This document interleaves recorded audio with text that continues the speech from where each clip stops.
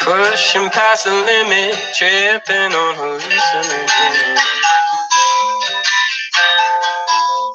Pushing past the limit, cause I forgot I lived. Ripping with my sinners, cause fuck it, man, I ain't no beginner. And then I crawled back to the life that I said I wouldn't live. Cause I just couldn't open up, I'm always shifting. Go find yourself a man who's strong and tall and Christian. Pushing past the limit, tripping on hallucinogens. My cigarette burns my finger cause I forgot I lit it. Drunken in Seattle, two more sands without a paddle.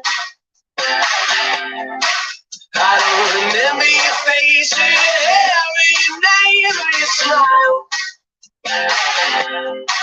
Cause I just couldn't open up, I'm always shifting. Go find yourself a man who's strong and tall and Christian. Pushing past the limit, tripping on a hallucinogen. And then I crawl back to the light that I said I wouldn't live in. Cause I carried on like the wayward son. And now through and through I've come undone. And now I am just but the wayward man. What with my bloodshot eyes and my shaky hand. Cause I carried on like a wayward son. And now through and through I've come undone. And now I am just but the wayward man. What with my bloodshot eyes and my shaky hand. Pushing past the limit, tripping on hallucinogens. My cigarette burnt my finger cause I forgot I lived.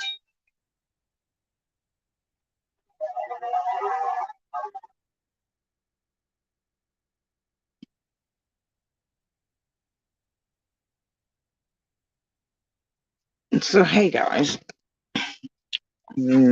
I'm here, obviously, right? Now,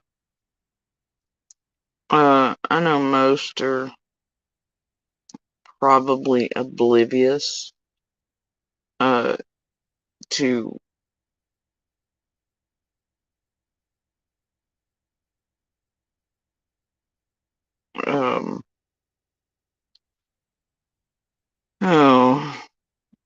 Carl's recent hopping up and down mad and angry thing, right? He's mad because Pruitt sent him a PDF file job application. All right. Now, me personally, I find this kind of funny. This is not the first time Pruitt or whoever has done so around Summer's case to people. I find it kind of funny. Especially since this place raised hell very early on. When they were at budget meetings, this Heather and Lawson and all them said that they were 7 officers, shy of what they needed. There were 7 open positions at least. So far, 2 job applications have been sent out to YouTubers. Looks like by the sheriff's office. Maybe Pruitt himself. Anyway,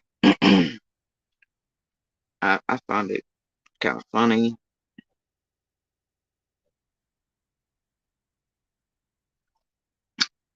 I mean, they gotta have a laugh somehow, and honestly, at this point, everybody should probably, oh,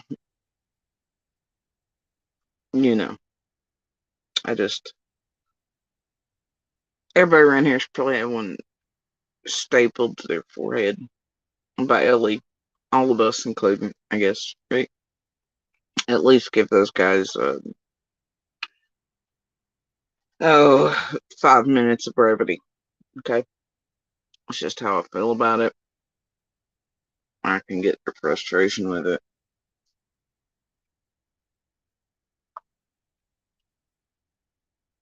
All right. Um, but Carl is hella pissed, right? He's angry. Uh, yeah. So, and the other night, obviously, Carl was on the warpath where it concerned me. Whatever. We'll get to that in a minute. Don't really care. We'll do that analysis too, but it got me to thinking. Alright? The dumbass post Carl put up about the dice and Nero and one picture of me and one piece of jewelry while he implies it. I guess he's seen my whole jewelry box, and let me tell y'all, Carl's never seen my box. Okay? So anyway, it was goofy. And then, like, something about voice comparison with the milk jug video, which, by the way, Carl, that's been done eons ago. I'm not sure if you're up to date or not on that. That was done eons ago, but if you choose to, please do go back to some of my earliest vids. You could probably consult Squirrel and others for some of my stolen ones. Around the time that Summer vanished and the day of, actually, there's a video out there. Obviously June 15th. Um, in my voice, which was very different. Where the cancer and uh, the one little tiny like tone I have left over here. Uh, wasn't even supposed to wake up with a voice ever again. I was supposed to be mute. I'm sure a whole lot of people would have enjoyed it had that been the case. Um, but my voice, even from that point until now, has changed drastically. But my voice, when Summer vanished, better go back and get you a piece from right around then and compare it to whoever's in the truck. Others already have. Carl. It's clearly not me. All right. But do be my guest. Okay. Um, I guess you and Christine can come up with some more audio and hashtag Hawkins County and everybody else in it that they clearly already have because they were the ones that their 911 emergency systems recorded in the first place, and then people requested audio from them. Within a couple days of Summer vanishing, it's already been played to hell and back around here. Uh, and that the feds clearly already have and don't need to be made aware of. All the news stations have them as well. Um, anyway, so much like that, it's regurgitated and already been done and whatever. Redundancy around here. So anyway, uh, here's the thing. So Carl's hip hopping mad at Pruitt right now. All right, super heckin' mad because Pruitt sent him a job application. Now, like I said, I find it kind of funny. I don't think news agencies need to be contacted about that either, considering that Pruitt himself said that on WJHL that, you know, people are more than welcome to apply.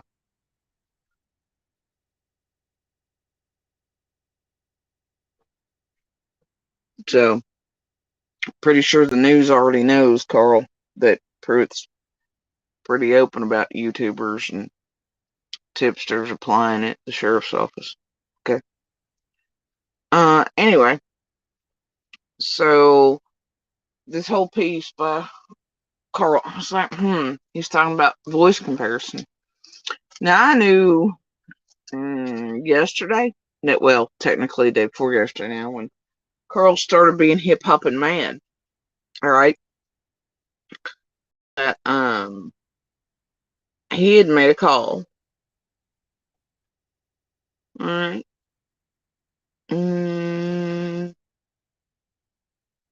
Let me see here.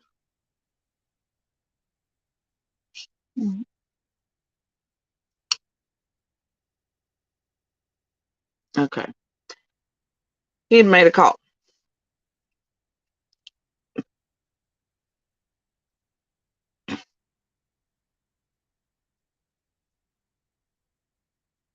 All right. So, Carl, this is February 15th. He's dialing Rogersville District Attorney's office.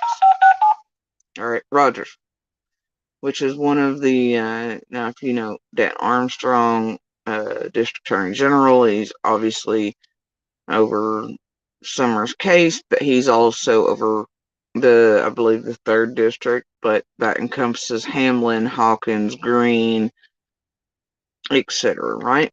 But the actual number for him is based in Nashville, right?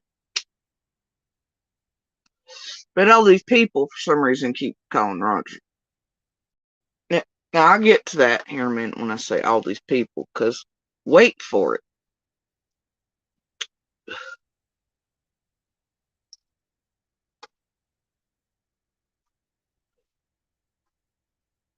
Thank you for calling the Rogersville District Attorney's Office. Press 1 to access. Now, this is Carl's call from the UK to the Rogersville DA's office, February 15th. Dial by last name directory. Oh, and here Carl's also hopping mad. What started this was Carl was trying to send, I don't know, some sort of hot take about the video him and Christine are trying to say that Candace is saying XYZ about Summer being possibly touched. Anyway, when he tries to contact Pruitt, apparently it's a Gmail. Now Carl's having like an email Hillary Clinton moment, okay? And so, anyway, so it's goofy, all right? We'll get to all that. But Carl's got a Gmail problem, and Carl is hip hopping mad that Pruitt sent him. Because I think that was the first complaint. He sent. Now Carl, though, for months has sent tips to Pruitt through that Gmail with no issue. But I don't know. Anyway, and I remember the call that Carl made back in the day, and Pruitt gave him the email address to email tips to, right? In an exasperated manner. Carl tried to email some stuff, I guess, about this audio him and Christine think they just discovered or something, and need to tag Hawkins County TBI all them in. That's been out for eons, since a couple days after Summer vanished. Somebody did an information request. It's been out, been gone. Look, anyway, pretty sure the feds and everybody have better capabilities, better audio clarifying systems. Pretty sure they'd know if any of this existed in those recordings. Pretty sure they also don't have to be hashtagged like Christine and others have done, because they have the damn recordings, because they and their systems are the ones that recorded the damn recordings in the first place when the initial 911 calls are placed by Candace, etc. when these events happen in real time.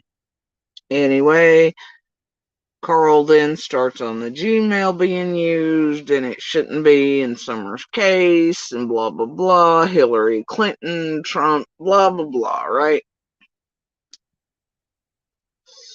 So then he goes on, and because Pruitt sent him a job application, or something, I don't know, he goes on to report this to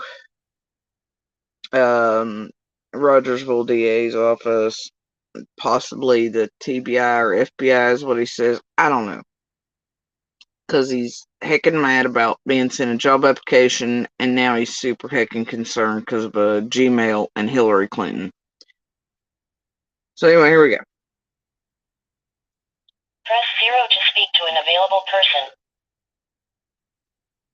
Thank you for calling the Rogersville District Attorney's Office. Press 1 to access the dial by last name directory. Press 0 to speak to an available person. Or stay on the line to leave a voicemail with the operator. Thank you for...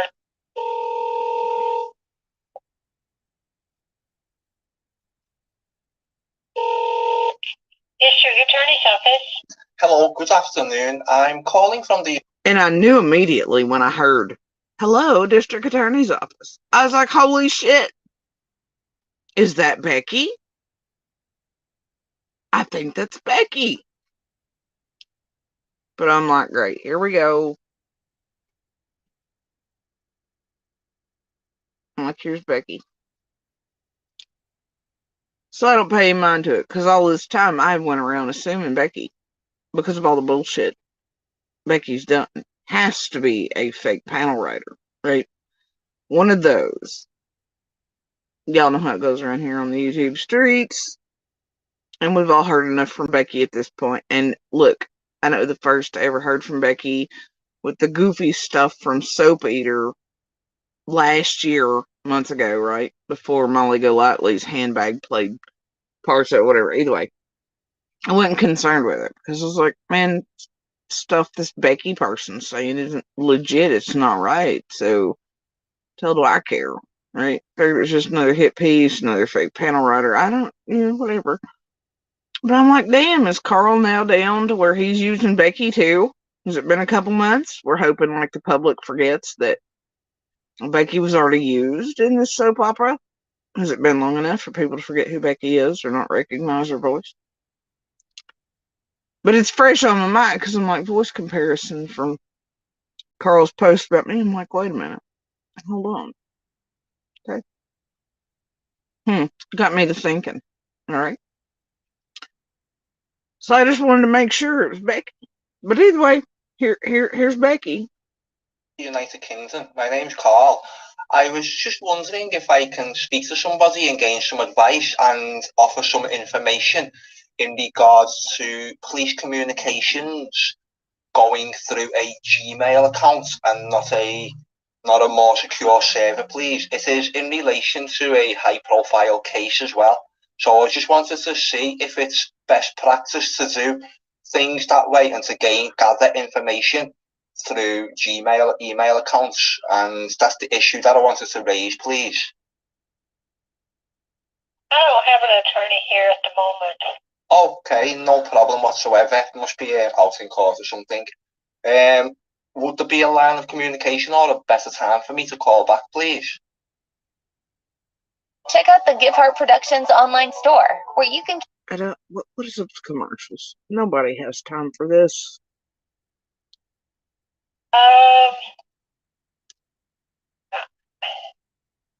I'll give you a little bit. I'll give you a little bit more background. There's a lead detective on a high-profile case who I've been in contact with. A calls up and I asked for an email to send some information over. Now I was presented with a Gmail email address, and then communications to. No, this was months ago. Carl was given this email address, and until like right now, Carl's never had a problem with this email address.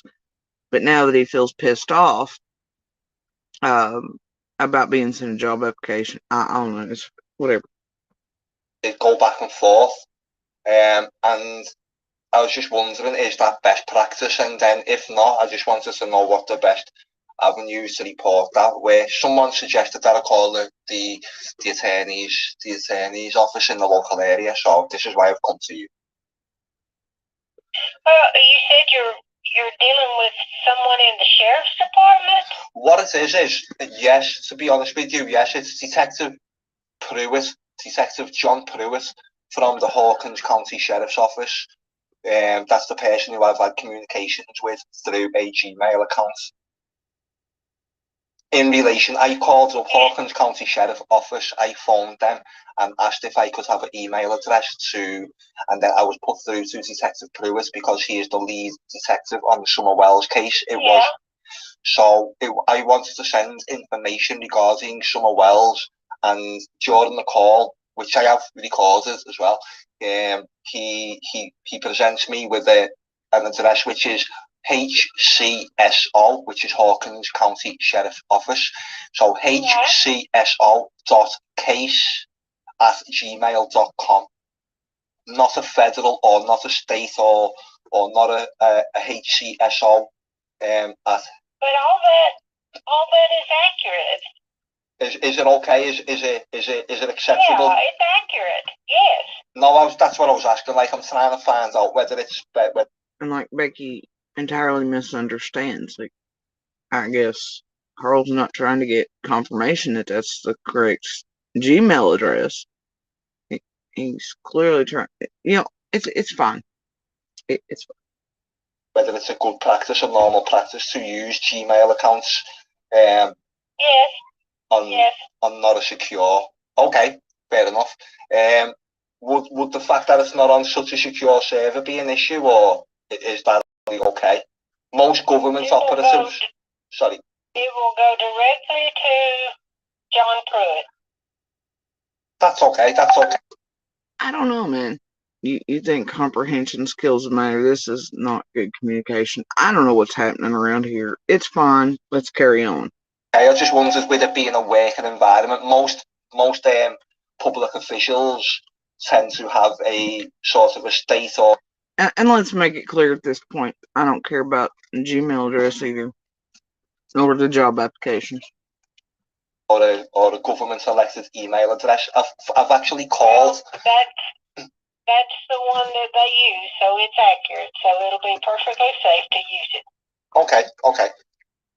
Is it ethical for them to use it though? Is it best practice?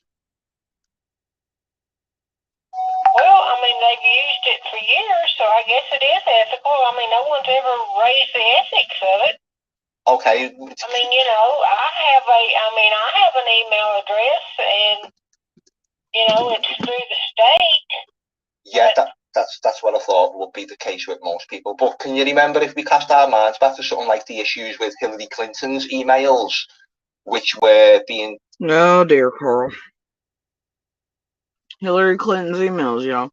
Somehow they apply. It's fine. It's all fine. Let's just. And I mean, if you know the history of Becky here has identified herself as a secretary for Dan Armstrong. Also paralegal for 30-some years. I don't know. But either way, definitely not a lawyer or anything. So I'm not sure. Not sure why she's telling people what. It's fine.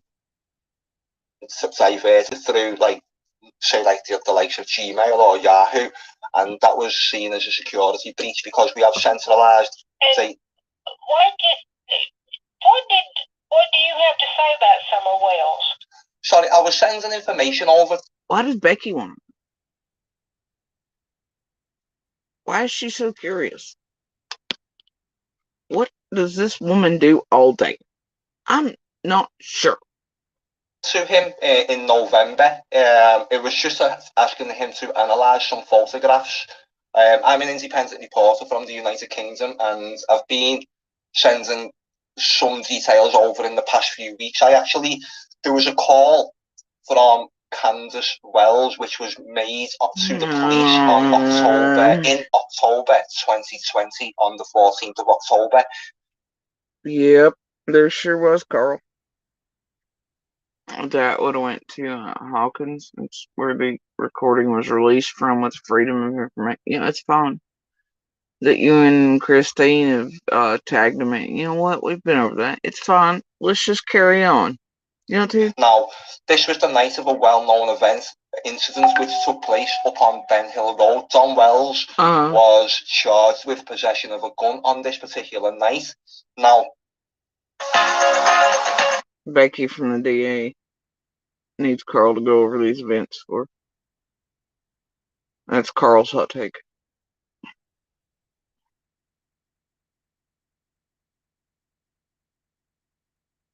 Candace Bly is talking to a police dispatch officer, and the call was obtained at Hawkins County. Candace was talking to the dispatcher at Hawkins County, which is under Rogersville District. You know what? It's fine.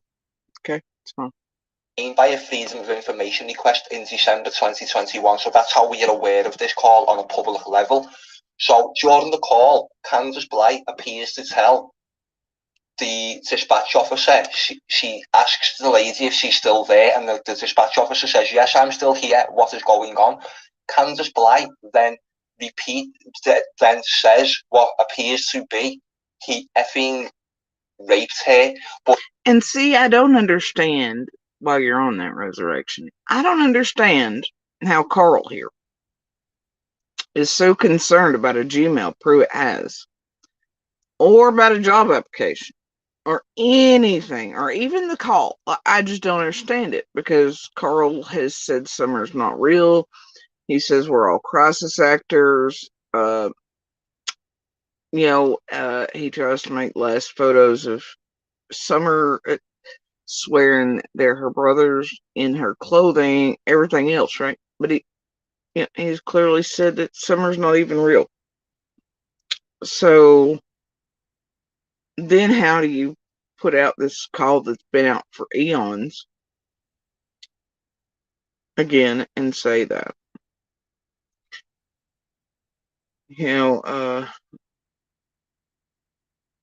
Or be like, oh, here's this where Candace says this, about Summer possibly being essayed or anything else, when you think Summer's not even real, or we're all fucking crisis actors.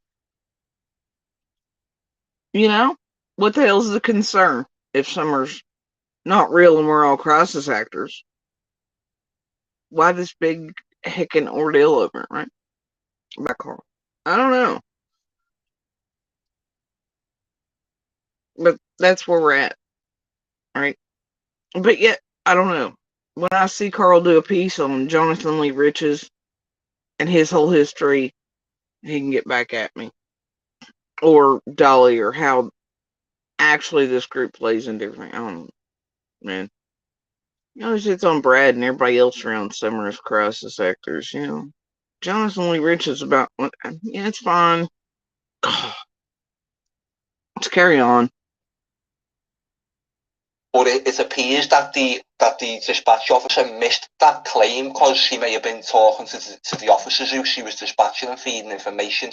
I mean, dispatcher might have something, whatever, but we all know at this point, every federal agency has been over those calls. Surely the fuck, right? Let me break.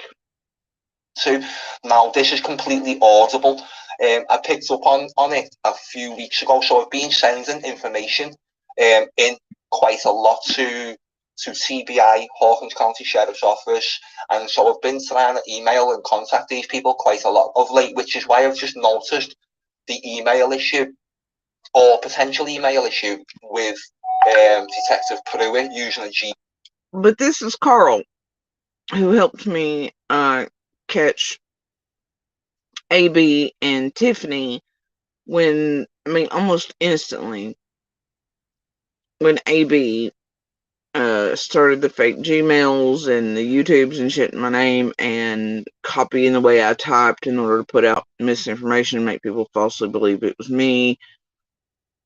etc. And we caught AB at it and Tiffany, and they admitted to it. And we're like, oh, it's a joke, but it's not a joke when it's very serious around open and active investigations, something like that. Serious enough for me to report to the feds and to the Royal Canadian and to the Mounted, whatever the hell, right? In Mooseville. But he clearly took the Gmail. I remember hearing a call with him and Pruitt that Carl played, and he was like, oh, thank you for the email. I'll just send you this. And he repeated the email back 40 times. But now that Carl's mad, now it's the appropriate time to be like, but the Gmail, Hillary Clinton, whatever, bro. Email address. Ronnie Lawson uses an official .gov Tennessee address, so I just thought it may be an issue. It just took my mind back to say like the issues which Hillary Clinton had. But just to go back to the call again for one moment, the 911 call, that is public knowledge, public info, because it was obtained and made public via the Freedom of Information request. And again, during that call, we do hear what Candace Bly says. And why I raised the issue, because Candace says he effing raped her, but we do not hear who the her or the he is. We do not hear any names mentioned, so there's no accusations sent. All I'm stating is what I'm hearing. I'm not saying who has allegedly harmed anybody or who the victim is allegedly is. All I'm saying is what Candace Bly actually says. Now, I have made reports about this. I could email it over to you with all the sources and any links. I have got an article about it and I've made reports. I actually cover things as well. I can write articles on my own website, which I have done. Now, I have sent this information to TBI and also, as I've mentioned, Hawkins County Sheriff's Office, including the Gmail address which Pruitt provided me with.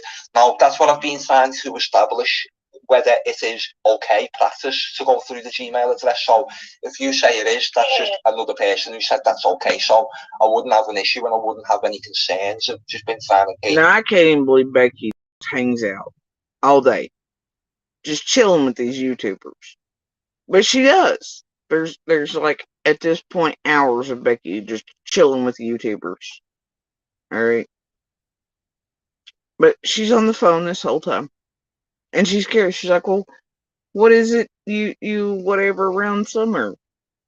What is going on with Becky? Answers to the questions which are presented as concerns, but if you think it's okay, then you know a lot more than me. But again, the information which I have just told you, I'm not sure whether it'd be your department who is dealing with the case in the background, waiting for any potential trial. But if the information which I have just told you, and I promise it is there, it is totally audible. The source is, I'm sure it was a gang of YouTubers, the silly more hands-on idiotic ones. They actually went. The more hands-on idiotic ones. Dear God, Carl. Dear God. I mean, I agree. There's different sections of these tragedy pimps, but they all work together. Eventually, we'll get down the line there. Because I've got some beautiful, beautiful real calls for Carl at some point. To Hawkins County Sheriff Office in December and paid $25 for the 2 calls, or 2 or 3 calls it was in total. Oh no, what wait for it, my pie. Because I'll tell you at this point, I'm like, and I think if I have better shit to do, I'm trying to put real pieces together, whatever, right?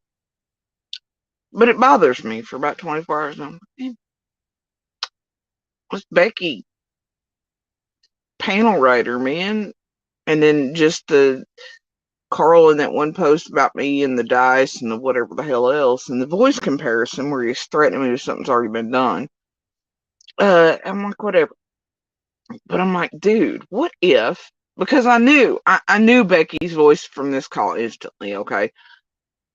But I'm sitting there thinking, man, where are we going with this? And I meant to do a call today, but I'm telling y'all, Becky here Right? I'm still certain. I'm like, yeah, okay, fake panel writer. Right? No. Some days. There's a freedom If only. Wait for it. of information request for any information of any police visits to 110 Ben Hill Road going back 10 years, but they were told they could only get the information for 2 years. So they paid for. And I just can't even believe at this point that Becky's hanging out with all this bullshit. It has to be a fake panel writer because I've heard much the same behavior in all the hours of whatever with Becky. Like, there's no way this woman at the DA's office ain't got nothing better to do. Most of the time, these people are like, okay, what the fuck do you want? Here's this, this, and this, or they swap whatever, and they're like, okay, have a nice day, bye, right? They don't give you information. They don't give you their fucking hot takes. They don't hang out with you for 10 minutes while you over-explain some goddamn Gmail and job application issues while you're heckin' hopping mad from the UK, okay? So this is always what's made me certain about Becky, that she's a fake pet. Like, no, but dear, if only. A load of information. Within that, they had to pay a $25 for 2 videos. This is fucking 10 minutes, y'all. 10 minutes Becky's hung out with Carl. Only 2 calls. The calls are the ones in question from October the 14th, 2020. It is during one of them calls now that I'm saying, I think, I allege what may be heard in it is Candace Wells saying he. I mean, All of an emotion is. Who the hell would believe this shit? I never have, because I'm like, man, Becky's just got too much to say for somebody in this type of position. I'm just being polite. She's just hanging out too much. You get what I'm saying? The full phrase what she uses, but it has gone missed. I have tried to raise it because it may be an indicator. And like, I've heard all kinds of bullshit put out to Becky throughout all this. It's just like crazy. Okay, and then Becky participates in it. So I'm like, there's no fucking way, right? There's no way. To maybe something which has happened that night, and certainly maybe past behaviours either between people who live at Ben Hill Road or maybe people who attend Ben Hill Road. Attend Ben Hill Road? In question what the fuck does that even mean? People who live on Ben Hill Road or people who attend Ben Hill Road? I just don't know, but let's carry on. 14th of October is the incident when Don Wells was arrested. It is documented in the news, etc. Oh my but God, there was a Carl. lot of people up there that night or shit. Why does he have to tell what is supposedly the DA's office and the secretary that somebody was arrested and it's on the news if they want to look it up? They're the goddamn district attorney's office, bro. They're the police department. They don't have to turn to the news or an article or some journalist. I don't know what's happening in the UK, okay? Certainly there was somebody staying there called Jose Roman who was outside with Don Who is also allegedly, in quotation marks, dead now. Okay. Wells fighting with, and Summer Wells' grandmother was outside fighting at the time as Candace is on the phone to the police. You can hear this all taking place. So it was. And I mean, what legit person at any fucking sheriff's office would need a whole rundown of anything to do with someone around? Like, I don't understand it. So this is why I'm still certain that Becky is, like many months I've believed that Becky is a fake panel writer. I'm like, this just confirms it. But nobody's gonna listen to this shit. That exact night, which is a fairly well-known night within anybody who has got any interest in the case. So that's the source of the call. That's the time of the call. I mean, Carl, if this is the district attorney's office, obviously, who encompass, you know, Dan Armstrong, Hamlin, Hawkins, Green, Rogersville, of course they have an interest, right? In Summer's case, because Dan Armstrong's everything's over in that district, right?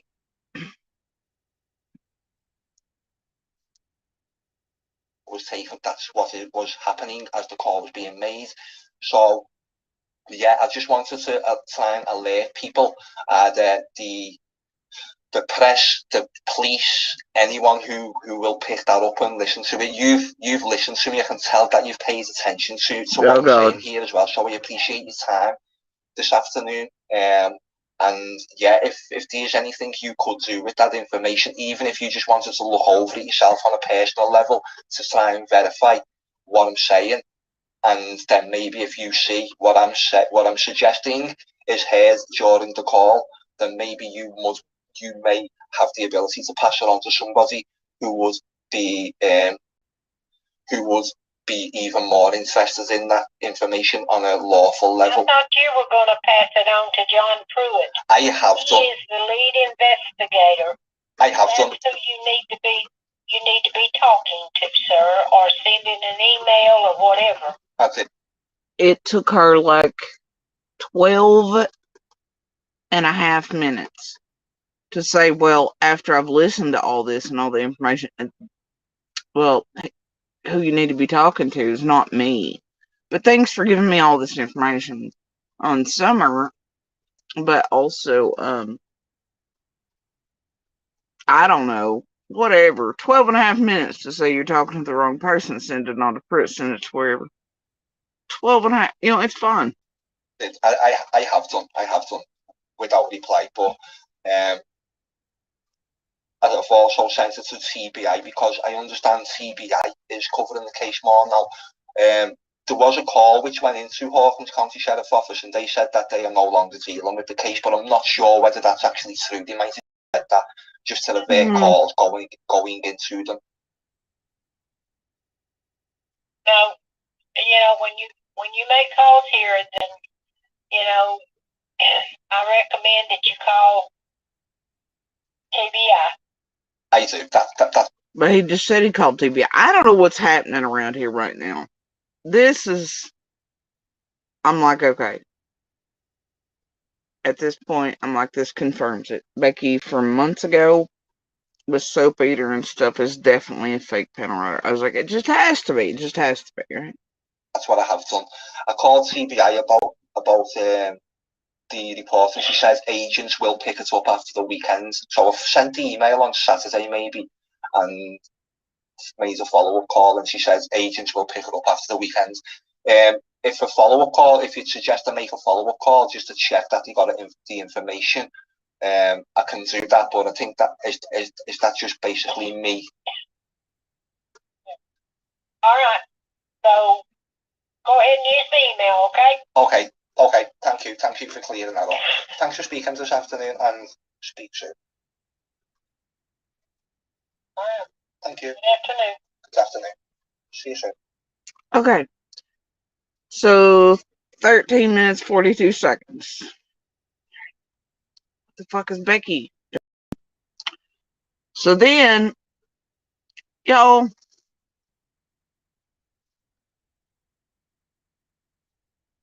that was the 15th of February.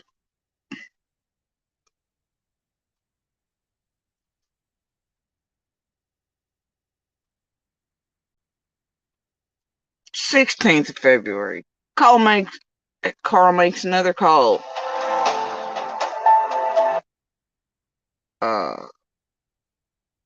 Carl makes another fucking call to Becky.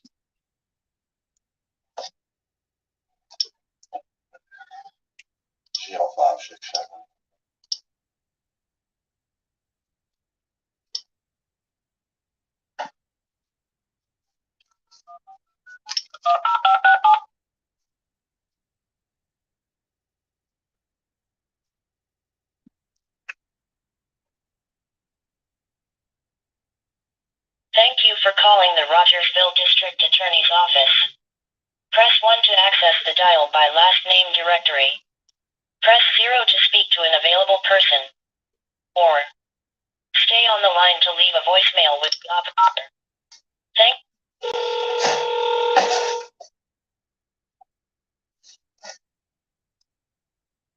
District Attorney's Office. Hello, good afternoon. I was hoping I may... Now, there's Becky again. I'm like, man, this can't be real life. I mean, it just has to be a fake panel writer. It has to be because, like, is there only really one secretary? I don't... you know, I just, but it's still bothering me, okay, at this point. But I listened to some of this. Maybe able to speak to one of the attorneys, please, in regards to advice from the TBI on how to open a complaint and provide some details regarding the actions of John Pruitt. If I had a conversation with you this week, there's been more there's been further progressions in what's gone on between me and myself and John Pruitt from Hawkins County Sheriff's Office.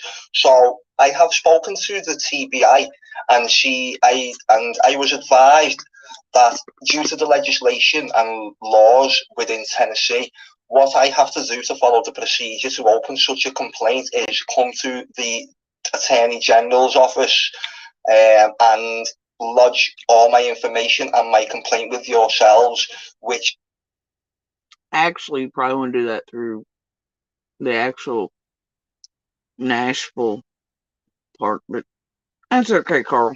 It's okay. It's okay, Carl. then upon receipt, if if the referral was accepted, then you. And I honestly think that you should let it go. Quit picking on Pruitt because you mad because he trolled your ass with a fucking job application, bro. Quit it. You would then refer it back to the TBI to investigate John Pruitt. So that's what I'm calling for. That was all that information based on what TBI have just actually told me right now after listening to me very carefully in regards to my concerns. So I've just come to you. What's even better is we're going to get to a point where Pruitt needs to send Carl an email titled "Missing the Forest for the Trees," and then revoke the job application offer. As a first port of call, is there anybody who we could speak to in regards to this issue, please?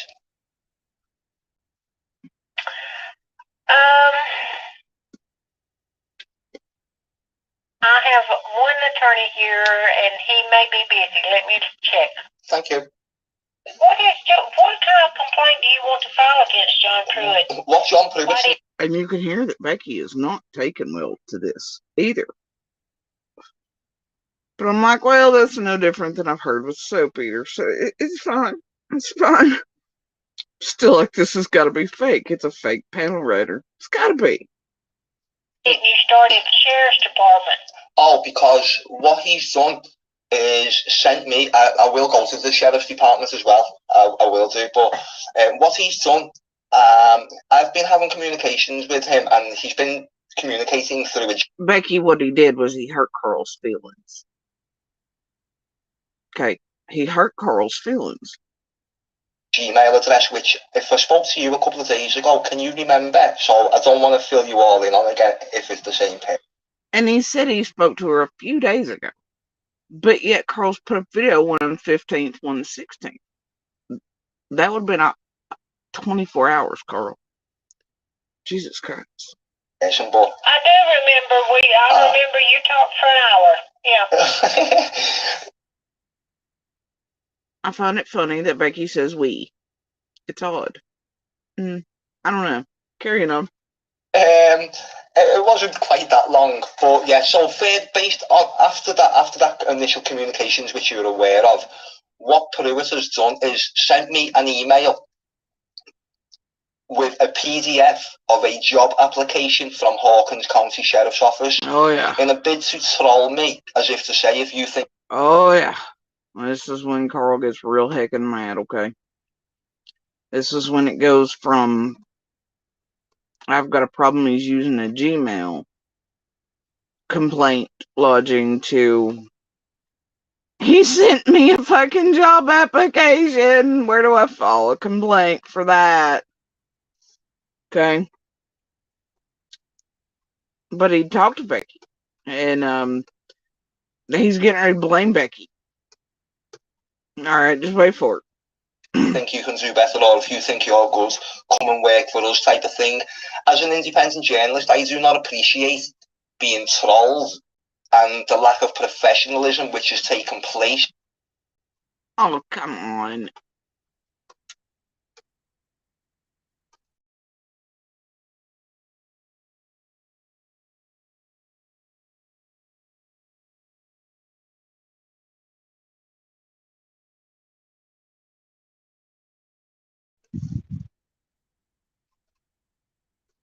And we do have a storm moving through here, so you never know around here.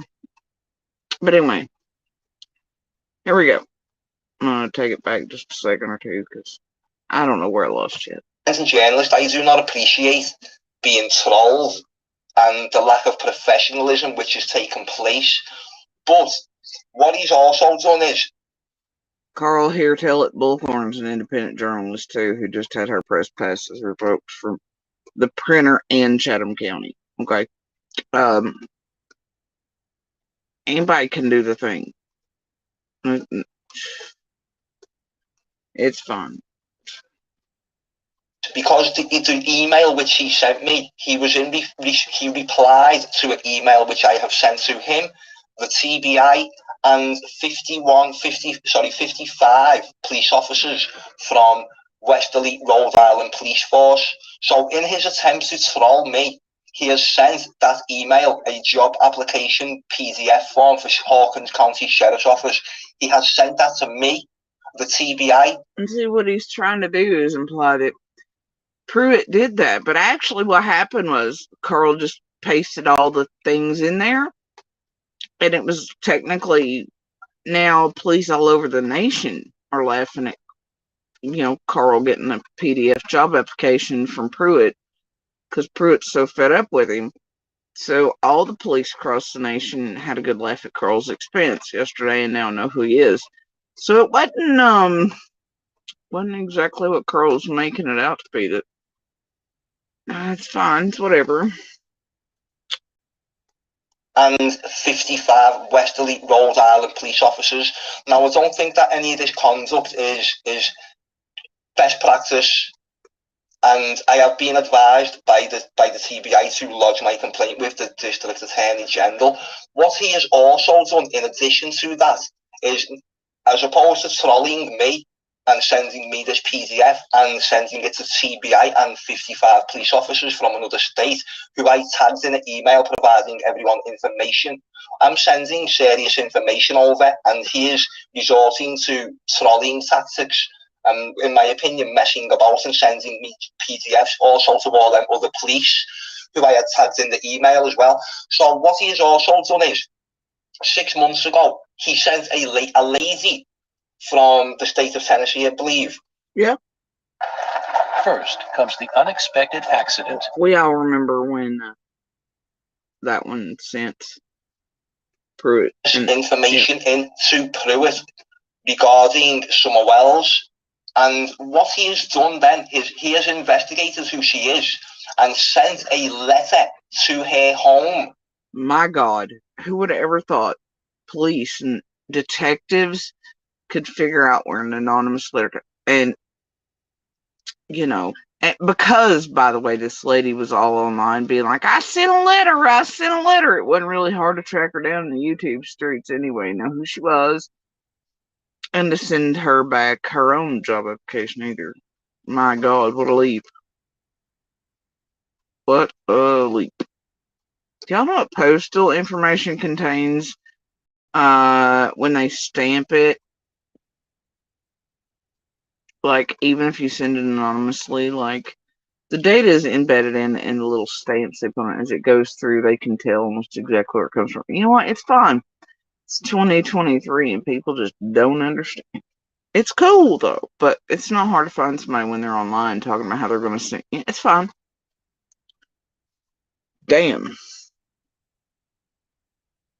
To her home address. And what he done is, because the tip was anonymous, he didn't know her name, he addressed the letter to the concerned citizen who is too chicken to give their name, and he sent her a job application PDF as well. A job application form as well by post.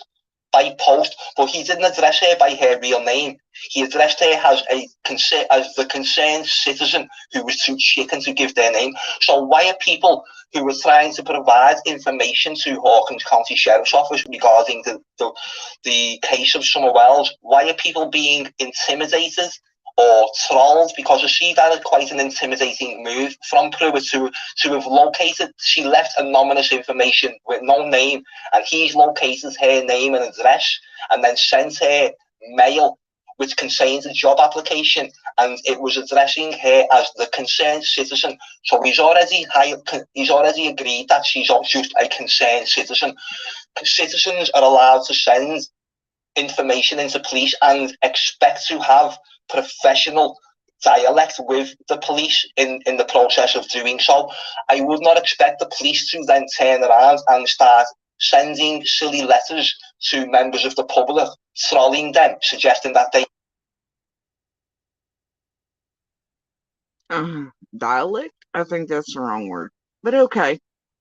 take up a job at Hawkins County Sheriff's Office, and addressing them as the anonymous person, the anonymous concerned citizen who was too chicken to give their name. So when you compare that to what he's done to me, and inadvertently sent it to 55 police officers from. But that 55 police officers from Westerly, Rhode Island, and all these other things, see, that's on Carl. That's not on Pruitt. And it really is just an entire country of police now laughing at Carl and how Pruitt's fed up with sending him a job application. From Westerly, Rhode Island, the TBI have also got this email because he sent it to them as well. So this is all well documented. And further to our previous conversation earlier in the week, I would like to lodge a complaint. The TBI lady told me that it is well within my rights to contact yourselves and put forward my concerns, and then based on whatever information is provided, you would then, if you agreed with the concerns, then allocate the TBI to go and investigate Pruitt, which is what I am here to see if I can start the process, please, because I see it as, again, why any members of the public sending tips and information, are they going to be trolled? Are they going to be sought out by the Hawkins County Sheriff's Office? Are they going to be visited at their homes? What are the literally 8 minutes of this so far tactics would they resort to for people who are just shocked? And Becky just hangs out. Becky's just hanging out back there. What the hell? What the hell? Showing an interest in the case. I am only showing a common decency interest in the case, like a lot of people are. I've invested an awful lot of time into not investigating or working on the case. That's not my profession. I'm an independent journalist. I will leave all the official investigating and working on the case to police, who I have got a whole lot of respect for. Really? So when I approach such entities, as in Hawkins County Sheriff's Office, with information and provide them with my contact details, I would prefer not to have such a childish response as to sending me a job application. I live in the United Kingdom. Okay. Let me stop you here. Thank you. Thank God. At this point, everything you have said may be rude and crude, but there is nothing criminal that you've brought up. And the district attorney's office, we deal with criminal matters. Now, that's not all a district attorney's office does. However, I want to know how the secretary / at one point, I think she says she's also paralegal in St. Peter's or something. I don't know, but it's not really for her to determine. I don't even know why Becky's on the phone this long with people. Right? That's why I'm so certain for all these months, Becky is definitely a fake panel writer. Has to be, right? Surely. Like, she's not an attorney. She's not a police officer. It's fine. Whatever. Millions of people struggle with mental health challenges. But it's almost like Becky's scanning, right? If she's not a I don't know. Okay. Now, my recommendation is Uh-huh. that you do a written complaint and mail it to us. Address it to Dan Armstrong, Attorney General. Okay, I will do. I was going to put this in the email, but as you said, sending a written letter because of delivery is something which I can do, and I will do that as well, most definitely. Yes, we would rather have this complaint in a written letter. Absolutely. Now here's my issue. I'm like, surely still fake panel writer, right? Because they would generally send you to state level to lodge a complaint, not to the district attorney that's semi sort of, it's fine. Like, you'd think they'd send you to the Nashville area, or, it's fine, but I'm like, whatever. Fully understand. Okay, then I'll think. And you will mail that to 1568 East. Nah, I'm just not. I give up shit. Google exists, alright, but she states the things and the stuff and the numbers and the address, whatever. Thank you very much. And again, address it to Attorney Dan Armstrong. Okay, thank you very much. Okay, do you see any ethical problems in there or professional problems? Sir, it's not my call to decide whether or not John Pruitt has stepped over the line and done something that you deem as unethical. That's not my call, and I don't intend to make it. Okay, sure. Yesterday, when we did speak, it was just shortly after that, within a couple of hours after that, when Pruitt did send me this email with the PDF. Did you have any communications with John Pruitt about myself yesterday? I'm sorry, I have not seen John Pruitt in 3 weeks, and that was out of office and on a personal family emergency. Okay. So no, I did not have any communications with him. Junebug, surely you didn't use that word. Seriously? Come on now.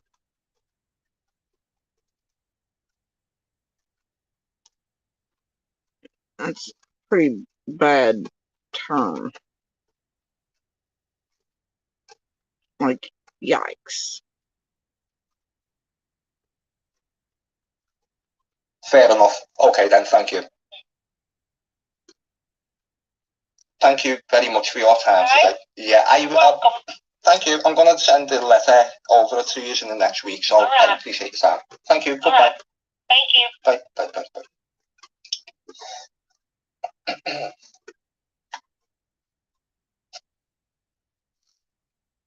Alright, so this gets me to thinking, right? I'm like, you know what?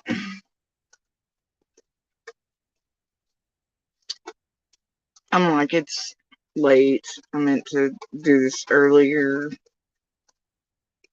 But I'm like, just surely if there's only one secretary at this place that everybody seems to be able to get a hold of, whatever, right? Then chances are there's gonna only be one voice on a voicemail system or something, right? So I should be able, even if it's after hours, to verify. Now,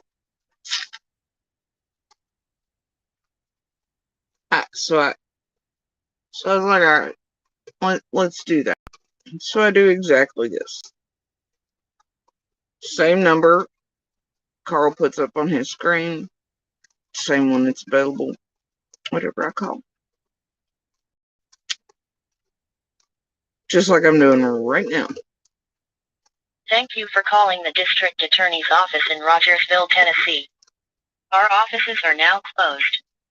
If you would like to leave a message, press 0. For the dial by last name directory, press 1. Thank you for calling. Goodbye. I press 0, just like I'm doing right now.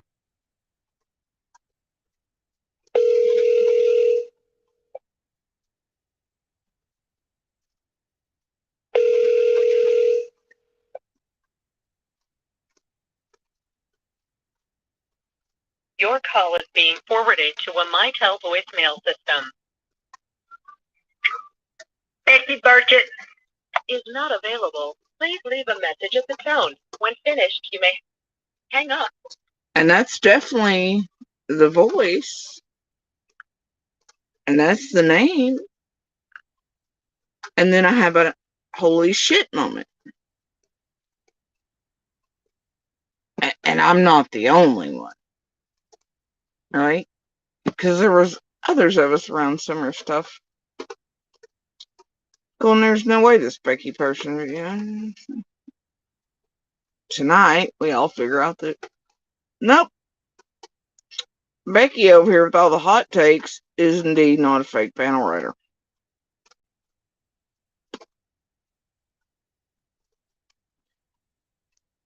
Now, this changes some things.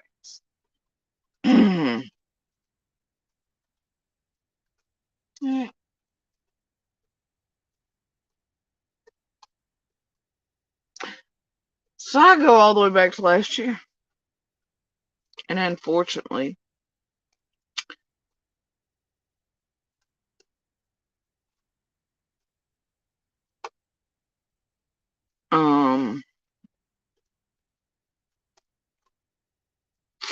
go back to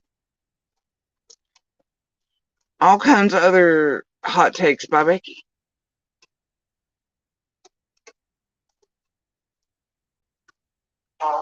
Although you work for them, that's not going to happen. If something ever in the future should happen to your child or your grandchildren or anybody else, they're not going to have your back. You know, they're not going to have Miss Becky's back or Miss Becky's family's back, and they're not going to have Miss Tammy's back or, you know, anybody else's back for that matter. So that's where lies the biggest problem right there. And TBI would not either. So that's where a lot of the disturbance comes in at. And no, although Ronnie's not responsible, a lot of it comes in there. Do you get what I'm saying? Yeah, I see where you're coming from. You know, I mean, that's a hard pill to swallow. And, you know, so then people go back and then they look at things with fresh eyes and from the beginning, and then they go, well, things were done like this and that before we even knew about Brandon, and then this is how, you know, well, I mean, in my opinion counts for 50 cents. Just let me clip you in. Yes, ma'am. But I don't see where Brandon and some of Will have anything in connection. Number one, Ronnie is Brandon's father. Okay? Ronnie didn't know this happened. Didn't know that it was being investigated until all the people had been involved and had been talked to, and everybody, and then out of yeah, I see where you're coming from. You know, I mean, that's a hard pill to swallow. I don't have Miss Becky's back or Miss Becky on this case. You asked me, did I have children? So I couldn't sit on something my child did like the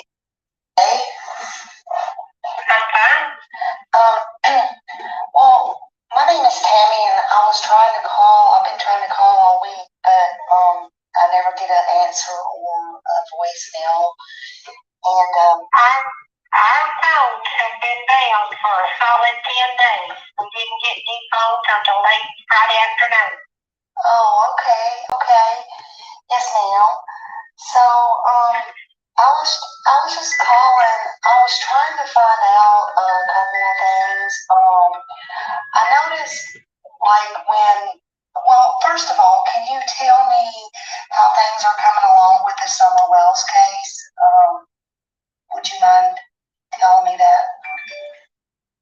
Now, y'all, at this point, I'm wondering why somebody named Becky, who works at one of the district attorney's offices under Dan Armstrong's.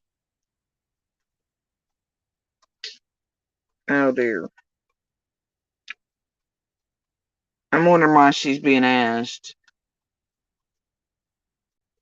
all these months back, and I really thought she was a fake panel writer. Because all the garbage, right? And some of the stuff that I could pick apart and all that, I was just like, and it's obviously Soap Eater, and y'all know how I feel about Soap Eater, and I done caught her in a whole ass lie last year when she was here for the vigil, and she ran Justin, and she's been super angry and heckin' mad about that, and then built her whole channel on that Jody Sue hate train. And so I ignore it for the most part. And obviously, Justin's having, it's all fun. So, anyway, I want to know why Becky now, especially in hindsight, who clearly works for one of the offices under Dan Armstrong here.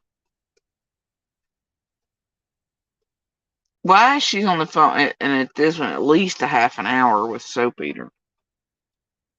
Okay? Why she's being asked this question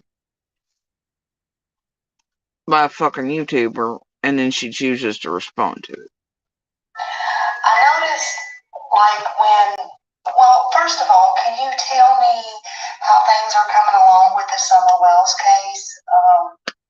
Would you mind telling me that? Well, we are tracking down everything that every lead. And she says we, so she obviously has access to the stuff around Summer. She hears about her case, as you could probably imagine. She hears things. But I can tell you things that Becky replies in this is that when this happened months ago, I was like, well, that shit's whole ass wrong, or certain stuff was off for this and that. So that's why I just chalked her up to another fake panel writer. Okay. So, but clearly she states we, and now in hindsight, this is really fucking concerning. Really concerning.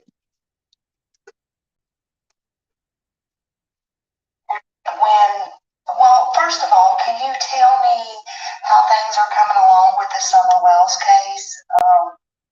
Would you mind telling me that? Well, we are tracking down everything that every lead. We're tracking them down. They went back up there to search. They didn't find anything.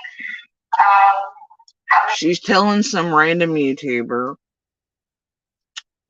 well, they've been back up there to search and they didn't find anything and all this other shit. That's great, Becky. That's fantastic. Fantastic, Becky. There is activity on that case every day. And it's been nothing except return a phone call to somebody that says, you left a message and she knows something, tell me, Yeah. Wow, Becky. So do you think there's going to be a resolution in that case, or? Oh no, it gets better, because if you listen to it, because when I first heard all these calls and stuff put out by Soap Eater over here, like I said, I thought fake panel writer. So I ignored half of it, only went through pieces, parts, this and the other, as this place tried to eat me alive, because Becky here had a whole hot take on all of us that I know personally is not true. So that's why I was like, oh, well, that's bullshit. This is bullshit. There's pieces of Summer's case I know that this lady obviously didn't. So I was like, well, bullshit. fake panel writer. But here's Becky commenting on Summer's case, putting out bullshit to YouTube, knowingly so, putting out opinions about people around Summer's case, including obviously witnesses, POIs, everything else, letting out what movement she knows of around the case, which could tip off someone, including, the true perpetrator or perpetrators, and what was found or not found. Oh, but it gets better because Becky also has her hot take on cases in Sullivan County, which actually lead back into Ben Hill and people around them that are now known and incarcerated pedophiles that lived right down from Boswell.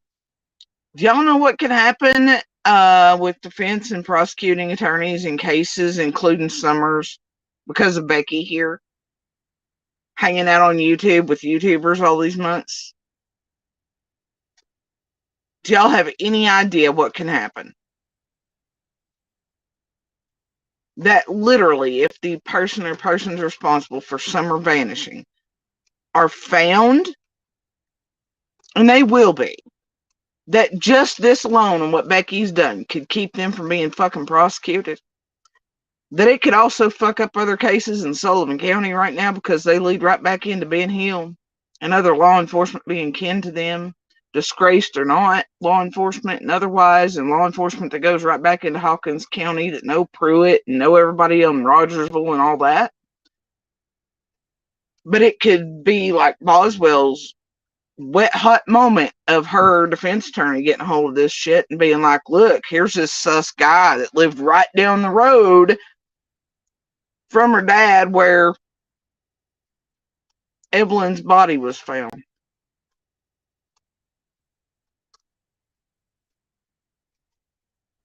All because of Miss Becky here. Where the hell is Dan Armstrong, bro? And Carl, Pruitt really needs to send you a damn thing to, revoke that job application. Voice comparisons indeed, bro.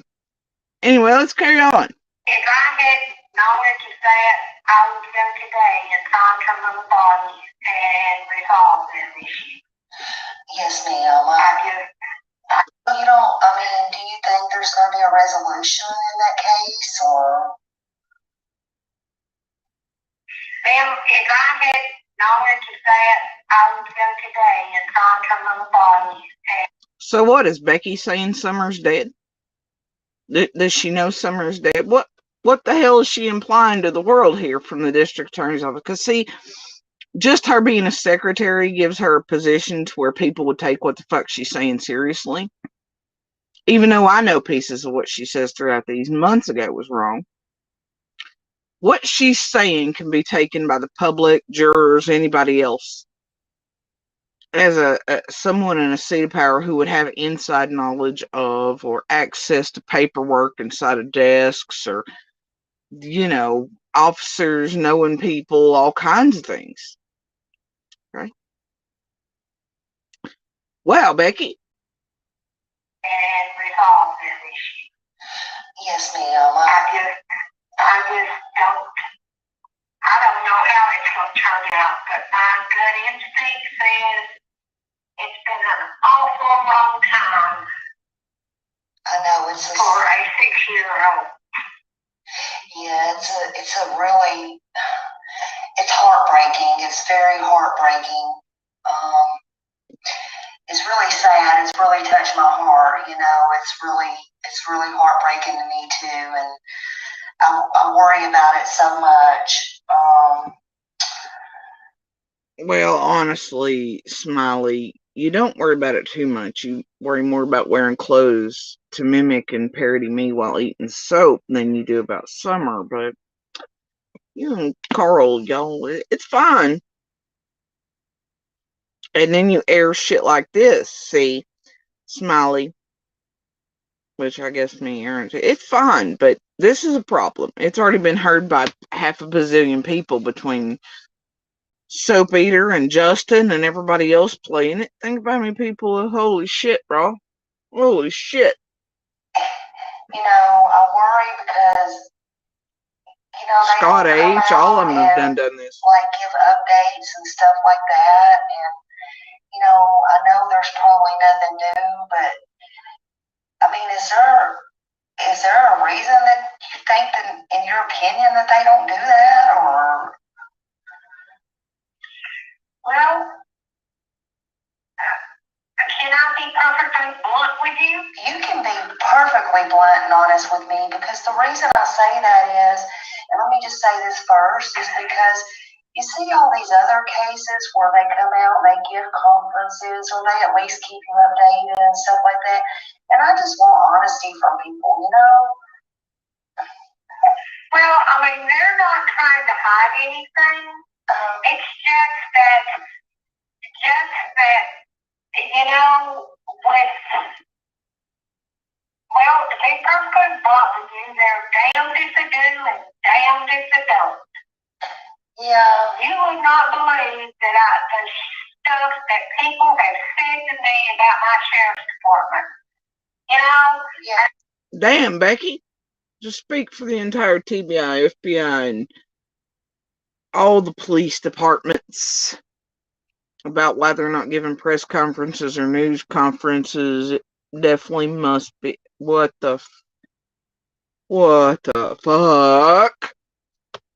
And I know for a fact that they are working their butts off. Mm-hmm. And but if you don't have anything new to say, well, they didn't have anything to say. Becky sure does. Go on to the news and say, well, sad as it is, we don't have anything new, and we don't have anything additional to tell you. Well, then the next thing that happens is, that damn sorry department, they need to be having somebody that knows what they're doing to do this investigation. When I don't know what else they'd like, because the FBI is involved in it, the CBI is involved in it, Hawkins County Sheriff's Department is beat up with it. They're so involved with it. I don't know who else they would like for us to call in. I think to make it magically happen. Yes, ma'am. I think a lot of it is because a lot of people, I think a lot of it, they put their trust in Ronnie, and they had a lot of trust in Hawkins County Sheriff's Department up until a lot of that come out about Brandon Lawson. And I don't mean. Do you have children? Yes, ma'am, I have 4. I have 4 grown. Are you responsible for what your children do? No, I'm not responsible for. No, ma'am, I'm not responsible for what they do. But to an extent, I don't hide what they do either. And the problem with that was where Ronnie was on Summer's case, or ahead of it, or whatever. And this is where people has a problem, is where and I don't just blame Ronnie, and people don't just blame Ronnie. So I'm trying to be very respectful with you. I'm just being, talking to you. Is where so he sat on this for a long time while he was on this case. And that's how stupid it is. Okay, you got Soap Eater over here talking about how it's been hid in this area. That's not true, and that he sat on it. That's not true either, but here she is. If she says it, it must be true. And Becky over here at the DA's office just allows it to go on, has to know she's being recorded. And so if she's listening to it and putting up with it, then therefore it holds more weight, right? To other dumb, gullible people out here who buy the bullshit because some YouTubers said it, especially to somebody in like a seat of power, whatever they consider a secretary at a DA's office or a paralegal must have. Then therefore what Soap Eater's saying must hold weight. That yeah, somebody's agreeing with her that Lawson is sat on it and hit his own son's case and here. So you see what the hell's happening here? Because Becky wants to hang out on the phone.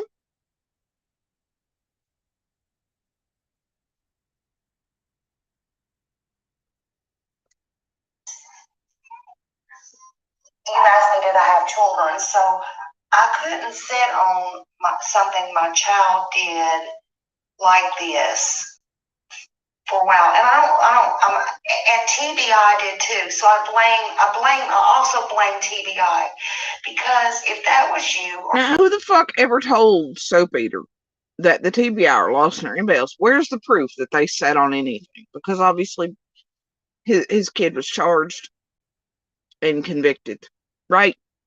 This is insane. And that Becky, if she cared about her police department or officers or Lawson or anybody else, she wouldn't have tolerated this shit. She would have shut Soap Eater the fuck down and hung the fuck up on her. This is ludicrous. It's also allowing Soap Eater to put out the idea that there's corruption. If Becky's listening to all this, then therefore Becky must, but if she's tolerating this after saying she cares about her police department, I was like, then all these ideas must be true. And the crazies and nutters around the world, they now cast doubt on the police departments and the investigation of Summer because somebody like Soap Eater with lies and bullshit like his son's case has been sat on or hid or I mean, what the hell is going on around here? Or me or anybody else, trust me, Ronnie or Hawkins County or nobody else is going to have your back or your child's back either to sit on it, to be hush-hush or have special investigations come in and wait until the time is right for your child to go have special whatever. Although you work for them, that's not going to happen. If something ever in the future should happen to your child or your grandchildren or anything. I don't think it's special treatment or anything. Like, I mean, they were just, it's like everybody raising hell about Lawson's kid being, convicted and them not hearing any word of the case beforehand or how, Shurfy Jr. stuff and they try to say that was hidden this area. No, it takes time for those things to wind through court, for so many set-offs and this and the other are allowed through court. It takes X amount of time for that stuff to happen. All those cases took place within what is a normal range, but also, yeah, they were probably kept a little more quiet. And as you can see Shurfy Sr. do, hell, he tries to do goofball stuff to misdirect when he does the stuff with PGA and then when Molly Go Lightly and them are up on the hill to cause chaos, to keep eyes and ears off of Shurfy Jr. I get it. But he's not law enforcement, man. That being said, the shit show that would have ensued had YouTube or anybody else gotten hold of us right in the middle or at the very first of Summer's case would have been astounding. And TBI and FBI and him had to know the people weren't involved. Otherwise, you know what I mean?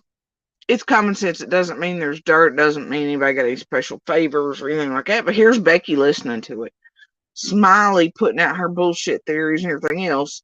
And then when Becky's listening to it, tolerating it and everything else, it gives others the idea that, yeah, that must be true then. This is insane. Anybody else, they're not going to have your back. They're not going to have Miss Becky's back or Miss Becky's family's back, and they're not going to have Miss Tammy's back or, anybody else's back for that matter. So that's where lies the biggest problem right there. And TBI would not either. So that's where a lot of the disturbance comes in at. And no, although Ronnie's not responsible, a lot of it comes in there. Do you get what I'm saying? Yeah, I see where you're coming. And Becky agrees with her Becky at the district attorney's office agrees with her, and it was like, yeah, I see where you're coming from. What the hell's going on?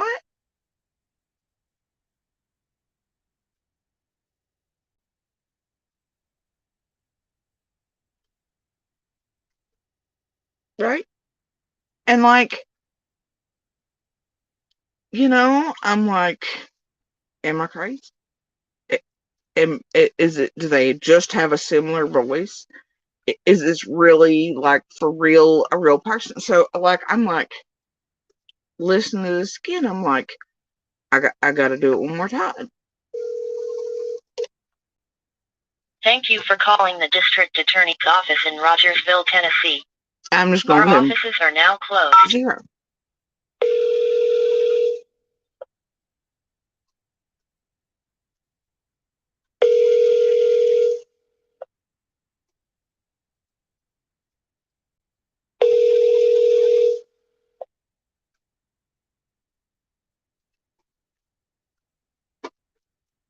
Your call is being forwarded to a Mitel voicemail system.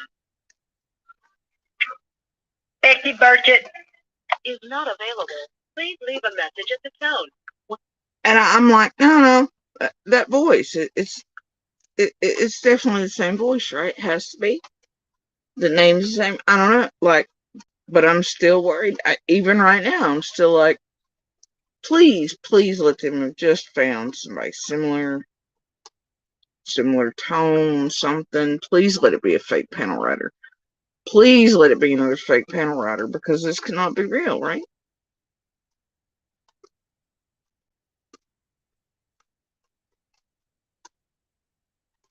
But there it is. And I'm telling you, at least audibly, it definitely sounds like the same person. I don't know. I mean, we are living in the year 2023. I get it, but I'm still tonight hoping like hell they've just found somebody with a very similar voice for all these months to fake panel write and pretend to be a Becky they know exists because of a voicemail and hitting 0. That's all I'm hoping tonight. Because if not, and this is really real and not a real freaking fake panel writer, this is an issue. I mean, that's a hard pill to swallow. And, so then people go back and then they look at things with fresh eyes and from the beginning, and then they go, well, things were done like this and that before we even knew about Brandon, and then this is how, in my opinion, and my opinion counts for 50 cents. Just let me put you in. Yes, ma'am. But I don't see where Brandon and some of Wells have anything in connection. Number one, Ronnie is Brandon's father. Okay? Ronnie didn't know this happened. Didn't know that it was being investigated until all the people have been involved and have been talked to, and everybody. And then, out of common courtesy, my investigator from this office went to Ronnie and said, look, we need to make you up to par and let you know that your son is going to be charged with this. So Becky here knew that Ronnie's kid was being investigated before, and then out of courtesy went and let him know. I don't know, Becky's letting out all the things. But also, like I said, when I listened to this way back months ago, and I was like, yeah, definitely fake panel writer, there was so much wrong with what she said. Right? And also that you'd think somebody that worked for a DA's office would know better than to say or do or tolerate or, and then all the things she does and says, I was like, there's no way. There's just absolutely no way. Right?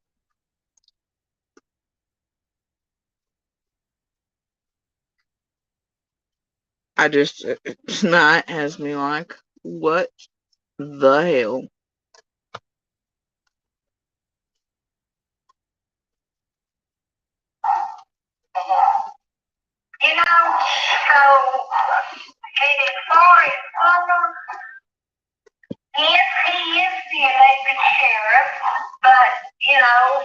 doesn't run the FBI, don't run the TBI, and he has had 2 officers dedicated to this case from the moment she went missing. Yes, ma'am. You know, they report to him and say, you know, this is what's happening, or this is what I've done, or this is what, you know, this crazy lady said when she called. You know, yes, I mean, I had a lady call me last week, before last, and told me that she was somewhere, but that I needed to make a. So Becky from the DA's office is telling YouTubers what other callers calling in who around summer, whether they're calling in saying they are Summer Wells or whatever soap eating type of thing it is. What if that was an anonymous call by somebody that actually had some sort of key information, and Becky here thinks it's nuts and then gives it out to another YouTuber or somebody online or media, and it gets out there and it was the key to break. If Becky here's real, there's a problem.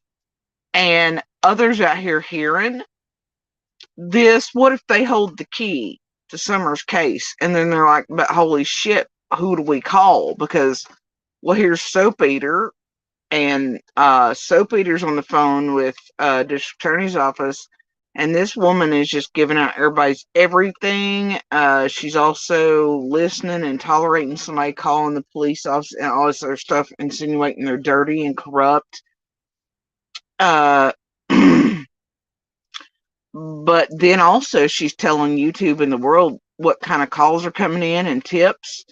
And what if we don't want to be known and, you know, we call in with whatever tip could be the key in Summer's case. And yeah, I don't know. This could keep people with the actual key or the moment from calling in and helping find Summer or the person or persons responsible for her vanishing being found. That's how bad this is if Becky here is real. Arrangement for her to meet her mom and daddy for Thanksgiving. And she has to be 60 years old.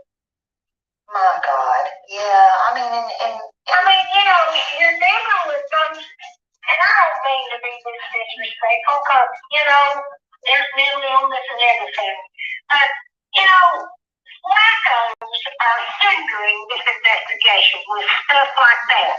Because when I get that message, or when the officer gets that message, it has to be checked out. Yes, and I agree. You know, there might be an ounce of something that would be important to that craziness. And you have to stop what you're doing and check it out. Yes. And that's just time delay. Mm-hmm. Yes, ma'am, and I 1,000% agree with you there. You know, because we have people saying, you know, if there's pictures floating around, which I know y'all know about stuff like that, if there's this child or that child that somebody puts out, or, you know, that don't need to be checked out. No, everything needs to be checked out. It has to. Everything. And everything that we get wind of is the officers stop what they're doing, lay that aside, and work on this like it's hot fires. Yes, because there might be something important. Yes, ma'am. Yes, ma'am. Okay, so I agree with that. Well, let's see. Can I ask you? Now I heard. Okay, so can I guess get out of the way. Ronnie has no intention of stepping down or anything because of what Brandon did. I mean, if my son or daughter was drunk, killed somebody yesterday, would that cost me my job when I've been here 37 years? Okay, does he intend on speaking on it or anything like that, or is he just gonna go on about his daily routine? on his son being arrested. I'm just wondering, I'm just asking. Well, I don't know what he intends to do, but if it were me, I'd say no. You know, my son was dealt with the judicial system. He's now in jail where he is serving his time, and I don't see any where I owe anybody an explanation because, you know, I am a hurt parent. I mean, my heart's hurt. That's my kid. You know, God knows I didn't want to do this for him. But, you know, no, I don't intend to drag it out and talk about it. I mean, that's where I would be if I were him. Yeah, it's just that people think that, and I'm not just speaking for me, but it's just people think that he did not get, or maybe he got special treatment because even looking back and okay, even, let me just put it this way, even with Don Wells, Don got more time with his DUI than Brandon got with what he did, saying, for worser crimes that people do, you know, people do lesser crimes and get more stuff.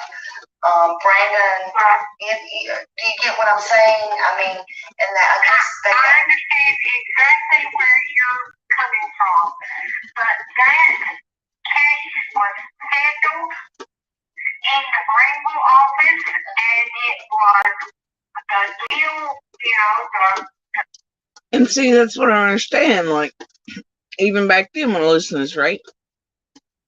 She says that her office is the one that handles it, and she talks about Greenville, right? Which all of them are under the same, you know, they're all under Dan Armstrong. But I just, you know, all I can tell you is I hope tonight, terribly so, that they have just listened to the voicemail over there at the Rogersville DA's office, and they have just found a fake panel writer that sounds an awful lot like Becky. And it is indeed a fake panel writer. Because this ain't right. And if that's what this place has done, these YouTubers like Soap Eater over here, and Justin, and Scotch, and all of them, and aired that, and done whatever, and given the public the idea that, you know, what, look, then they need to be, I know it sounds ironic, whatever, but it only goes one way or the other, right?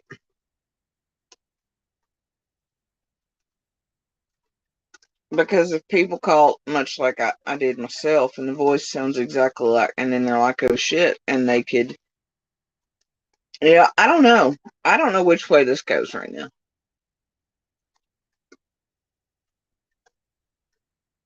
I just disturbed either way here.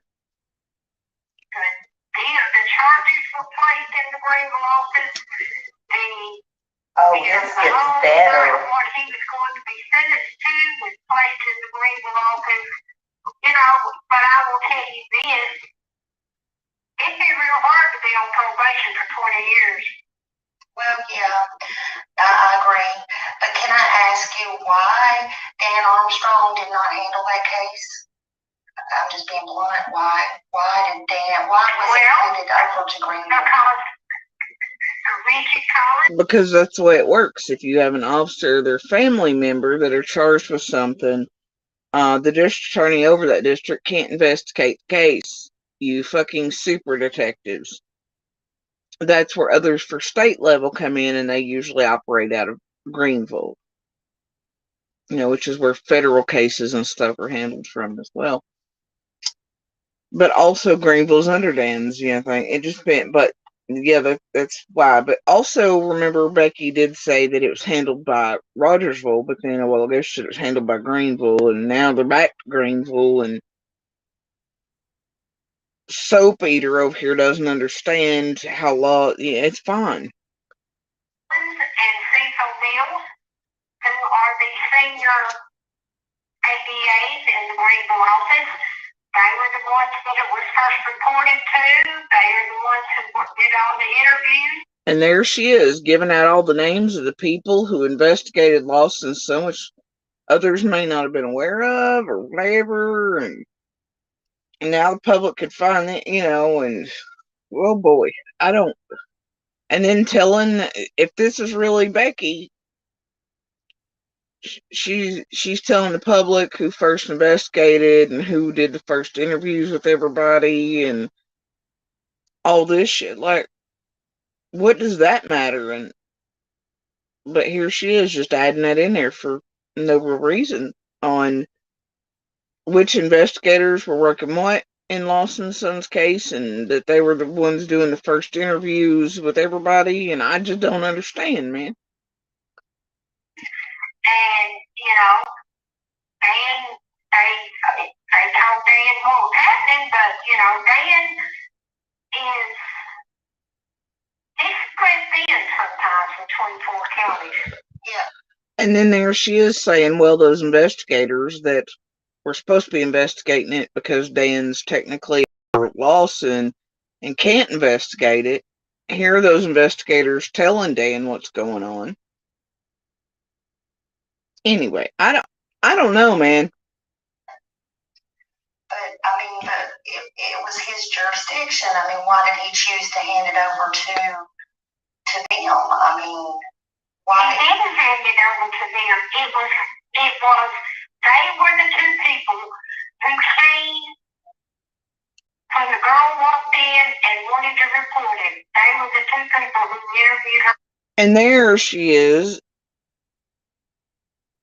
giving identifying information technically about whoever is the victim or survivor, right? In Lawson's case.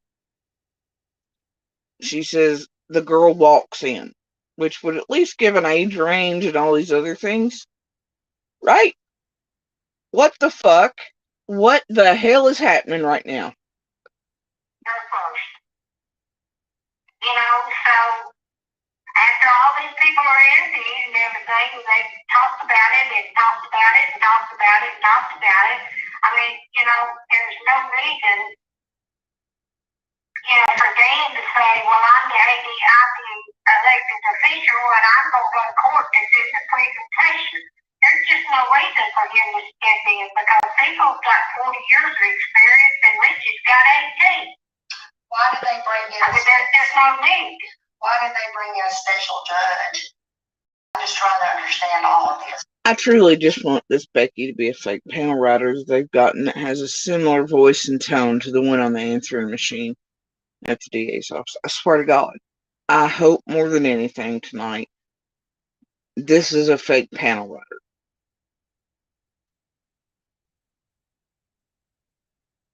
Why did they bring it? Well, the reason if the same scenario, if I walk, if my kid killed somebody drunk tomorrow or yesterday, they would bring someone in because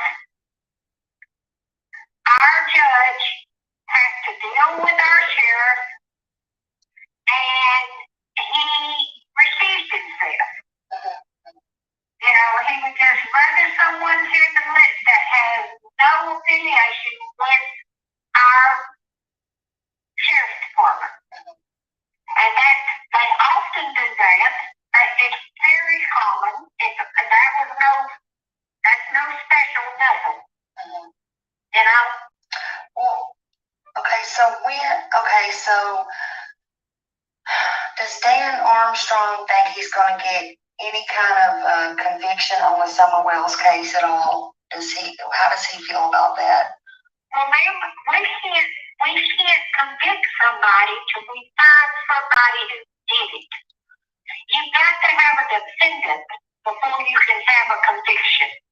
Okay, but you stated earlier, in your opinion, it come out of your mouth. And I'll tell you that Smiley is apparently, I was just informed by others in official capacities around, Summer's thing. That Smiley let out a community post a few minutes ago, about half an hour ago, so I assume that Smiley's out here watching somewhere tonight. And her community post says, Miss Becky, are you trying to get fired? I'm asking for a friend. Oh, one more thing, will you be opening blah, blah, blah, Dan Armstrong's mail, or will you put it in trash, or Randy was on mail? I'm asking that for myself, blah, blah, blah, right? Anyway, she says, P.S. Miss Becky, on your personal rendezvous, I said, obviously, prove it finally inform you the neighbor is not a suspect. Miss Becky, you sure do talk a lot. I thought after our third phone call, you sounded like you might have learned. So it looks like Smiley's doubling down and swearing Miss Becky, I guess, is real, but I guess that's yet to be determined. As of right now, I am just hoping like hell Miss Becky is a fake panel writer. That's all I can tell you, because if she's not a fake panel writer, there's a problem. There's a real problem. And if I was Smiley, I wouldn't be gloating or blaming it on Becky, because Smiley recording this for clicks, likes, subs, and views and then putting it out to the damn world, and Justin playing it, could have just fucked 50,000 different cases, including Summers or prosecution or anything else up. All of you fucking suck. And I get it. I'm playing it tonight, but I get it.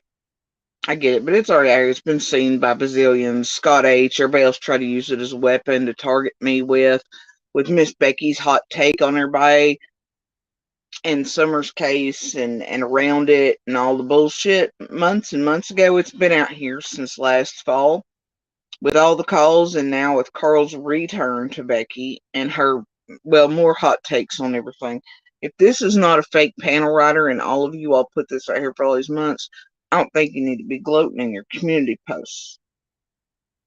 I don't think you have an understanding or any comprehension that it's already been out here for all this time, and what prosecutors, defense attorneys, what this could do. And not just Summers, but several other cases. And what the fuck you've done. So yeah, Soap Eater, for your clicks, likes, subs, and views, as you were dressing like me in my pajamas and eating soap and shit, after I done found out you were a hot-ass liar, and proved it with videographic evidence of your own shit, way back on Ben Hill during the vigil and all this other stuff, yeah, I think you and Carl both missed the forest for the fucking trees, and I don't think I'd be gloating. I don't think any of y'all ought to be hot pieces of shit. But this better be a fake panel writer. It better be. It better be. I am hoping, and my atheist self tonight is praying this is still a fake panel writer. Y'all better hope it is. And Smiley, I'm telling you, if it is, you better just cough it up, girl. Just say, yeah, it's a fake panel writer. Please, for the love of God and all that's holy, say it's a fake panel writer. All of you just got that sounded like Becky over here at the DA's office on the voicemail. And then erase all these materials from the entire whole ass internet and YouTube. I'm begging you. Fuck your all's targeting me with what Miss Becky and all that shit said, because let's be real, that's what you all used it for last year, was to target and harass and torment me. You remember? I remember. It's still got the same tags on it.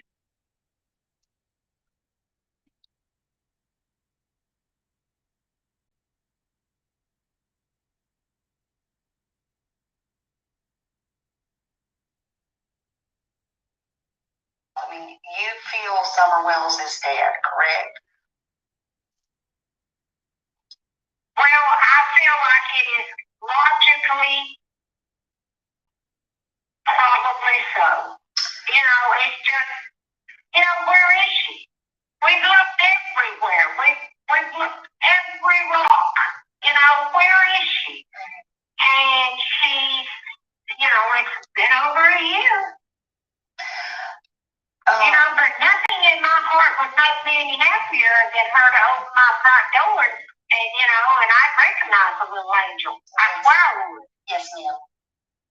Well, Ronnie keeps saying everybody's a suspect and everything's Wait for this.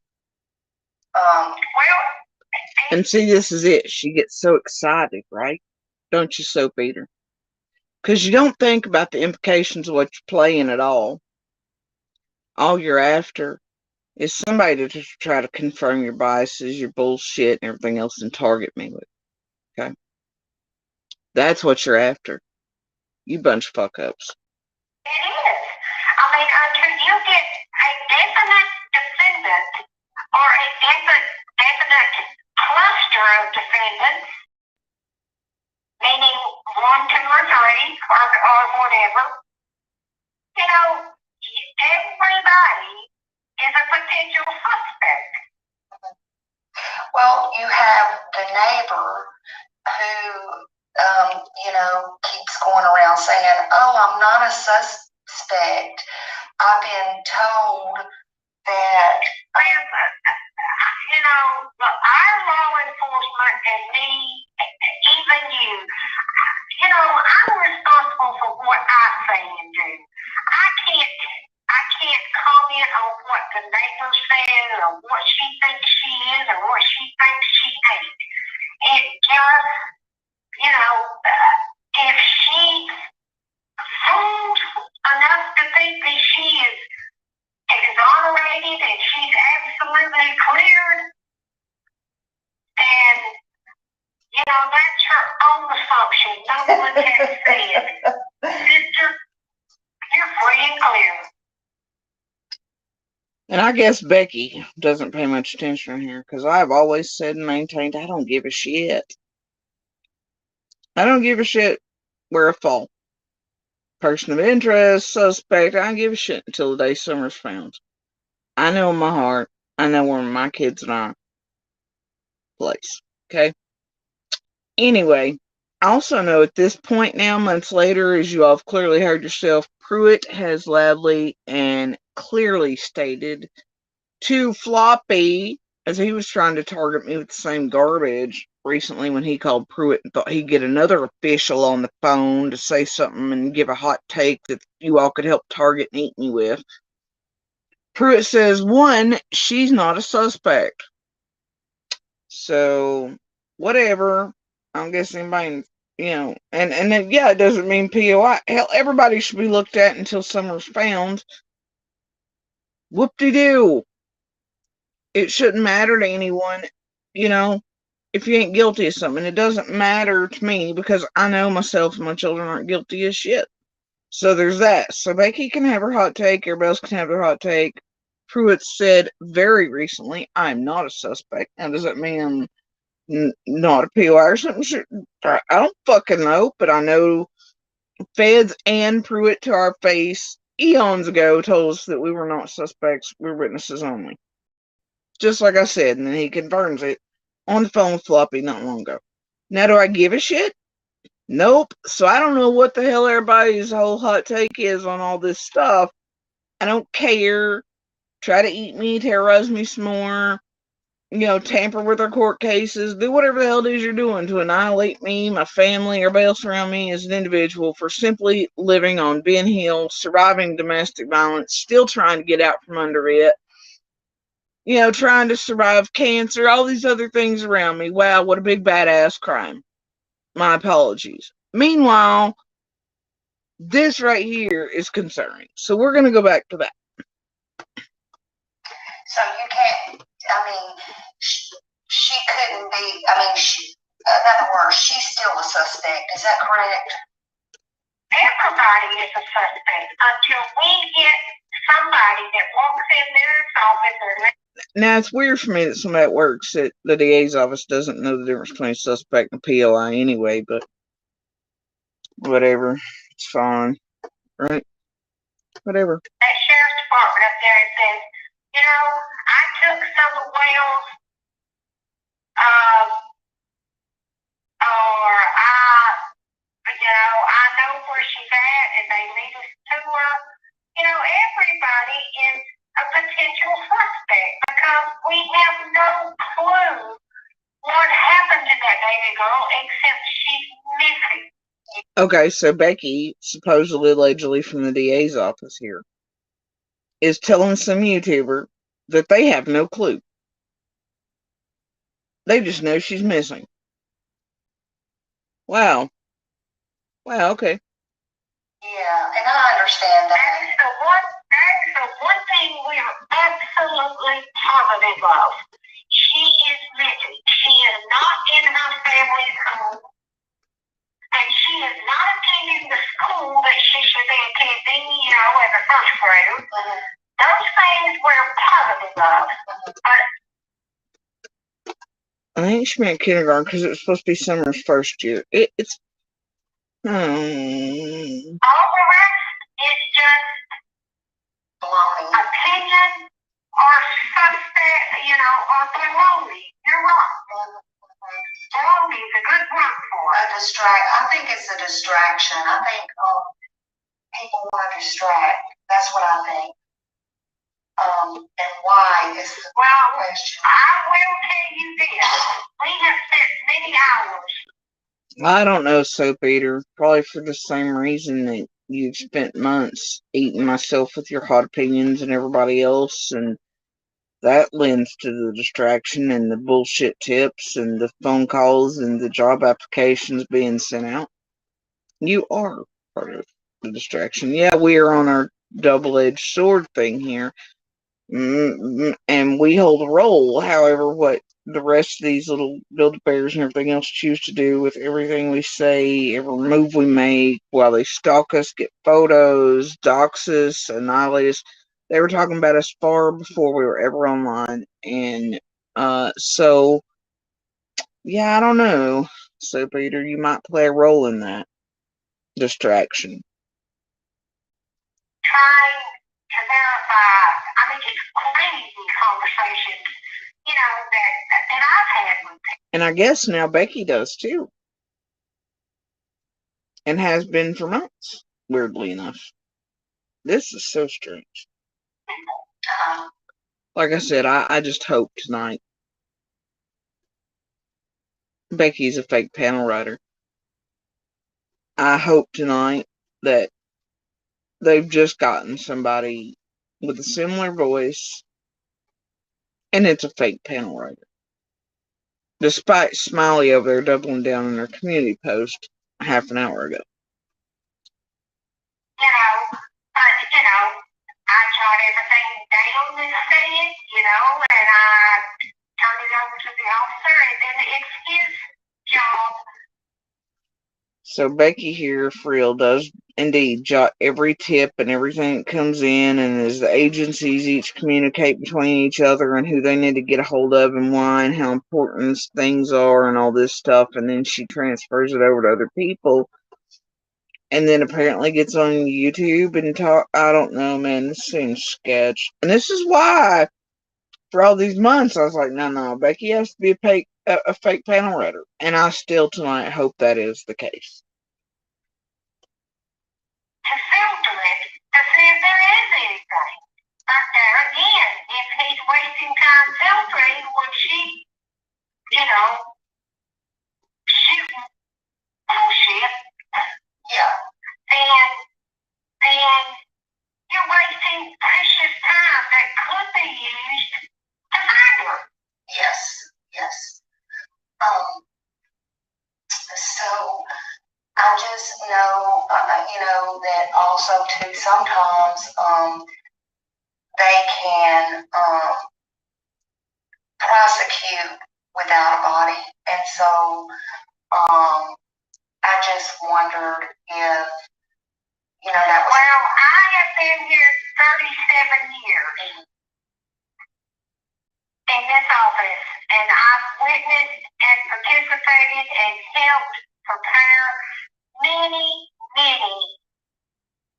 other trials in that length of time in my capacity as a legal secretary here. And I have never seen a trial with an penitentiary.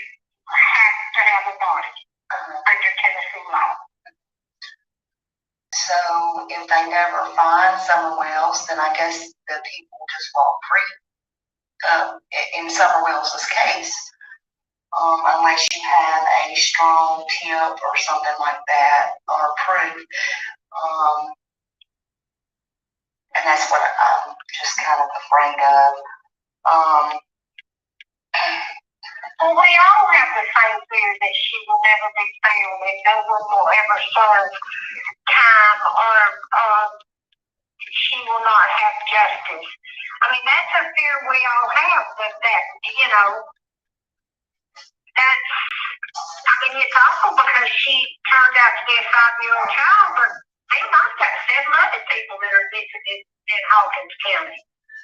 You know? Yes, ma'am. And they're go ahead, I'm sorry. I mean, there are just, you know, all of them are active cases and all of them are, you know, all of them are worked periodically at times. There's a lot of those. I mean, we haven't heard about. Is there a reason for that? I mean, some of these cases, I mean, you know, those of you Rogers will review. Just less than 3 months ago, you know, they wrote an article on every one of them. Okay. I mean, I'll go back and look. I mean, I try to tend to search it every day, but I could have easily missed it. I don't know. It's a lot. It's a lot. It really is. And I don't mean to cut this short, but I've got a doctor's appointment in 20 minutes, and I've got to go across town. Can I ask you one more question, and I'll let you go? Sure. I'm sorry. I don't mean to. Is it true? I mean, there's rumor. Is it true that Ronnie Lawson's daughter is sick and they don't expect her to make it? Is that a truth or a rumor? Well, I feel like that's a question you need to ask Ronnie. Well, I would if I could actually get a hold of him. He's a very hard man to get a hold of these days. Well, I mean, you know, he does have a daughter, and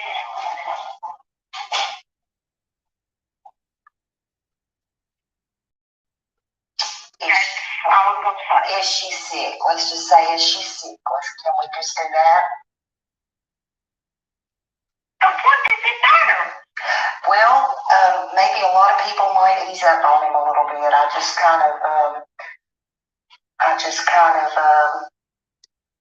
that. You know, instead of people, I'm sorry, but you know, where's the people's forgiveness in this mess?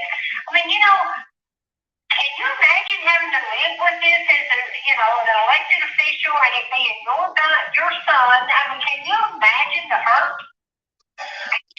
I mean, and I'm pretty sure in the state, I don't know that they have to have a body for conviction. You know, I don't think that's the case. I think they can prosecute without one in the state of Tennessee. I feel like that's a thing.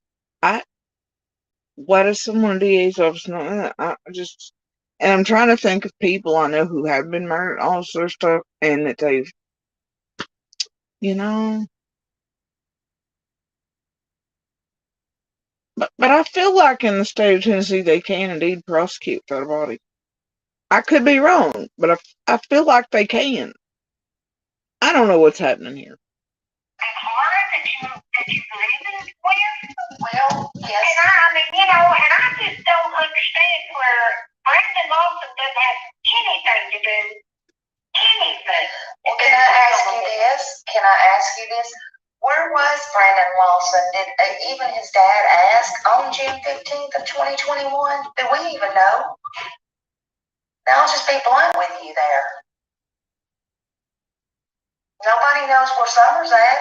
Nobody knows if she'll ever be found.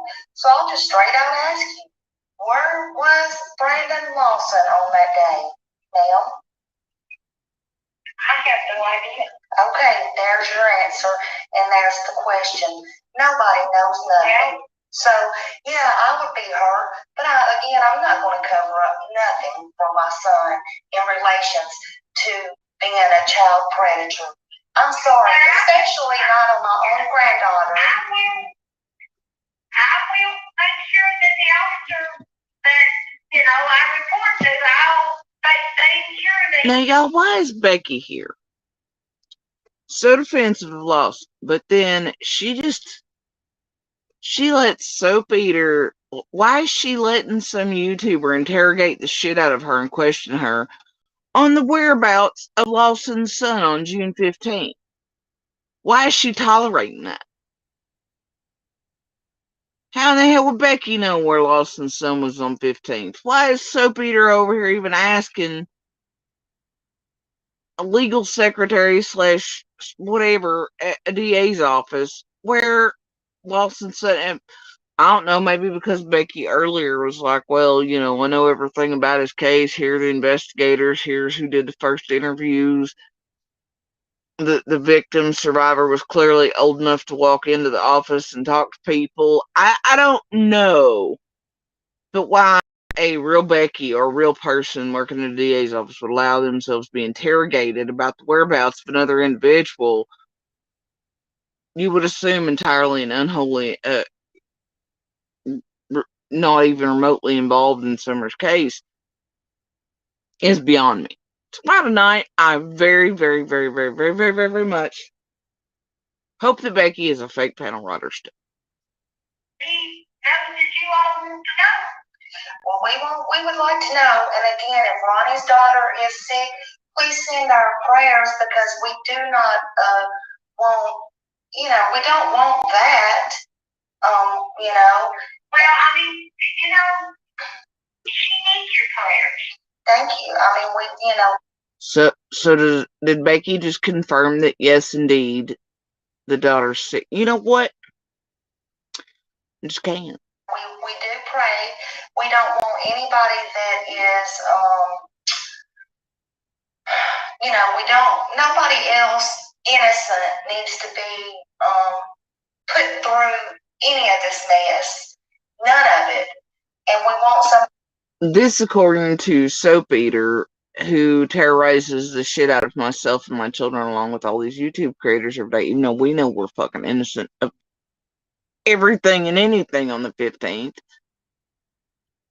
She has no problem terrorizing the shit out of everybody else.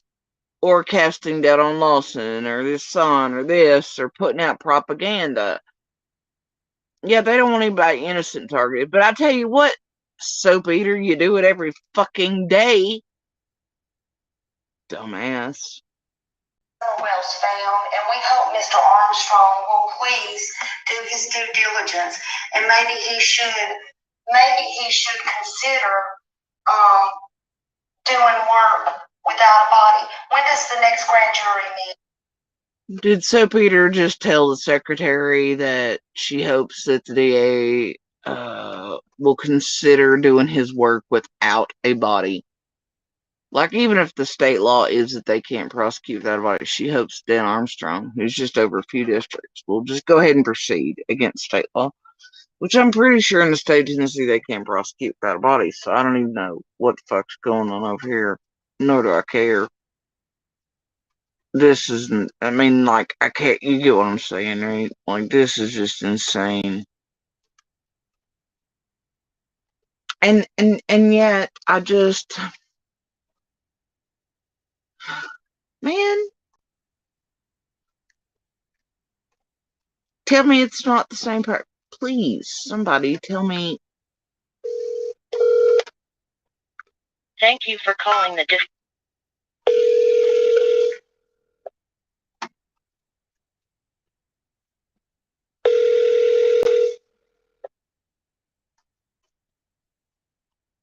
Like,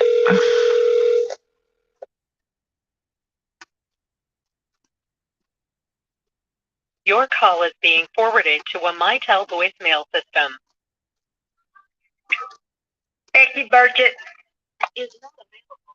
Please leave a message at the tone. like, please tell me they've just found somebody with a similar tone to what is apparently a real Becky, and it's a fake panel writer. Please. May I ask that, and then I'll let you go. Our next grand jury is December the 5th. Okay. All right. Well, thank you, Becky, and you have a great day, okay? And bless you. Yeah, happy Thanksgiving. Happy Thanksgiving, Merry Christmas. What the heck? That's half an hour, right? How are you going to deal with this and make I don't know. Swan's home delivery. I don't know. Silver question, Google ad. Okay. Yes, ma'am.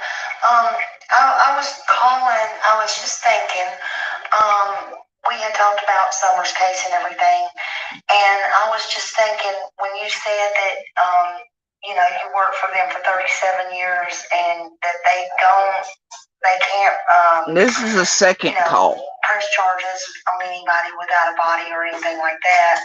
But I was just wondering, you are well aware of several cases there in your, also in your neighboring county, like Janet Marsh back in 2013, Caleb Cannon, 2014, Joe Clyde Daniels, and they did arrest Megan Boswell before the baby was found just in false testimony. And so I was just wondering, with your expertise, is there anything that we could do to have, because it is possible to be arrested without a body, and you did say you thought, you know, someone was deceased. Is there? So why is this is what I don't get. If Becky's real, she works for DA's office. And how wouldn't she know the prosecution is possible without? And why did she say, I don't know what's happening here. Like I said, I'm just hoping like hell tonight that Becky is a fake panel writer that they found that sounds similar to the real one.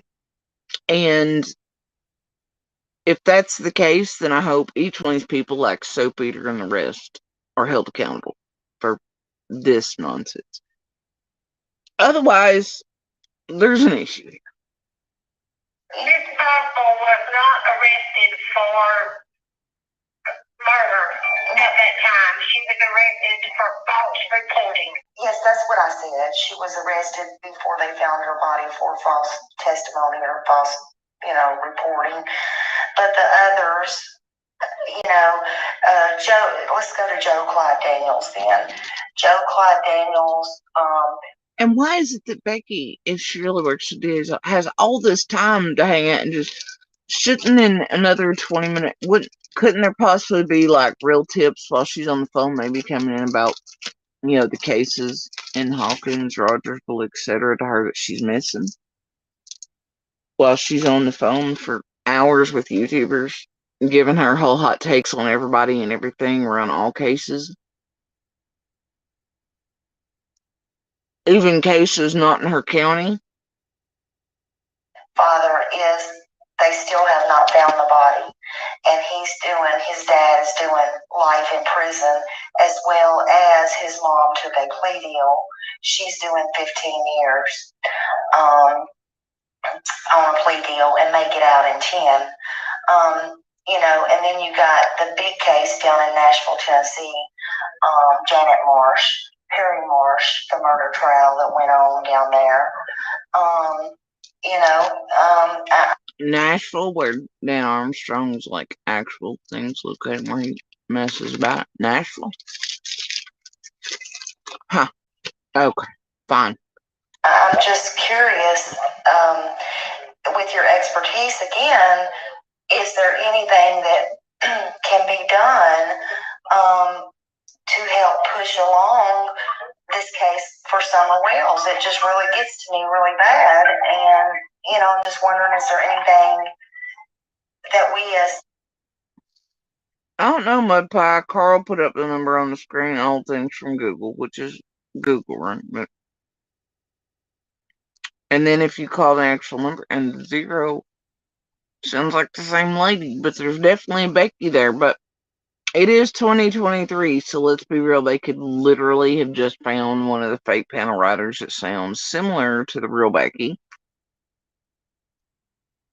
Because I'll tell you, there's a couple times and quite a few calls from these creators where I've heard Becky, the system they call is a little different, right?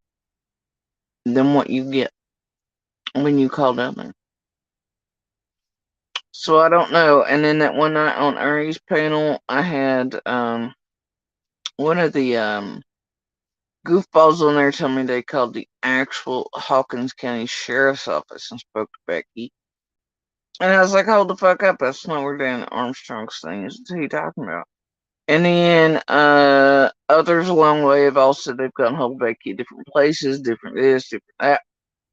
But if you call the one like, Carl did, and this Aaron, whatever, there's definitely a Becky there on the voicemail, and the voice is spot on, but it is 2023, and I will tell you, I've seen them use fake panel writers, even against me, especially during marathons. So they bullshit to try to set up people, make them falsely believe things. Throughout this case, I mean, you've had the fake CPS workers, you've had the fake what Michelle person is Lawson's a spokesperson. You've had, I mean, how many fakes have we seen around here, right? I sound legit though. Until you break down and do whatever, and pick apart what they're saying, which is what I'd already done with all this. I was like, man, whoever this is an idiot. There's no way anybody in an official class or at a DA's office would do any such thing like this. They're giving, I mean, like, man, I just don't know tonight, but I hope like hell it's a fake panel writer they found with similar tones. That's all I can tell you tonight. People or citizens that do care about Summer can do, you know. Well, first of all, let me explain this. Resurrection, I know they can do the bot things now too, right?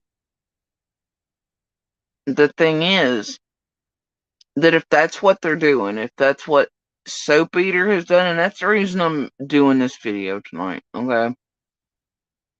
It's because this can only really go one of two ways. Either these tragedy pimps are trying to set up, tamper with, and give all the, do very bad things around Summer's case by pretending they've got somebody at the DA's office, etc., saying all of these things, and impersonating a real Becky, and potentially screwing up Summer's case and several others around it for good in a final way type of thing that's very bad.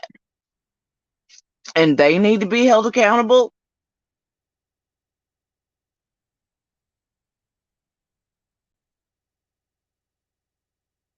Or Becky's real and is really... It only goes two ways here.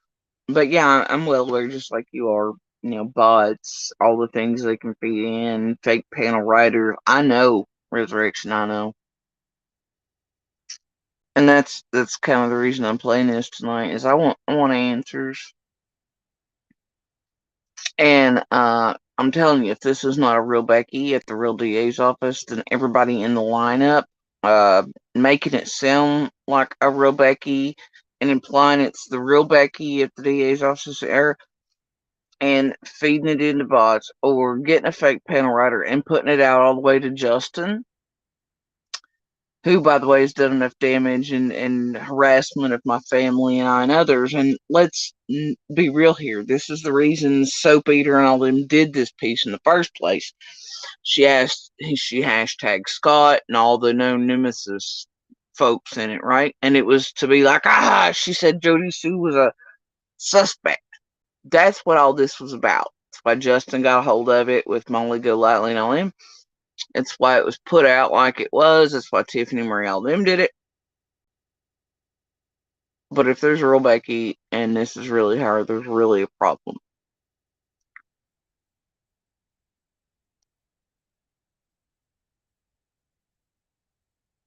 If not, and these people are insinuating or have found a way to mimic, copy, or get someone that sounds similar to the real Becky, then they all need to be prosecuted. And then a splash made for all of them. Well, quite frankly, me, I'm just gonna sit on the fence for right now. but that Carl's using the same. That's why I was like certain when Carl did it. And there's Becky, and I knew from the first tones, I was like, man, that's the same one from Soap Eaters months and months ago last year. That I already picked apart stuff and was like, man, this stuff's so goofy. Nobody in their right mind sitting in a real DA's office would say any of this or do this, especially since it can compromise. But and then Carl's post about voice match, it just got me thinking. And others around Summer tonight in official capacities trying to help look for what the hell. So I'm just hoping tonight that this is not a real Becky.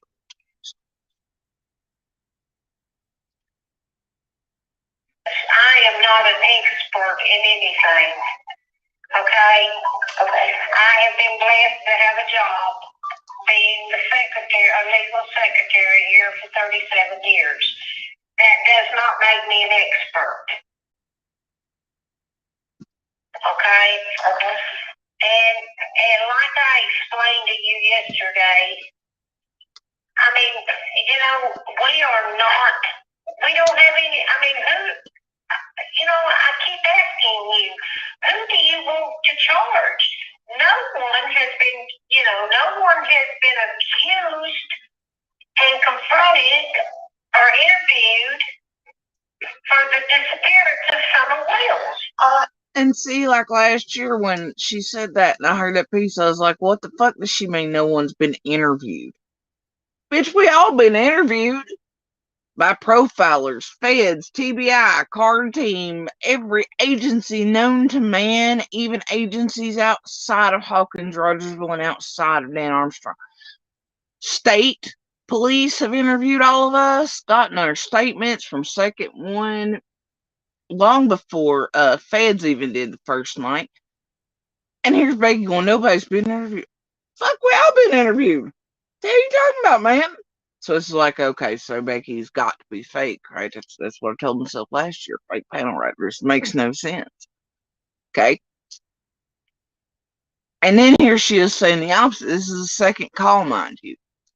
Now, the first call, she had a whole lot to talk about me and me being a suspect, supposedly, though, right? But now it's nobody's a suspect. Well, make up your mind, Becky. So are you telling me that y'all have not interviewed anybody in the disappearance of Summer Wells? Ma'am, we've interviewed hundreds of people, but nobody that we can say. See? If this is a real Becky, this is the problem. Listen. You are the 37 years. That does not make me an expert. Okay? Okay. And like I explained to you yesterday, we don't have any, I keep asking you, who do you want to charge? No one has been accused and confronted or interviewed for the disappearance of Summer Wells. So are you telling me that y'all have not interviewed anybody in the disappearance of Summer Wells? Ma'am, we've interviewed hundreds of people, but nobody that we can say, you are the person who we think did it. Okay, so, but nobody. So if this is a real Becky working at the real DA's office, did she then just tell the world that they have no true suspects, that they have nobody to go, aha, you did it? Because I know from my experience and what I witnessed in person and still do on the ground, what I hear, that there are indeed true suspects. So this is why I discounted Becky. Even from that point, we already knew we were not counted as suspects. I've known from early on who suspects are. And I'm like, well, anybody at a fucking DA's office would know probably the same as we do. So what the fuck's she saying, right? So this is why I discounted her as a panel writer. But here she is, apparently telling the whole world there are no suspects. What the fuck? He's been ruled on or off the table. Again, I ask you, I would be asking Ronnie these questions, but Ronnie is hard to get a hold of. You're the next best thing. So I'm asking you in all due respect. Now, for me, I'm sorry, but if I couldn't get a hold of a sheriff in person or whatever police officer or detective, I don't think the secretary at the DA's office would be, well, you're the next best thing.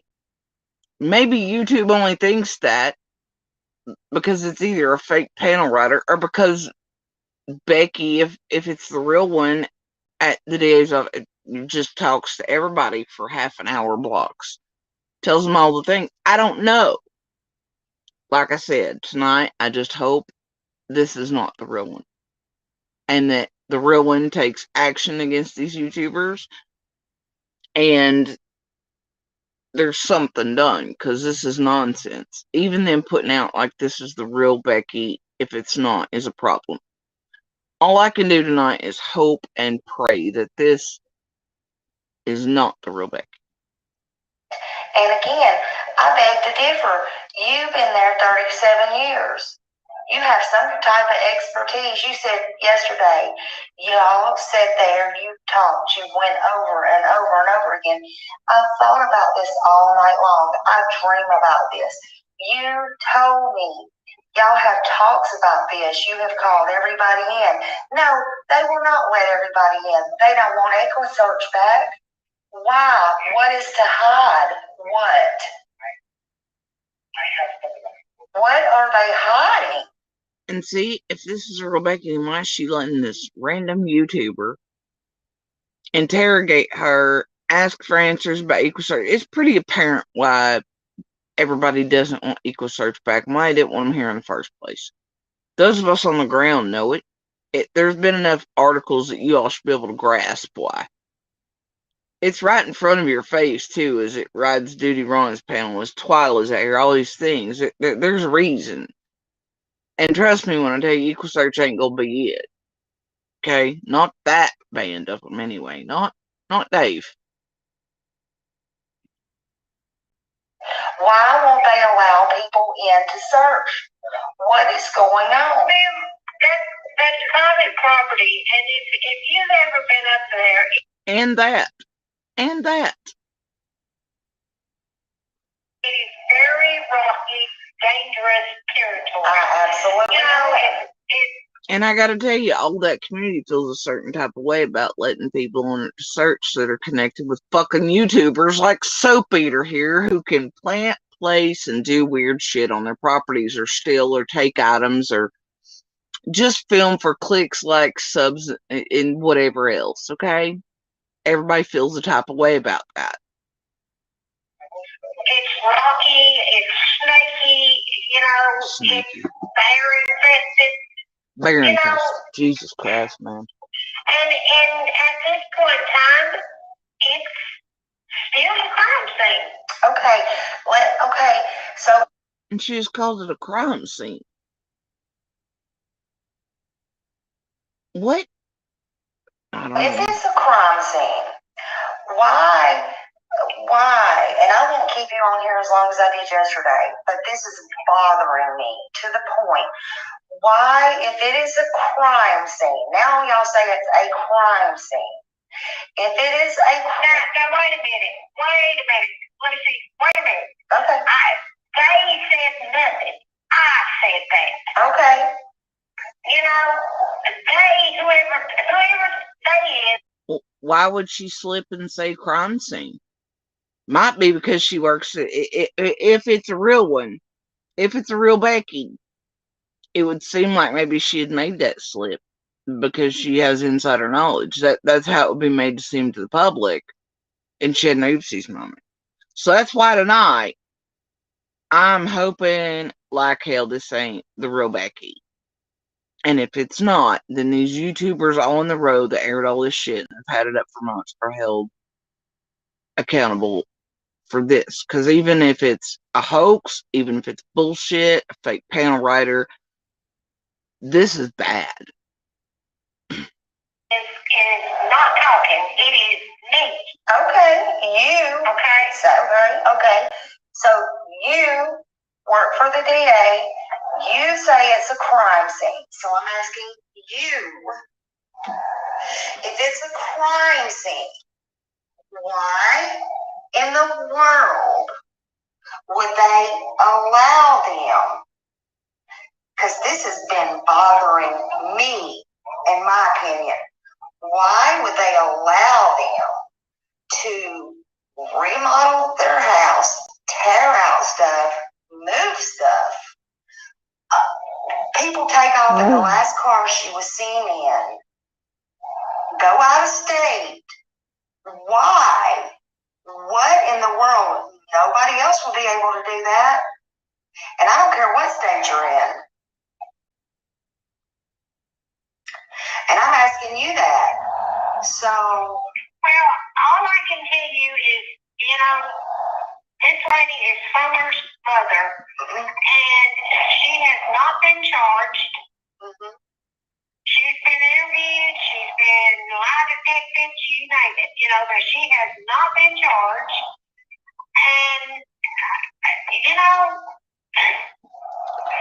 Nobody was talking about Candace. Soapmouth here was talking about the car leaving state and whatever, right? That would be Grandis that left state in that vehicle. Nobody said a word about Candace. So then why did Becky immediately go, well, this is her mother? Who the fuck mentioned Candace or anything? And the entire time, Soap Eater is over there like, why are they allowed to rip out walls? And why is the car allowed to leave state? She never said Candace, Dawn, Grandis. And then Becky here goes, well, this is her mother. I'm confused. See, this is why last year I ripped this apart. It's like, this makes no sense. Like, oh, I just hope tonight this is a fake. as long as they pay for their property, I reckon they're pretty much what they want to with it. I mean, that's mine. That's my, I pay for my property, and if I take a notion, I want to rent the ball out. And see, like, in legal terms, like, that's not what she should have said. It should have been like, well, they asked, they're allowed to, usually when stuff's been searched, all the evidence taken or not, whatever, you're allowed to do whatever the hell you want to do, right? Continue life, because there was a point there, even we had, we had to ask, I kept asking, can I go ahead and continue on with one bedroom house? Can I move things again? Can I, yard work, whatever, right? And they gave us a clear. So, I mean, like, you think that would apply there, but instead she's like, well, you can do whatever the hell you want to with your own property. I don't know what the hell's going on. This is why last year I was like, no, this person has to be a fake panel writer. Has to be, right, guys? Has to be. Or a voice or something. I don't know, it just has to be something. Please, for the love of God, let this be a fake Becky. I'm going to do it. Well, from day one, you saw, I don't know if you saw it or not, but from day one, when the cops were up there and they were talking, excuse me, they were interviewing the boys, or it was that night, that evening, whatever. It was caught on video on the news, where the sheriffs and all them were up there, that, you have grandma moving. No, it was not, Soap Eater. No news crews were allowed in there for weeks. So no, there was no news watching as people were coming or going or the boys were interviewed or anything else. Any real Becky should have known that, right?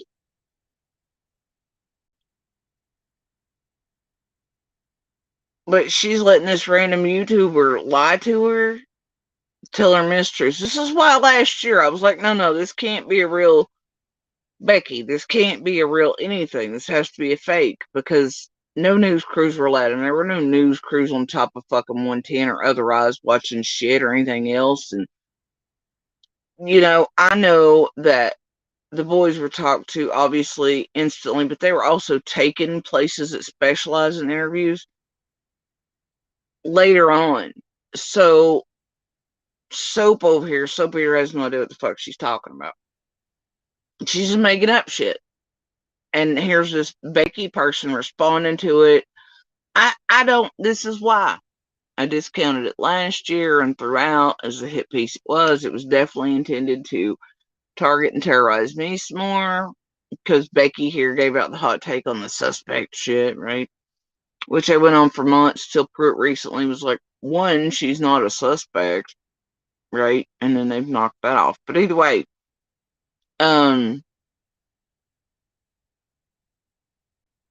I just, once again, I hope this is not a real Becky. Buckets around. Nobody was kept in one spot. They were talking to the children. Everybody was all, that's just not a normal scene. I don't care if it was at that time not to be a crime scene or that was the last place she was found. Everybody should have been kept in one place. This is what I'm saying. If listen, I wasn't up there. I know you wasn't. And I mean, there were many trained people up there. I wasn't up there, and what you think should have happened is your personal opinion. What happened is, they were there and did the investigation, and that's all I can tell you. I can't answer your questions as to why. What do you have to do to become a police officer there? Well, what are the qualifications? If you're asking me something it's not my field. I don't know. Call the sheriff's department and ask to talk to Tony Allen, and he can tell you what it takes to be a police officer. And we're really short-handed, so if you want to be one, come on down. Well, they sure sent me an application. They did send me an application. Oh, yeah. Yeah, they sure did send her an application, all right. You remember Carl talking about the person sent an application who gave the tip, right?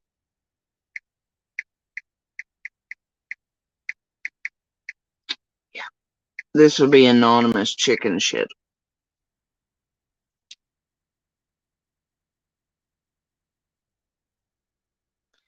And what I don't get is Becky's at the Rogersville DA. She keeps calling Hawkins her real home spot, but actually they would be over the Rogersville Police Department too. Probably more so than Hawkins. I don't know, man. But yet she takes this super defensive stance over Hawkins. But the thing is, Rogersville Police Department would be in there too.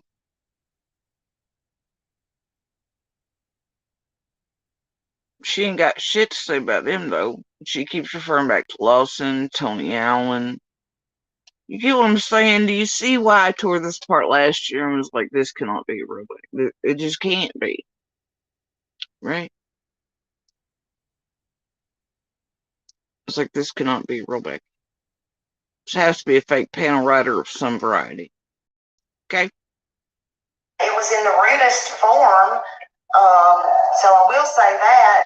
And notice, she just says that Pruitt never sent her the job application because she is indeed anonymous chicken shit that got last year. But you notice Carl mentions that in his pieces earlier, and he says the same thing about rude and crude and whatever. Here's anonymous chicken shit herself with the job application, using the same language. And definitely had contact with Carl to remind him that she too got sent a job application by Pruitt. So yeah, languages, man. Picking up, mimicking, parroting. It's applying right now.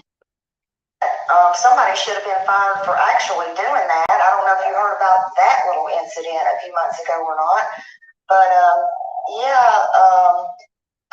on that application, it was about, I don't know, 10 pages front and back. And there was only one thing on that application and that had to pertain to do with being a. And so it's kind of why I'm being really cautious with this tonight, because I feel like it's quite possible with this group, because make no mistake, from the very first of Summer's case, they've always been more interested in trying to be like, oh, everything around Summer's corrupt. You have Penny and all them trying to set up Hawkins County Rescue Squad. You have Carl laying into the corrupt nature of, and all these cops are this, and everybody's that, and whatever this, and that, and the other, right? And I'm trying to be very cautious and making sure I'm not used to harm or for them to have target anybody, because I know what the fuck these some bitches are capable of. And the garbage they get up to. And how they use people, how they manipulate, and how they put their little fingers and everything, including court cases and all the nonsense. And, but it's clear by mimicking and parroting of languages between Carl and Soap Eater here and the connections, and then both using Becky. No one I probably recognize. I mean, I'm just trying to travel cautiously through here. But at the very least tonight, I'm telling you that if this is a fake panel writer, a fake Becky, a fake anything, everybody from Soap Eater on up who shared all this since last year and implied it was a real Becky, knowing what it could potentially do even at that level, to Summer's case and all these others, and to cast out publicly and all this other crap, I mean, oh boy, the damage it could do. They all need to be held accountable. So if they're playing games to this level, which let's be real, you've got them playing games worse than this in mine and my children's own cases right now. So I know what they're capable of. So let's all be very cautious tonight, and let's all hope and pray this is not a real Becky. And let's all hope that if that's the case, that all these people from Soap Eater to Scott to Justin to the rest who have done this with this piece since last year and all these calls are held accountable for it. Caught, and it said something like, how do you feel about using deadly force? Are you kidding me? Well, I don't know. I got. And here's the thing, all these people proclaim that they care about Summer's case, Summer Justice, hashtag this, right? Whatever that.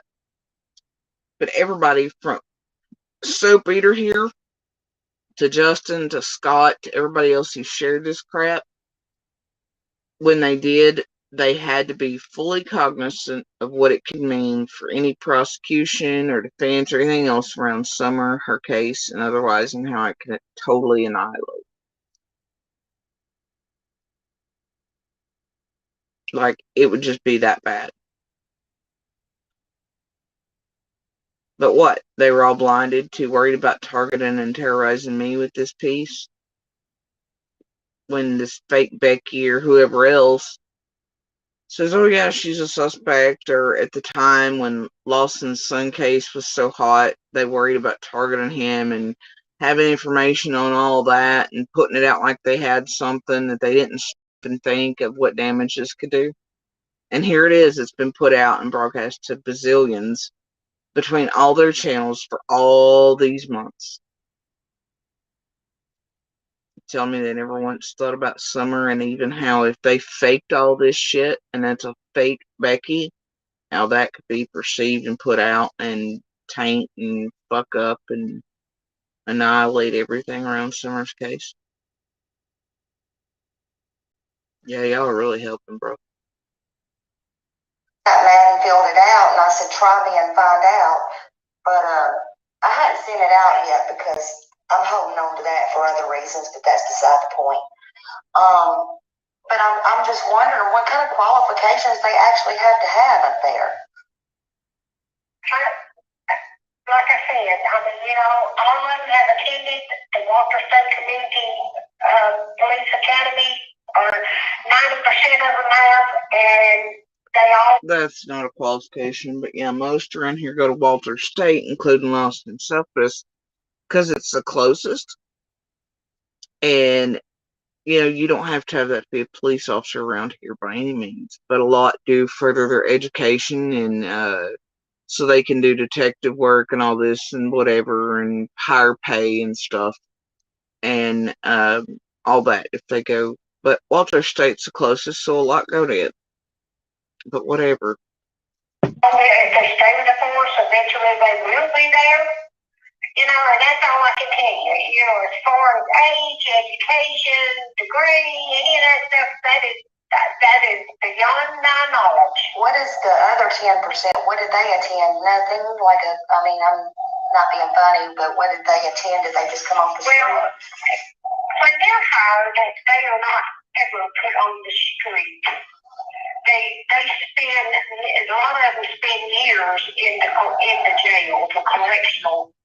That's not because of education. At all police departments, or most, and I know around here, you have to spend a certain amount of time being a corrections officer inside the jail before they allow you out to be a patrol officer. Right? There's only so many patrol positions available. And the starting point is always kind of correctional officer. You spend so long in there doing that. And then eventually when patrol officer positions become available, you may get one of those, right? But you generally around here, I know for a fact, at least even in neighboring counties, you spend so long as a correctional officer and then you move on out to patrol when a position's open, depending on how well you've done, how well you tolerate, you know, all these other things. But that's not punishment or because you don't have education or you didn't go to Walter State.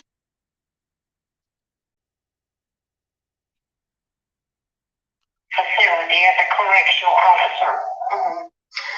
Because I know, you know, a lot of those, and just talking to you, I know that you know that a lot of those have worked there, have been RSOs, have been hired and fired by Ronnie. One was in fact hired 3 times and fired, and you know, it's just it makes me think. Ma'am. Yes, ma'am. I mean, I can't, you're asking me stuff I can't answer. I don't have a clue. And you know, I don't, Ronnie don't check in with me when he hires and fires. He runs his own department. Okay, that's fair enough. My opinion, though, is you work for DA Armstrong. So you know a lot of what goes on over there in the DA's office and what should go on. And confidentiality is the #1 thing in this office. Well, I don't know about that. It's the only point I'll ever agree with Soap Eater. Yeah, I don't know about that, but yet Soap Eater allegedly, supposedly keeps getting hold of a Becky, this Becky, a real fake Becky. We don't know yet. But I know that something needs to be done in Summer's case, and I don't understand. Okay. I don't understand what y'all are doing to help in Summer's case. Is my issue.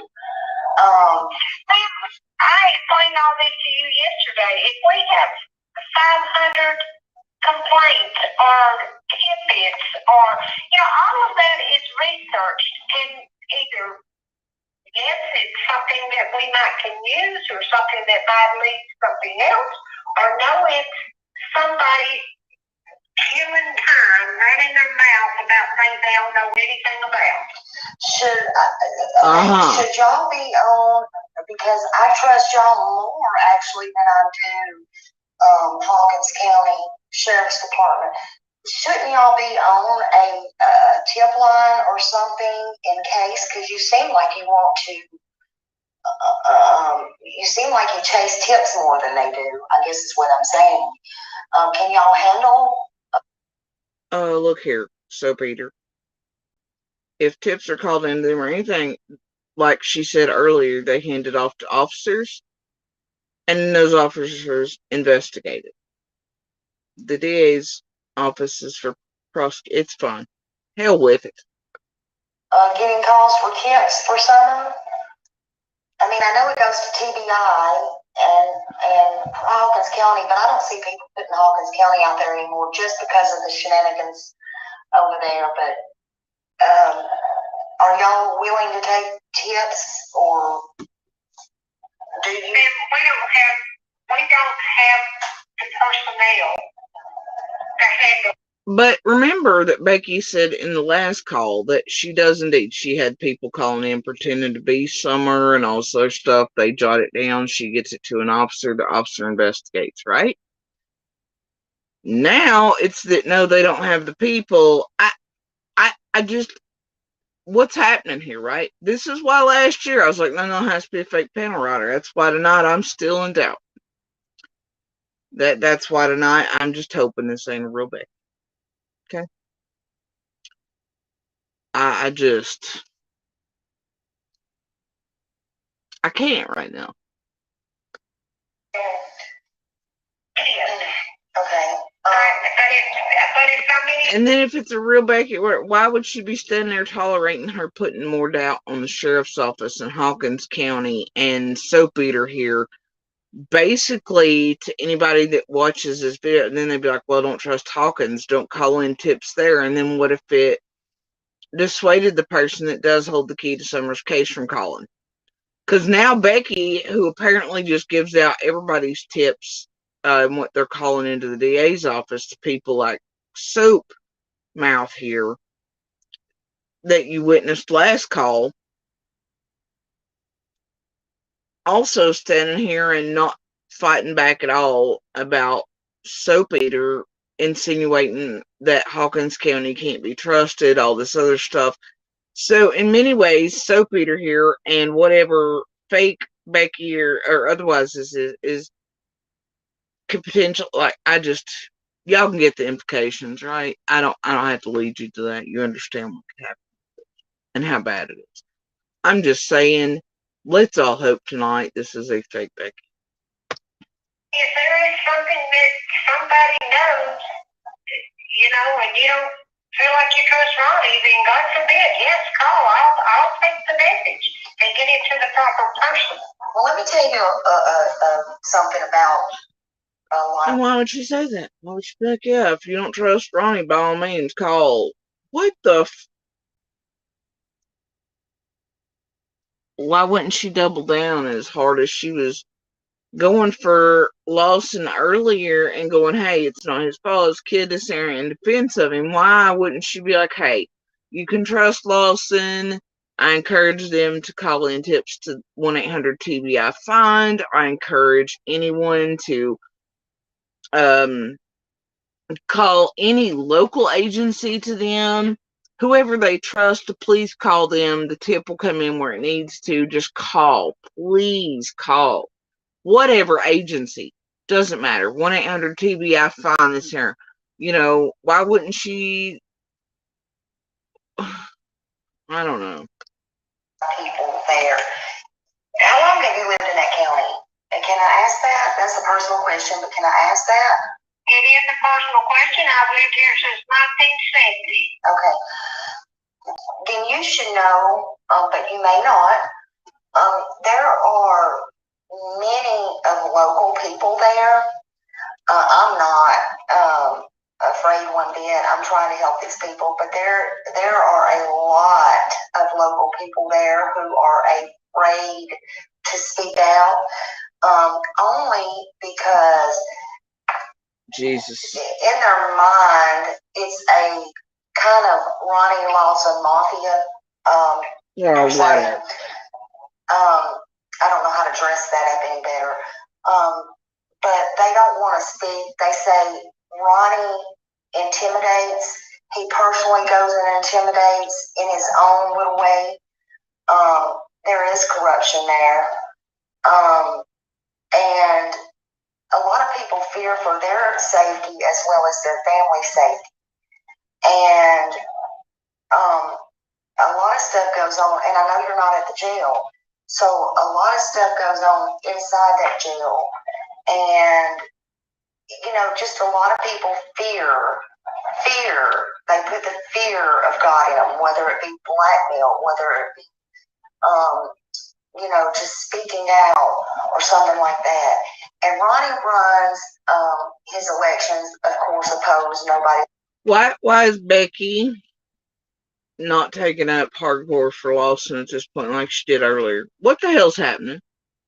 Nope, she just lets the propaganda flow. Runs against him, so of course he's gonna win.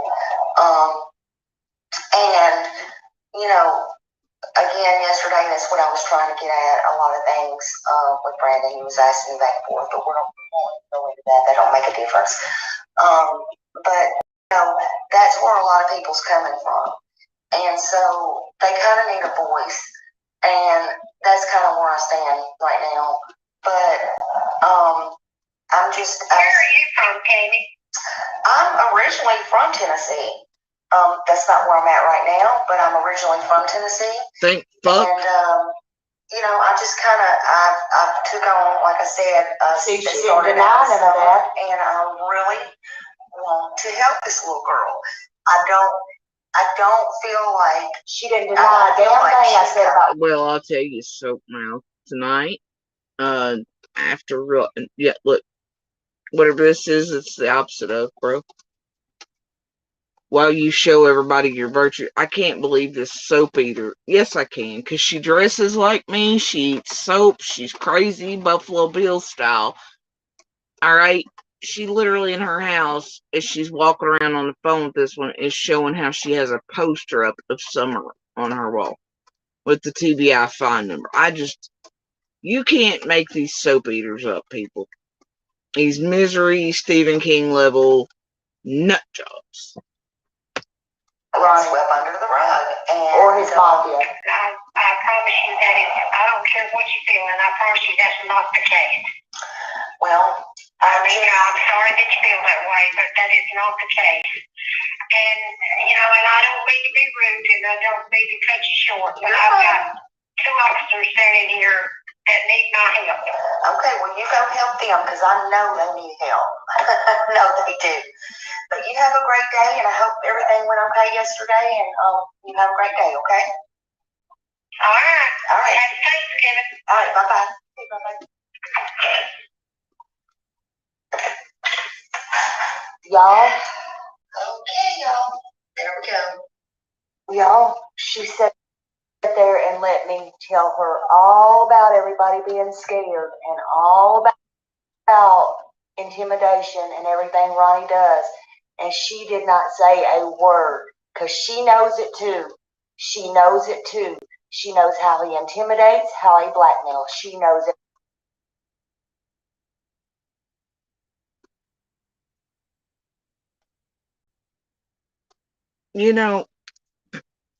I could say a lot about that. And I know a lot. No, I can't. But I'm not. Because I'm not going to play in this shit show.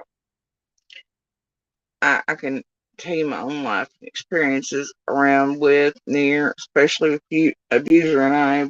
Everybody knows what I was threatened with by him and his family, and then what came to fruition, seemingly. But we're not going to go into that tonight. We're going to play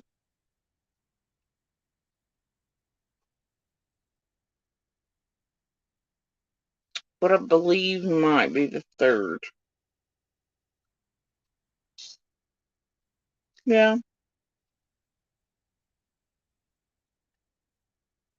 Maybe. District Attorney's Office. Hey, Becky, how are you doing? I'm fine. I'm 3 more questions, and I think that's all, and I'm done. But I wanted to know, do you remember when they said, now the thing about this is, at this point, she's got a hashtag, I don't know, Christmas. So time went in between, right, from Thanksgiving to Christmas. It sounds like Soap, Mouth here, and Becky have continued contact. Why are you not investing in tax liens? In between there, but 2 months ago, here's some more questions that Soap Eater has come up with to call Becky back about. summer wells, like in the Beach Creek area, and they said that, but I wanted to know, do you remember when they said, they had to search on summer wells, like in the Beach Creek area, and they said that, wait, let me stop. Okay. I know that everything I say to you, you're taping. Okay. And I know that you allow me to put it on YouTube. Okay. So my response to you is, you need to call 1-800-TBI-5. Well, I've already called. Okay. Triggered much? Dan, you need to give this lady right here a raise, a Christmas bonus, and everything. So it looks like by the third call, Becky had been talked to by somebody. I hadn't heard this one until tonight when I went back looking for the other ones to try to do voice comparisons, right?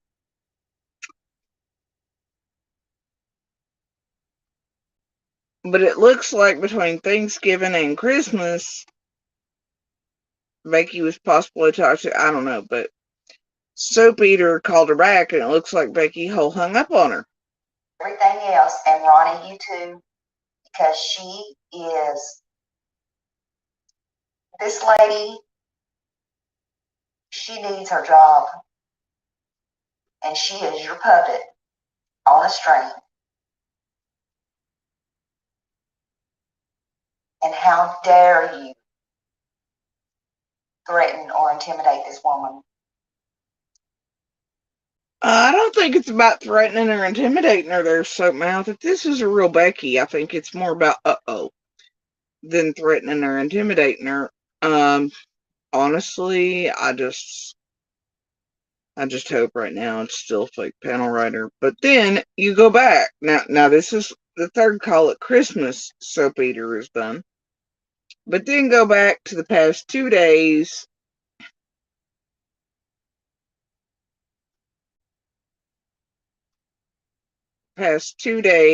So 2 months. 2 months from the last time that this Becky was supposedly contacted, and what you have is 0567.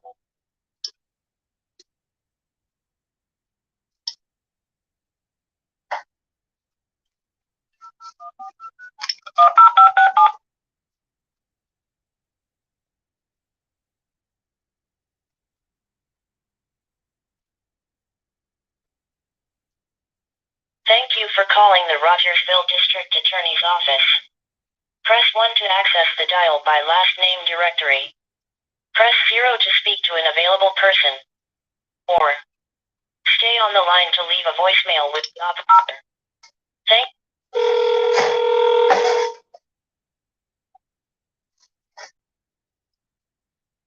District Attorney's Office. Hello, good afternoon. I was hoping I may be able to speak to one of the attorneys, please, in regards to advice from the CBI on how to open a complaint and provide some details regarding the... and there's the Becky again, and allowing another YouTuber to take up 30-minute blocks of her time and more hot takes and weirdness going on.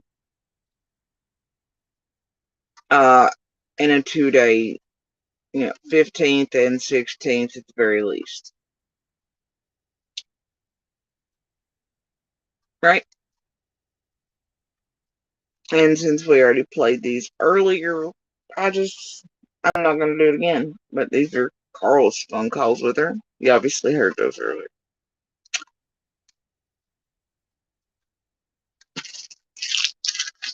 I don't know. All I can tell you tonight is that,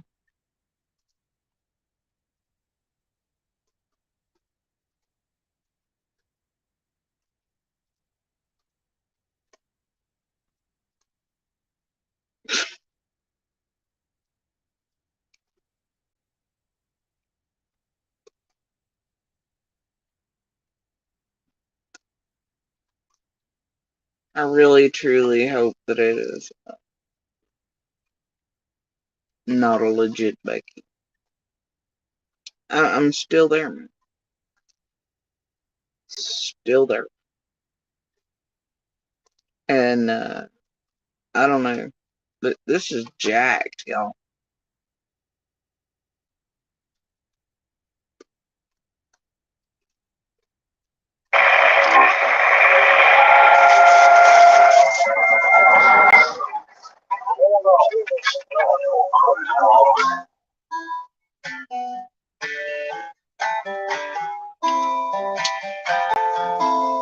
Pushing past the limit, tripping on hallucinogen. My cigarette burnt my finger 'cause I forgot I lit it. Ripping with my sinners 'cause fuck it, man, I ain't no beginner. And then I crawled back to the life that I said I wouldn't live in. 'Cause I just couldn't open up, I'm always shifting. Go find yourself a man who's strong and tall and Christian. Pushing past the limit, tripping on hallucinogen. My cigarette burnt my finger 'cause I forgot I lit it. Drunken in Seattle, two more sands without a paddle. I don't remember your face or your hair or your name or your smile. 'Cause I just couldn't open up, I'm always sitting. Go find yourself a man who's strong and tall and Christian.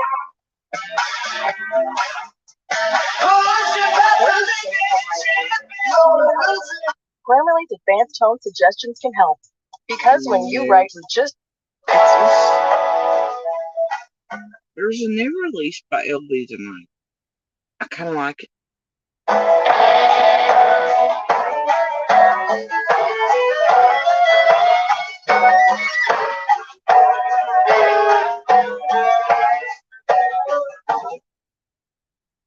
Actually, hold on. I don't even know if we got to that part.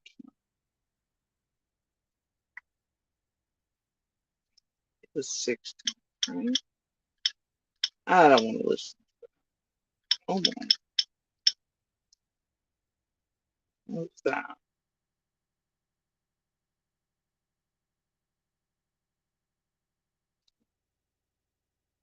Okay, thank you very much. Now, in regards to it not being criminal, okay, who? Sir, it's not my call. Unethical. That's not my call, and I don't intend to make it. Okay, sure. Yesterday, when we did speak, it was just shortly after that, within a couple of hours after that, when Pruitt did send me this email with the PDF. Did you have any communications with John Pruitt about myself yesterday? I'm sorry, I have not seen John Pruitt in 3 weeks, and that was out of office and on a personal family emergency. Okay. So no, I did not have any communications with him. Fair enough. Okay then, thank you. And like I said, that was the 16th. It was yesterday. If that's real Becky, I don't know. I hope not. Either way, whatever Becky this is, clearly still giving out far too much information. Like, there was no need to add in there whether they had or had not seen Pruitt, or when or where they had last communicated with. It's the pieces like that that always have had me since last fall going, no, this has to be a fake panel writer, a fake somebody, and I hope it is. I hope it is. Because otherwise, they just gave Carl and the world the impression that they have off-duty communications and relationships with Pruitt and all these other things, and Carl implied that they had told Pruitt about their conversation from the district attorney's aspect and had alerted him, and then gotten Carl sent the stuff by Pruitt, and it ain't good. So tonight, I just hope to fuck this is not a real Becky. And that if it's not, these people are held accountable for what they're fucking doing. That's all I can say. And for, like so many others that we've all seen, the fake panel writers that are supposed to be Lawson's spokesperson, this person, CPS person, this person, that person in Summer's case, right over here on Bones channel and everywhere else. But this time, if they're imitating or pretending to be in any way someone from the DA's office, and all this stuff used to target all of us around Summer's case for all these months, I hope they're all held accountable for it, and for the damage it can do, and has been doing all this time while it's been sitting there and me thinking it's a fake panel writer. Either way, I guess, look, the whole thing, I cannot tonight. I just can't. I hope like crazy it's a fake panel writer, it's fake something, it's a fucking voice system, it's anything. And then these people and whoever pretending to be Becky are held accountable for it.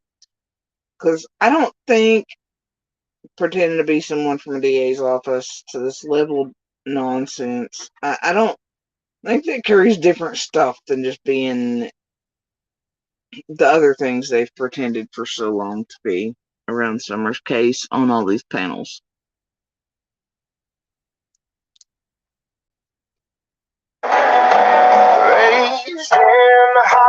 And I'll tell you, even what this Becky responded to about myself and the suspect crap and the laughter and all that helped get myself, my children, it helped lay into what this group was doing to us and is still doing to us in the targeting, torment, slander, libel, harassment.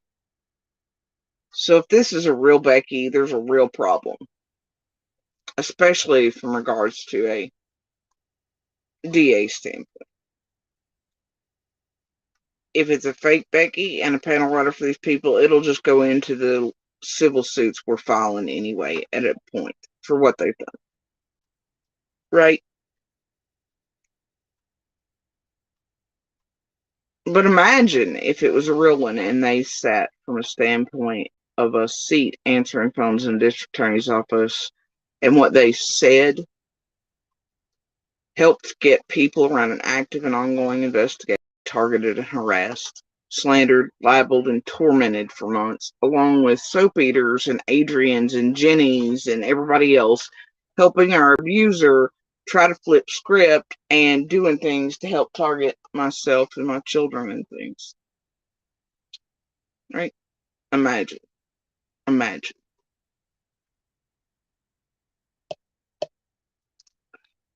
Anyway, this song was released by LBR. Raised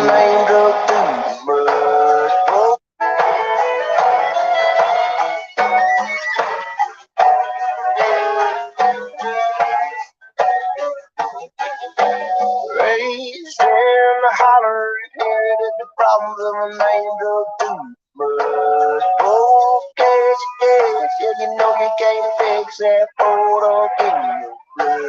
Just in the body, no Bottle that your deal gets done when you hit the bottom of that hill, baby.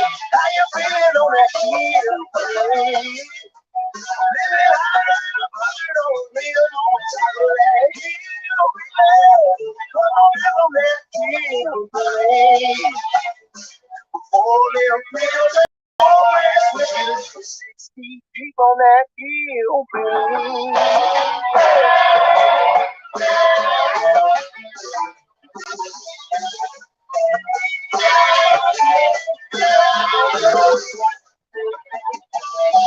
Small feet in the hurt, down in the dirt, you dig into your own level. Backsliding again, cause the only way to get up to heaven is to dance with the devil. One double lane, reaching for remedy, falling off the wagon.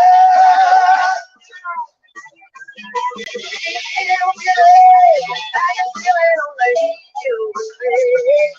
Living high and buzzing on the hill, on top of that hill, baby. Come on down on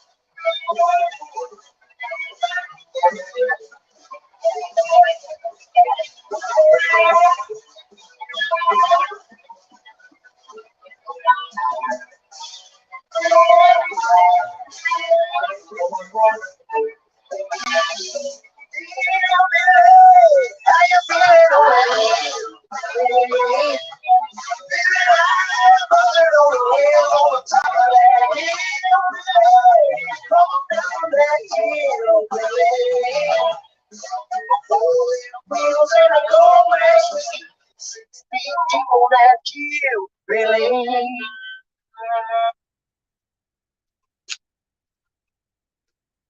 Bless.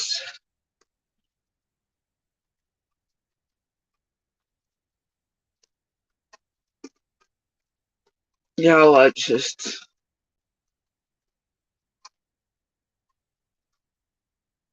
man, that this could have such outreaches all the way to Boswell's case in entirely different counties because of what these dumbasses have done, whether this is real or fake Becky, is insane.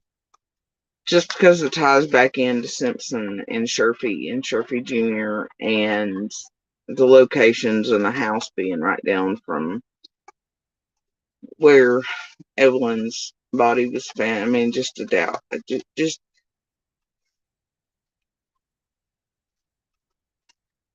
and what the fuck. I mean,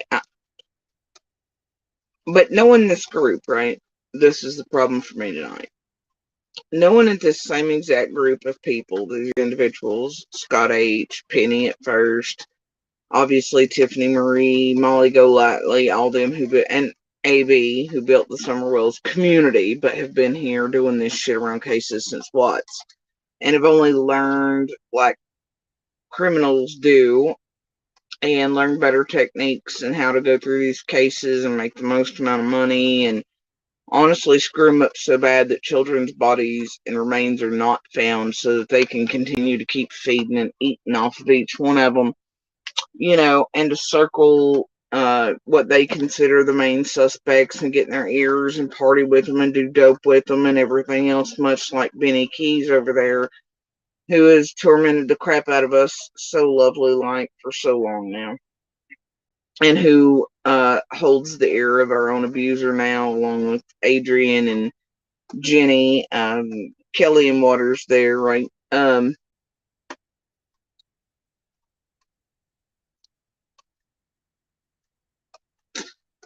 This group from the very beginning, from Squall,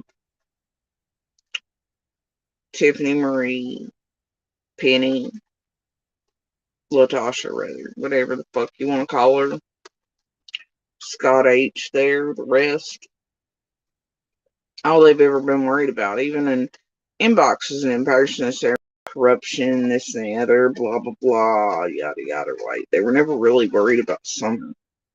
Their directives were made all this shit. Much like they tried to set up Churchill Rescue Squad. They've done other shit, and I've watched it in the background. It's, it's seen it myself, man. But these people have went so far as to make up a fake federal agent and card team member. They've admitted to it online. Otherwise, the feds have evidence of it because it turned over the Discord within, a couple days. We all know what happened. Look, people can say tenfold crazy, whatever they want, but I can tell you that is in the files here for real officials. When they visit, they do have note of that, and that I'm a little sketch because we've had fake DCS, fake feds, fake bounty hunters, fake everything you can imagine, including people. They go so far as to pretend to be my doctors and all this other stuff, trying to get access to things. They pretend to be me when they call doctors' offices, trying to get information on my cancer and things. These people are dark and deep, okay? And it's like recently you have them leading and feeding for months now all the garbage around our abuser, showing him how to file this, to do that, to continue to pick at, so they can get involved in and have all the information on all our cases. You have him giving paperwork that's not supposed to be posted, and my daughter's name out there, all this other crap immediately after court because, hey, who cares, right? They're in everything. Everything. It is not about these missing, murdered children and women for these people.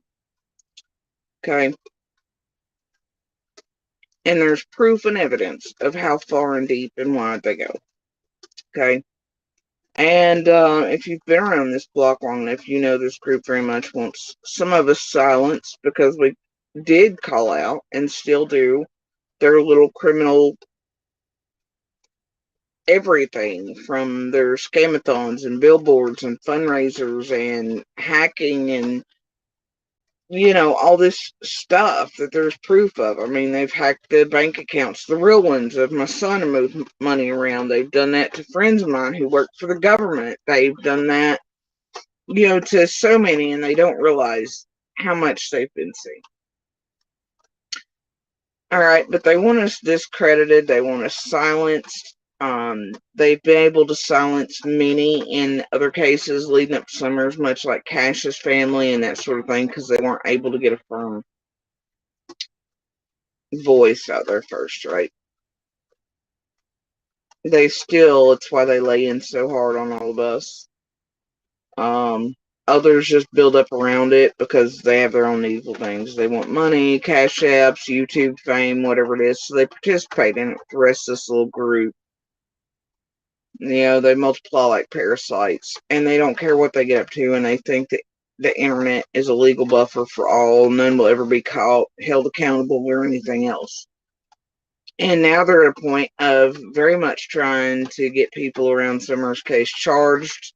They've tampered and messed with and mucked with other children around Summer's case as well.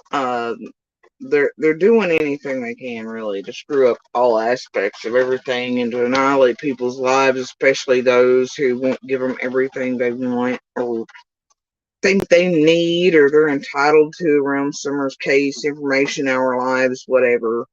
They just, and I mean, we have proof that they've all grouped together and said clear as day that their goal with myself, my children, etc., is to absolutely annihilate us, my family, to break me as a human being and to break my spirit. And really, the last thing they have left is my little, and they're going hard for that right now. But the thing is, these people know no bounds. Okay, so they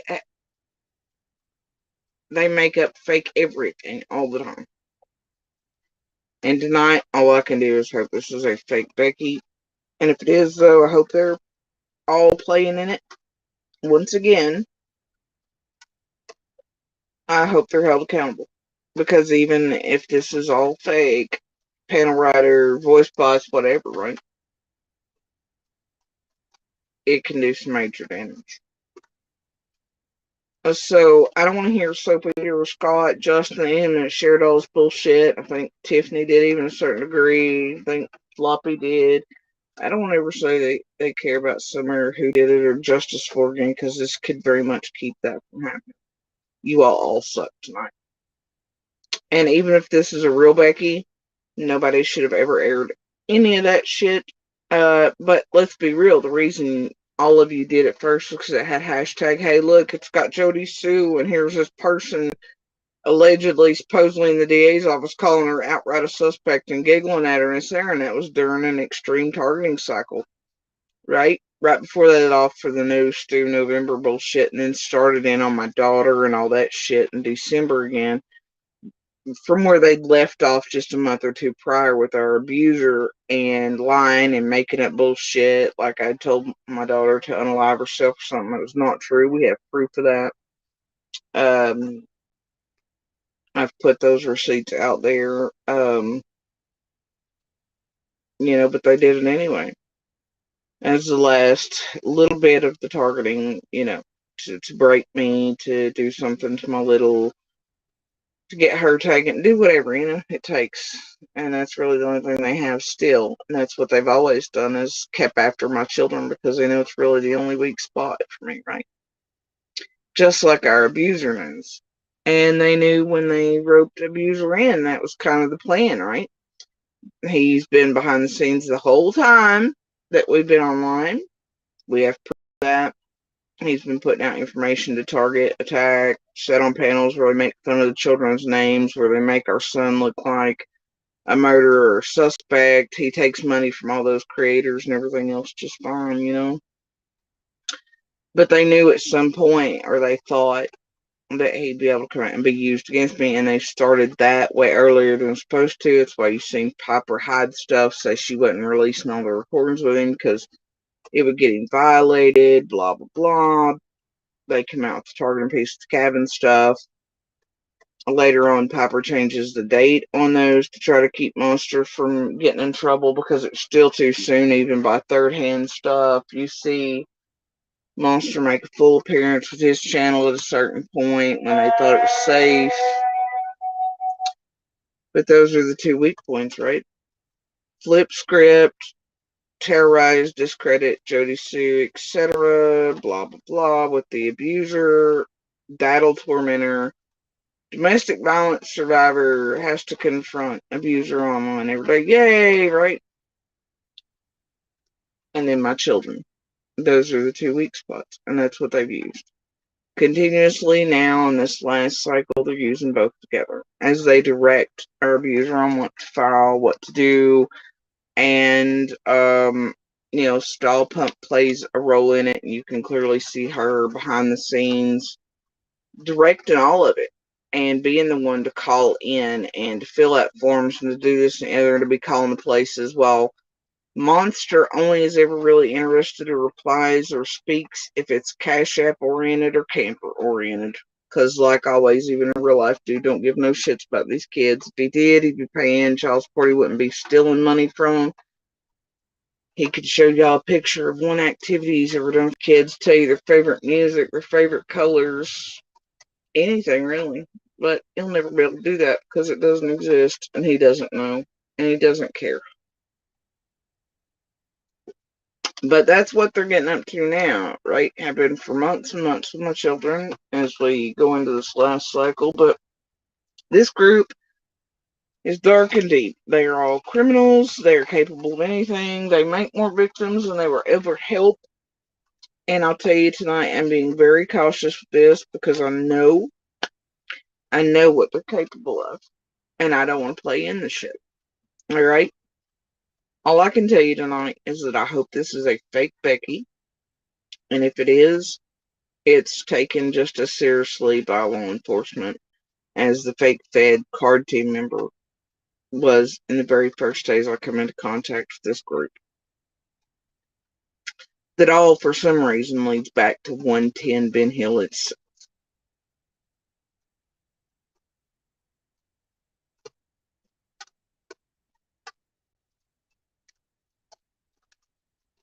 And all revolves around money. And then this group has never really been about summer. It's always in the background been about corruption and this and that and the other, while they're the ones that are creating fake FBI, fake spokesmen for Lawson, fake people that go to their kids go to school with the boys, fake CPS workers, fake this, fake that. You know, they're capable of a lot. It is 2023. They have profiles that look like they're years and decades old. It's nothing new. It's easy to do. I mean, they have fake Gmails and everything else and all of our names, icons. They've learned how to type like us.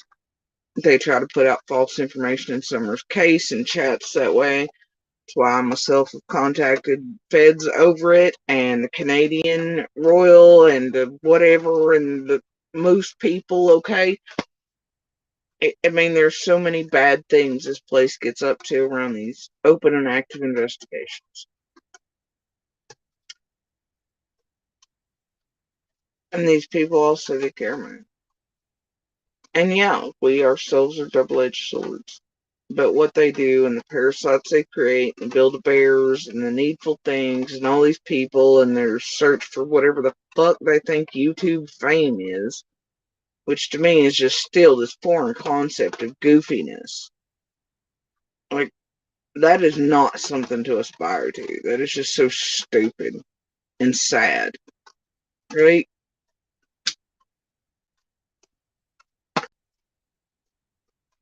The idea of fame itself is goofy as shit to me.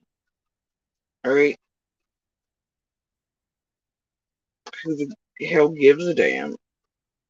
You know, most people don't know who James Dean or Marilyn Monroe are anymore, and they're some of the most famous people on the planet. Right?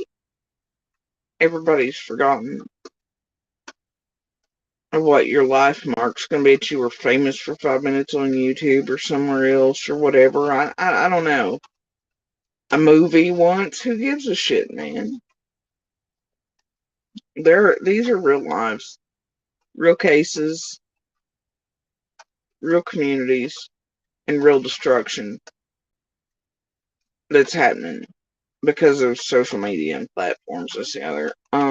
I guess we've long surpassed the days of real interviews, people around all of these things, community members being able to speak without Build-A-Bears, parasites, criminals, just doing whatever the hell they please and going so real life on people that and so obsessed with them, much like Adrian, who have vowed to absolutely destroy me, my life, my children, all this, you know, and are clearly on our abusers' Facebook and helping them do that.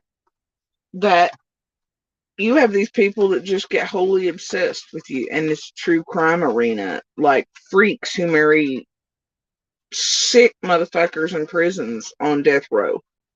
That it is just insane. Much like Soap Mouth here on the phone with this Becky. The woman literally went out and bought the same exact clothing that I own to pretend to be me, and literally the other day ate soap to do a piece about me online. If y'all think that's sane and okay, fine. It ain't right though. It's not okay, but man, and nobody's safe from these people. Even the ones like you can say, oh, well, if you just get offline, if you just not be on YouTube. The thing is, we were already being talked about before we got here. We were already being targeted.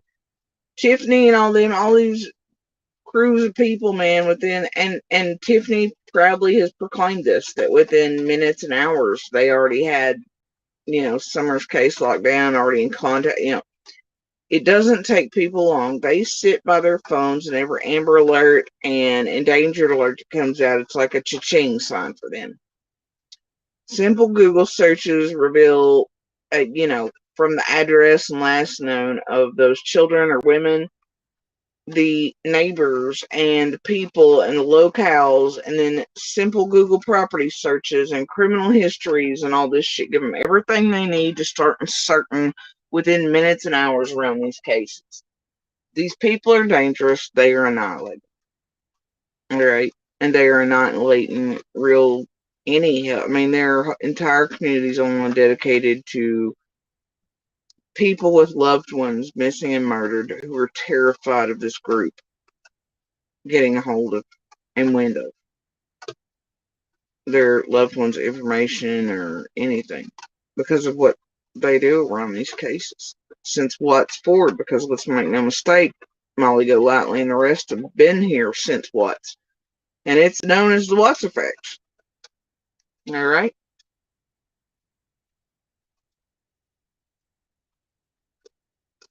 You have Jonathan Lee Riches ensconced around Summers' case.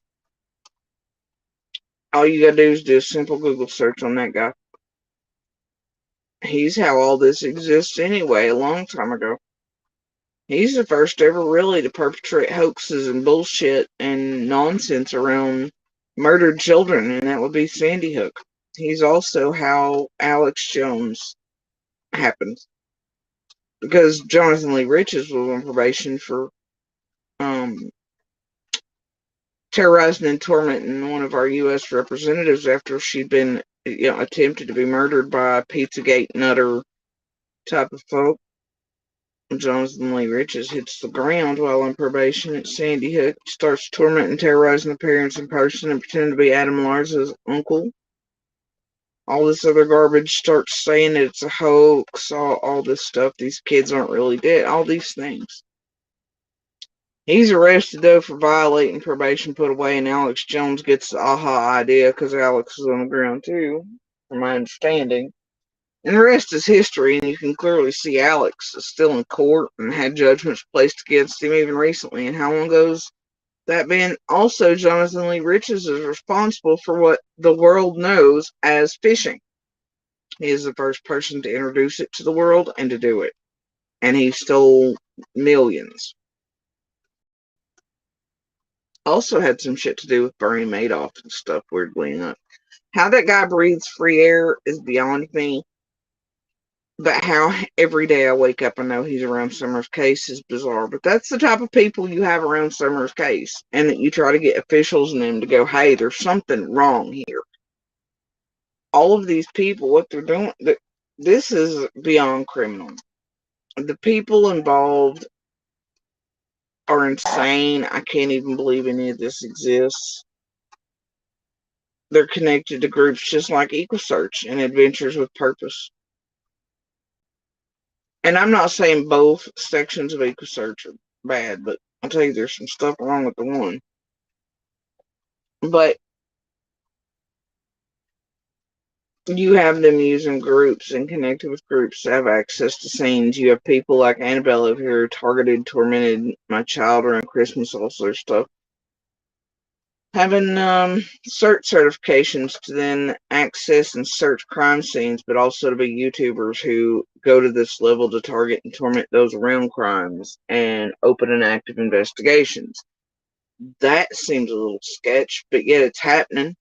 It's happening, right? You have people in these communities who are, officials around children and things that work for places that listen and follow these creators and things, and that's a problem. This is more than a problem. This entire chroma type of garbage should not even exist. The real life stuff and going that way and pulling this amount of stuff around these cases should not exist. Should not be allowed. The families, community members, witnesses, things like that should never have to worry about being everything they are destroyed for simply speaking on. I mean, Barbara Walters didn't come out headhunting people, y'all. Right? The news, all these people, they don't go like hunting down people and like annihilating their lives if they don't speak or give them everything. This scenario, you know what I mean?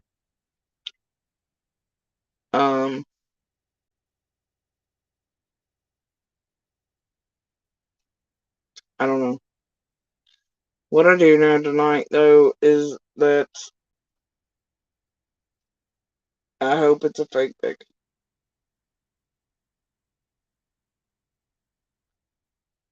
Because this is garbage.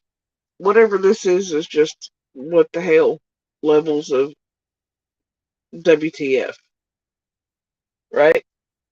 But because this place, especially around us, I'm very cautious because of how much they've already done from the beginning and for this long to us and others around Summer's case, and fake feds siphoning up tips and rip down posters and fake numbers and people on the ground and real stalkers and all the things they do around all of these cases, including all, I mean, obviously you've seen it in Idaho 4 and Quentin Simons as well with this same exact group, right? Going after the neighbors, the fry guys, the babysitters,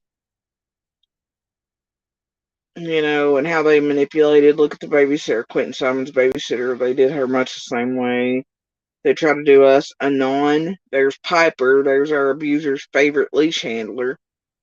And the wackadoodle got pissed because, much like she glommed onto our abuser in this, like, misery love type way and sleeping in his driveway for a month, but handling him for a year for this group, Anon stood her up, and then she was like, for their information, she thought she had him in the bag, and then she goes full tilt wacko when he's just making a joke out of her. Because Anon's younger than I am, so he clearly knew that this place existed as it does, so he was just trolling the shit out of everybody.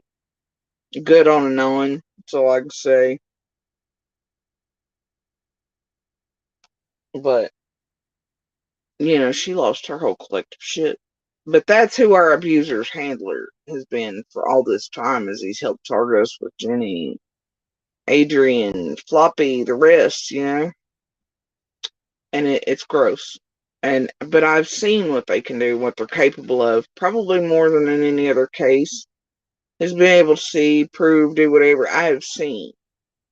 My children have seen. We've all experienced what they're doing in person to these extreme degrees. What all they can tamper with, what all they can fake, manufacture, and try to set up. And see, that's the problem right there. Keyword, set up.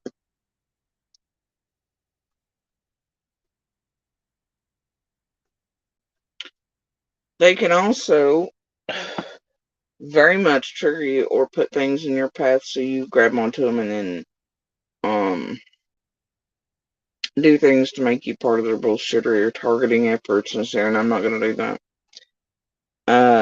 And I'm trying to be very cautious tonight. All I can tell you is I hope it's a fake Becky.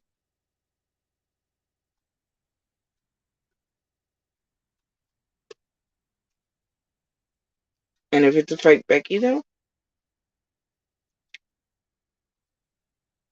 I hope like hell that it's taken as seriously as the fake Becky. And that at some point down the road there will be repercussions for those who participated in it. Because even at a level, even if all that's fake panel writer, even on Carl's this many months later, in the past 2 days, the 3 or 4 calls Smiley had, whatever Scott and them did, Justin did, Floppy did, whoever else did with the Becky thing here, and however many of them called, none of that should have been aired, but they were only doing it to target myself and the kids again, basically. And quite frankly, and Lawson at the time, let's be real, because as you can clearly hear, Soap Mouth over there is mostly trying to target Lawson and his son at that time, because remember, it was big news where he'd gotten arrested and all that stuff, right? So, it was used for 2 reasons. It was to target myself and to target Lawson at the time. And they didn't care about anything else. But the ramifications this could have, not just for Summer's case, but for even Boswell's and others is just terrible. The implications of this are just bad. And if they've all let it sit there for all these months too and made sure to air it without having common sense is just insane. They don't care about Summer. They don't care about any of these cases. They only care about what they can get. And then the lives they can destroy and annihilate. And like me and like they've promised to do, as you can clearly see, they're following that with, the video I have up with the fucking blackmail letter they wrote me in one of their cycles of trying to blackmail, terrorize, and torment us to death if I didn't shut up, didn't go away, didn't do this, didn't quit calling out their crimes, didn't quit bringing out Light 2. But they're following it to T, and now they're reaching zenith where it concerns last attempts. And I don't know what's going to happen with that, but, the thing is that, these people are dark and deep, y'all. They've never cared about Summer or, I mean, don't get me wrong, the Miseries and Soap Eaters and all that are just wildly, and the Annabelles and all them, they're just wildly out there and glommed on, like the death row groupies. They're not okay, man. But, and they think they care, they're just extraordinarily attached. I mean, it ain't right how they're attached. You get what I'm saying? Wink, wink. Pizzagate types. They're just not okay, man. But these people participate in the garbage too in between and help target and torment and harass for members that are more criminal minded, and then that helps silence, annihilate, and destroy us around real active and ongoing investigations, cases, etc. Right? And that's the role Soap Eaters and those like CZ and Shay who have threatened to murder. By the way, Shay's on our abusers Facebook too. You'd think that'd be a problem for an abuser who supposedly cares about children. That he's friends with one that has literally on tape threatened to come murder me and set fire to where I'm at, all kinds of stuff. But yeah, there's our abuser hanging out and all that with that one too. Weird how three people that have openly stated their goal is to annihilate me, my children, and destroy my world are over there on our abusers Facebook and in the behind the scenes, communicating with them and telling them how to do this stuff with court and around my child. Honestly, it's bizarre, isn't it? So that's why I'm hoping tonight And that Becky is just another thing they've created around here, and they've just found someone similar to the real Becky's tone, and no Becky works there. That's all I can hope tonight. And even in what they've done with this piece for so long, yeah, it targeted us and made harassment around us worse for a while.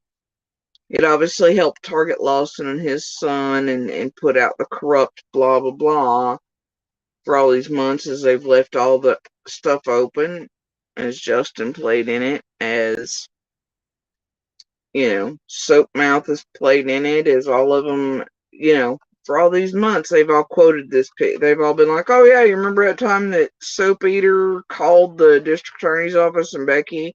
So it's still here after so many months and helped to target us with, to try to discredit us, to make us look crazy, to make us look whatever the hell, right? Whether fake or real tonight, it's a problem. And I would guarantee it's a problem for Summer's case, honestly. And others, and could lead to that. So if they really care, they wouldn't have ever let any of this see light of day if the Becky's real. But they weren't thinking that far. Because they never do. Because they don't care. They're all in a hurry to get anything to annihilate, eat, destroy with clicks, views, subs, likes. They don't think about long term. They don't care either, honestly. It's like ours, they think whatever they do, like soap urine, they think it doesn't have any real life ramifications for us or what they do, that it doesn't live for eternity out here.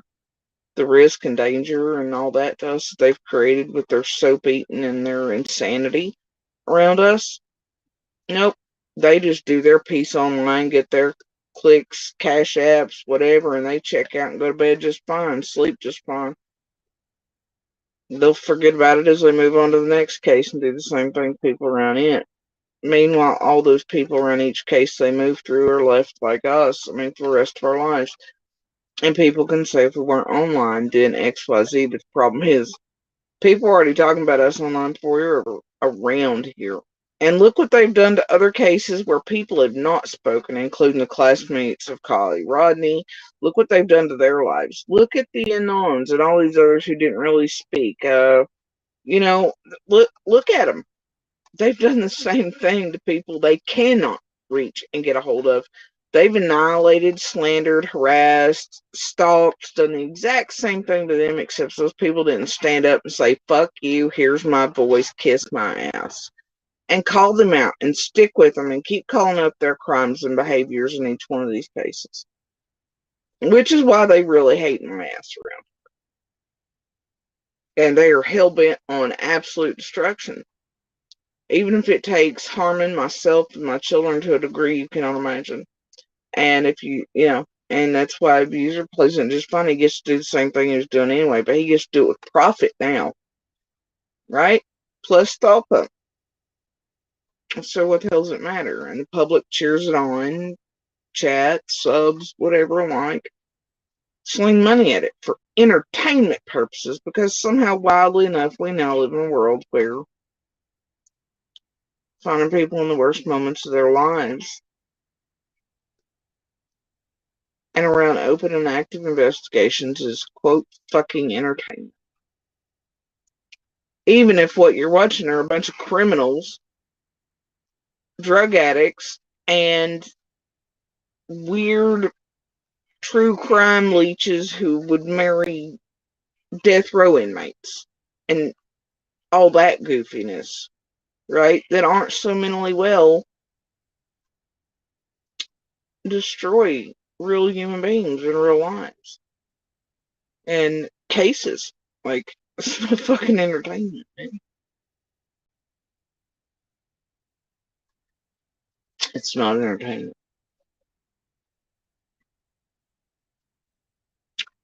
Yeah, Stanford Prison Experiment. Clockwork Orange. YouTube for a little Lord of the Flies, a little Interactive Survivor, a little, I don't know, ID channel on acid. I'm not sure, but it's insane.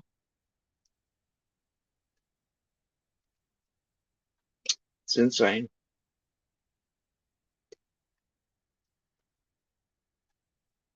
It's insane.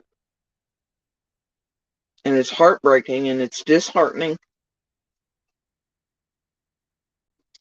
But what do you do, man? What do you do except wait and know that, like, and to hope. You just wait and you hope. You wait and you hope.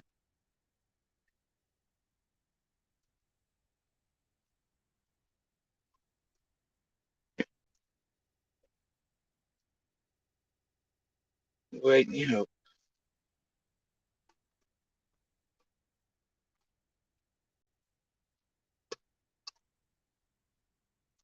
Right?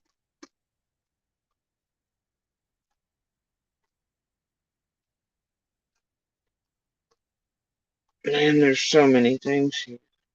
So many things. I really hate YouTube. Have I told you all that?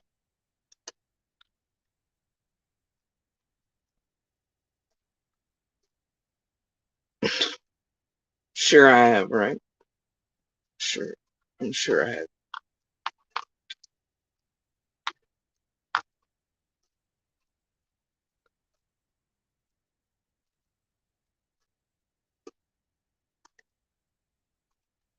We can kick it old school. I did trade out this one after I lost faith around Kylie Rodney. I did trade this one out for LV, but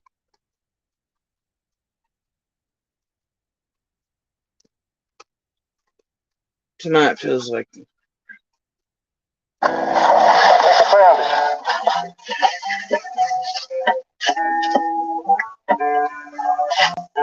Did you hear that?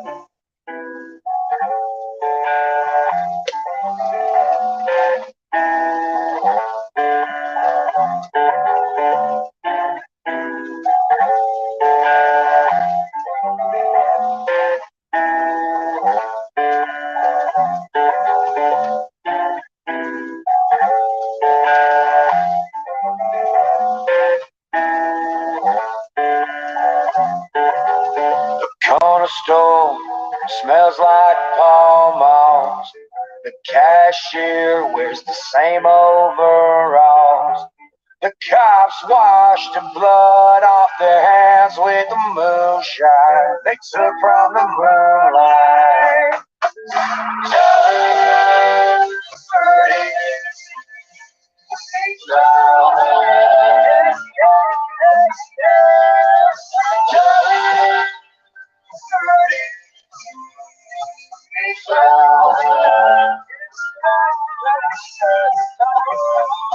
Cars burn into the dark sky.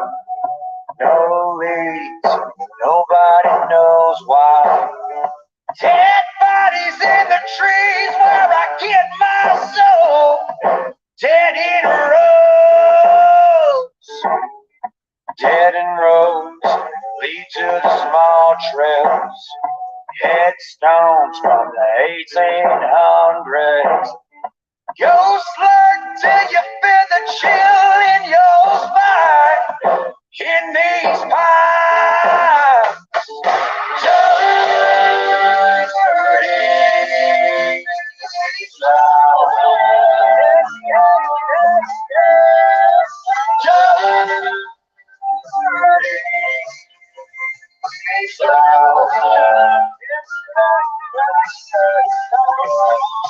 Dirty South, you have raised me. Dirty South, Dixie made me.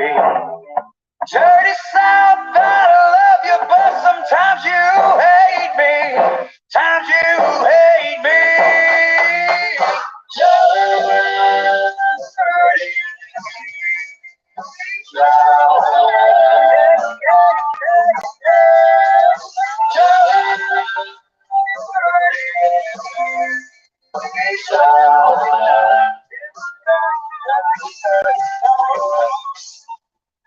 Whoa, whoa, whoa, whoa, whoa, whoa. Dirty South, dirty South, dirty South.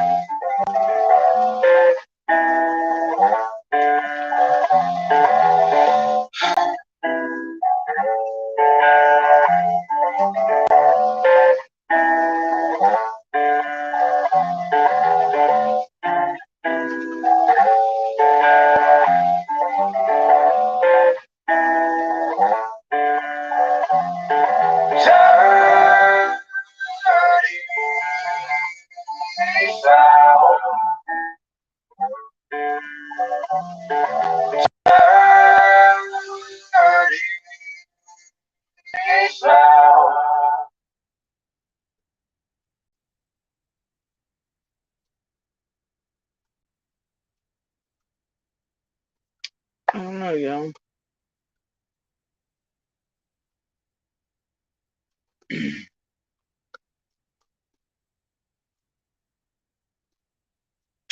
Just don't know.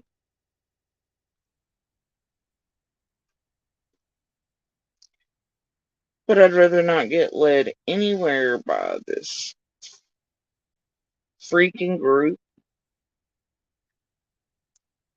playing roles in their bullshit. They've already tried this many renditions of it. So all I'm going to say tonight is I hope this is not really. It's a fake. It's a something.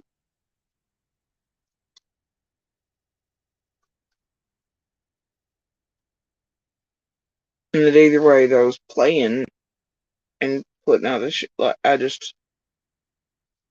Maybe eventually something will be done, right? But, what is God and feds work in their own mysterious.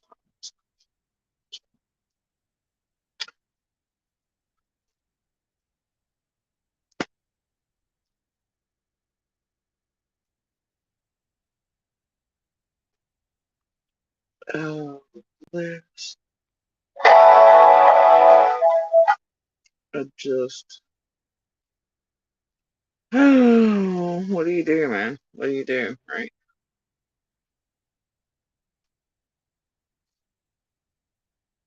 You just. I don't know.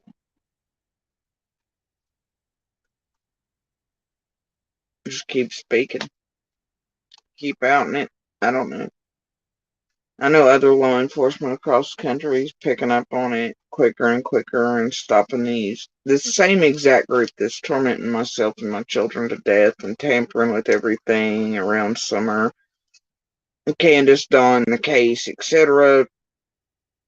And so many others prior to Summer's case for a couple years now. I know that other law enforcement as a few of us around each of these cases are speaking out, and voices grow and voices come together, including Candace Cooley's and Cash's and everybody else's. But seems other law enforcement around the country is becoming very aware very quickly and protecting these cases and the people around them and threatening to arrest these tragedy pimps and doing things and doing whatever. And I guess at the end of every day, that's the thing, right?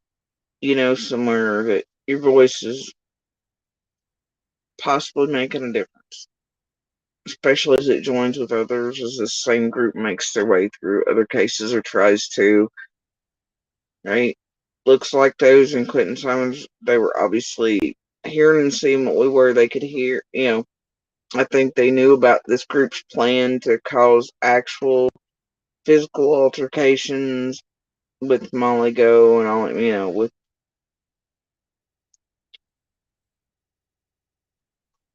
Clinton's mom and grandmother and stuff, and stop that from happening. Eventually see arrests, signs going out to keep them from doing what they're doing, all these things.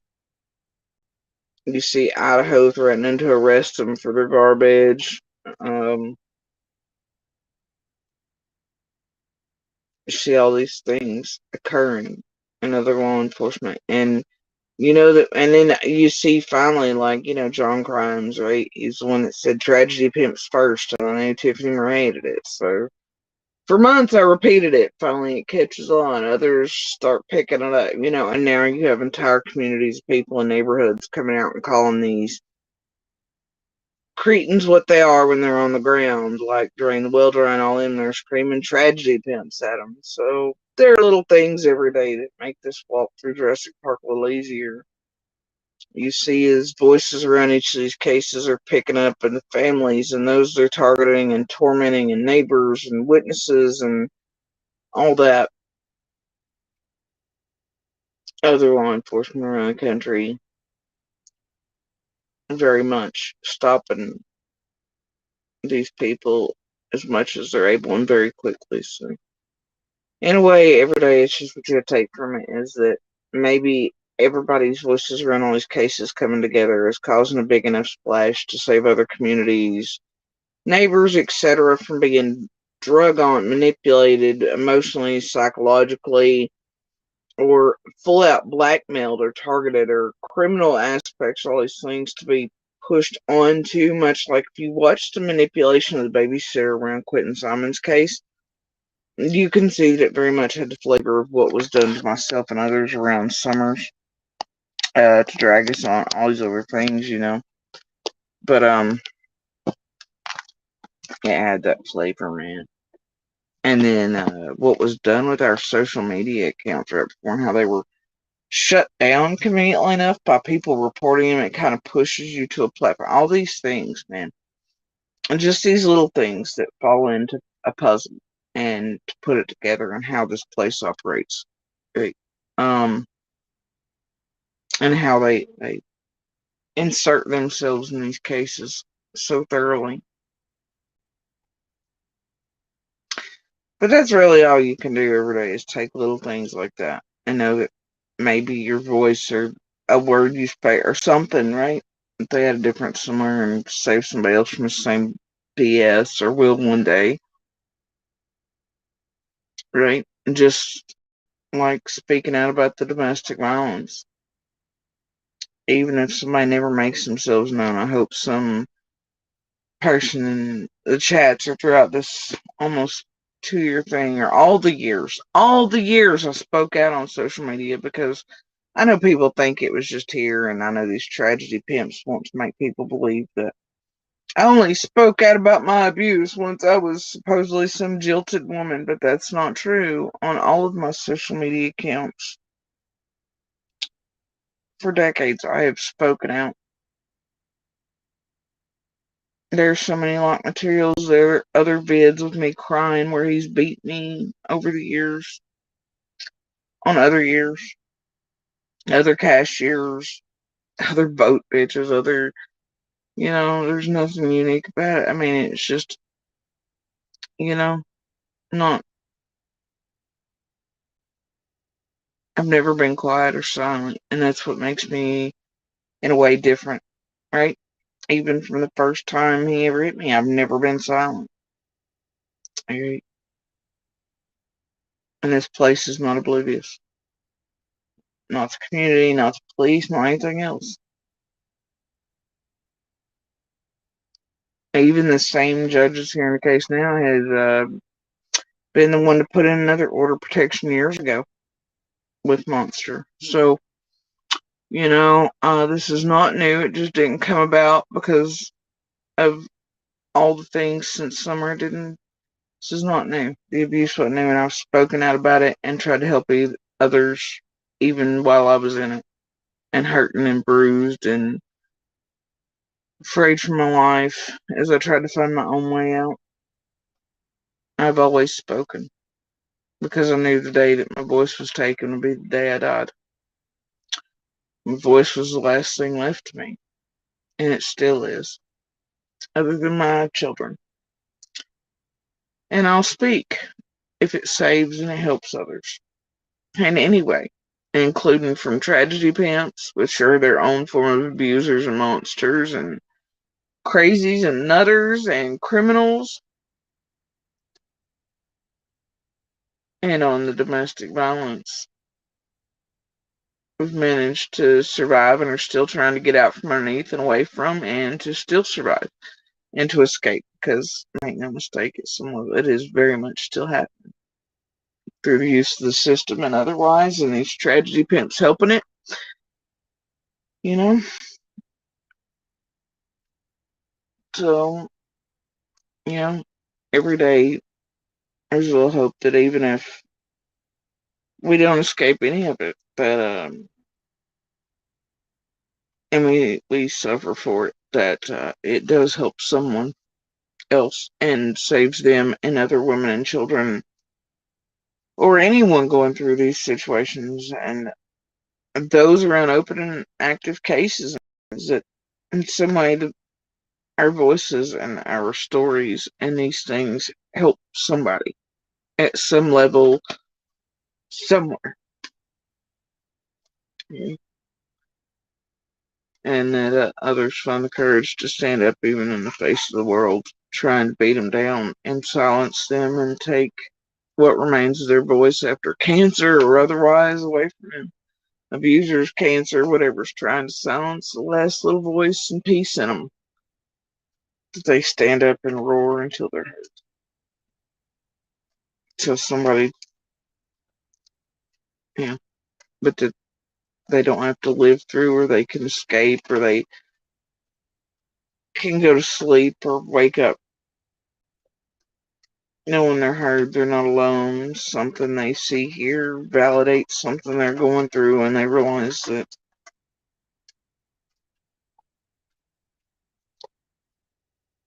similarities, and they see the red flags, and they get out, they escape somewhere along the way, and or these cases and things around the country, and otherwise somebody avoids the same stunts being pulled on them by YouTubers, social media, etc., right?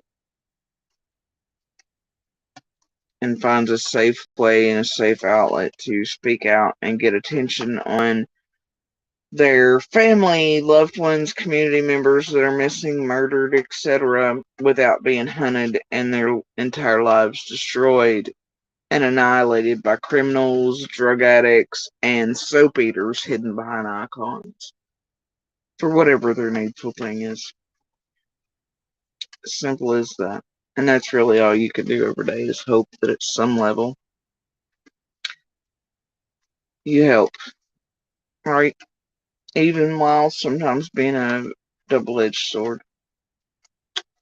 And walk through Jurassic Park here, still hoping that you can skip around most of their tricks and manipulations and pull-ins and little garbage, threats, blackmails, tampering, simple as that, I guess, right? You just hope. And I'm not much for hope, but I gotta tell you, since June 15th, I try. I try.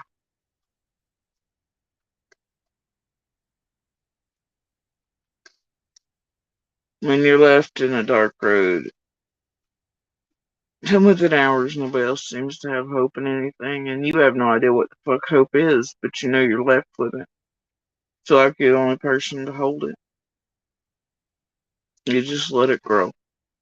And now it grows across many aspects and avenues and Jurassic Parks. So most days all you can do is hope. But that's okay.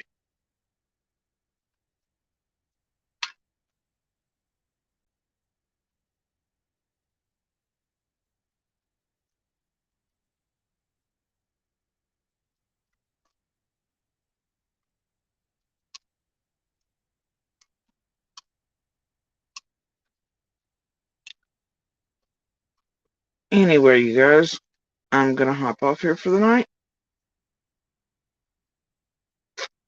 And y'all please do remember, as always, to share Summer's picture information, call her by her name. Share on whatever social media platform suits you. Please do warn people not to come here to Jurassic Park, Tragedy Pentville. Honestly, for any open and active case, these are not the helpers Mr. Rogers told you to seek out. These are victim makers, not victim helpers, okay? These are awful people hidden behind icons. They're terrible. They're just monsters, man. Needful thing, they're just something. But at the end of the day, the most tangible way to help Summer is to share, and any other case, really. I mean, obviously keep up with each family and law enforcement in each case, much like Candace Cooley, Dylan Rowan's mom, has the official Facebook that gives you, a list of things that she and their family deem as tangible and ways to help Dylan in his case, etc. She points people to it. Cash's family's obviously over on YouTube. just watch for each family and such, and law enforcement around each case. But you know,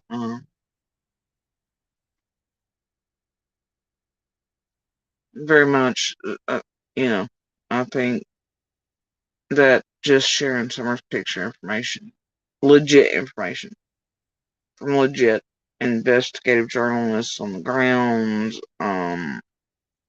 media, law enforcement, feds, etc., you know, can be helpful.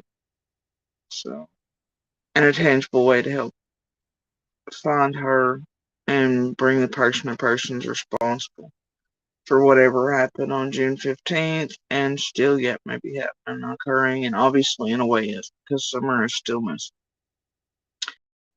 Alright, so we think, you know, could definitely help bring those people to justice, or what passes for that these days, right? But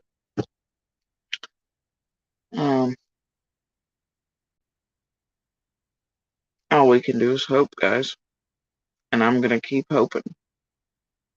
All right. And as always, you know, don't discount the power of the small things, right? A smile, you know, it's somebody that looks like they're not having maybe the best day or just a gray day or a blah day. It can travel an awful long way, right? And you know, even something that small could save lives as it travels. Pebble in a pond can end up a tsunami on shore somewhere. And you may never see how drastically it can change lives and worlds, but all it takes is a little bit of light to break the darkness. So do keep that in mind. Alright, it's little things, guys. It's little things. But y'all have, and I know y'all know the speech about if you don't like what you're seeing, hearing, etc., around Summer's case and all these other cases with this same exact group, to start contacting platforms demanding small changes, not just for the case and all that, you know, that they're glommed onto at the time, but also for you all as subs, members, chats, the Discord, this and all the crimes they get up to with you all scamming, hacking, blackmailing, wrapping y'all up in crimes to be little helpers and used as their buffers for all these things they do around these open and active investigations, and to all of us around them in real life, and stalking us and all these other things. If you don't, like I was saying, start reaching out to platforms demanding small changes. Small changes can have a drastic effect on how much these tragedy pimps can do and criminal acts they can get up to. Also, start calling your local and state legislators, demanding something be done about this type of activity online with these creators, this true crime, trauma, nonsense, criminal empire thing they have going here that are destroying and annihilating real lives, crimes on the ground, literally at the point of being able to control every aspect or set up crimes. You know, that's how drastic it is at this point and how dire.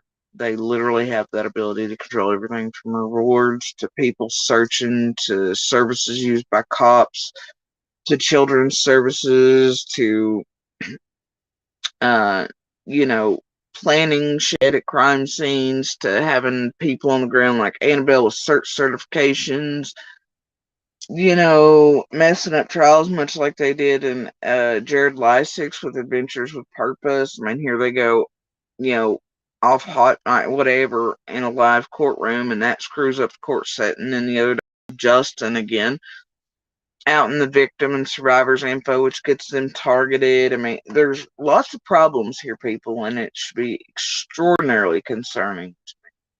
But then you also have them fundraising with that, and you have no idea what they're truly taking off the back of that until forensic accounting is done, right? No matter how much they eventually send to the reward funds, it's the rules they change in between after telling chat and subs they're sending all this to XYZ and this is how it's going to work, and then they change the rules midway, or they say no, never mind, or what you hear, what you seen ain't what you seen or what you heard, and they keep that money or what they pull off the background of it and all this other shit they're holding in the background discords, the PO box type things like they did in Summers, having checks and things sent to them. Even though that P.O. box was only ever supposed to be for decorations, who knows who forged what went where, what kind of stuff was right. I mean, you have no clue until forensic accounting's done, and that can take a while. But they all have the ability now. It's what they've been reaching for. A lot of these around here, like Scott H., Floppy, the rest, just to get over 10,000 subs so they could do that with the right paperwork that they've learned they now need. But they have that all the aspects covered, right? They can literally control almost all crime scenes and cases. This is dangerous beyond all reason, and it needs to stop. So, if you don't like any of those things and what you're seeing and all that, please do contact your local and state reps. And even if you don't know these creators' real names, you don't have to. They can be found. Just name them by their channel names, just the other links, save things, save videos, do whatever, you know, and mention it to your local and state reps. Demand change. It's that simple. Alright, that's how you truly help these missing, murdered women, children, and others, and active cases and community members and witnesses and PIs and all this, and to help law enforcement. That's how you truly help. Alright, that's how you go back to a world where people around these cases can speak without being annihilated and it being used as entertainment, to where you all can get more press conferences and more information if you truly care, because, well, the reason they've stopped all that around all cases and releasing information to the public is because this exists. And what these people are doing around this case. So, there you go. Right. Anyway, you all. It's the little things, right? So smile at a stranger, throw a pebble in a pond, break up some of the darkness, have hope, share Summer's picture information, call her by her name, okay? Oh, y'all have a good morning, good evening, and good night, wherever y'all are, okay?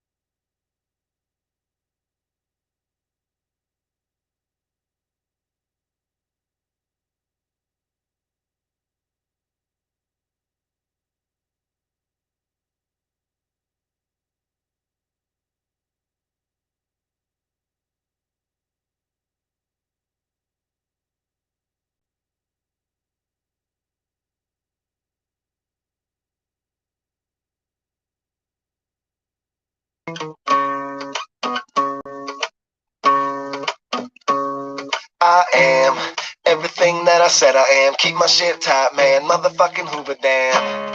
And I ain't cracking anytime soon. My mindset is fine tuned. The square will be mine soon. Shut down at high noon, sharp as a harpoon. Crash like a monsoon, style like a costume. I'm constantly awesome. Voice fresh as spring, yo. My beats start to blossom. Caution, get out the pit when I'm moshing. My friends are a high, yeah, I'm nice and I got 'em that way. We foes on parade, my bones for the weed, man. Higher than a pterodactyl, you can call me caveman. California raisin, hit me through the grapevine. WBB days to give up, man, I'm feeling just fine. I be up in Vegas while your bitches just a state line. I ain't never stopping till I finally feel I got mine. We're never gonna lay down, we ain't going nowhere. You can come and give a try. Our bond is of blood and thicker than water, like movies never say die. Oh, cause Goonies never say oh. Cause Goonies never say die.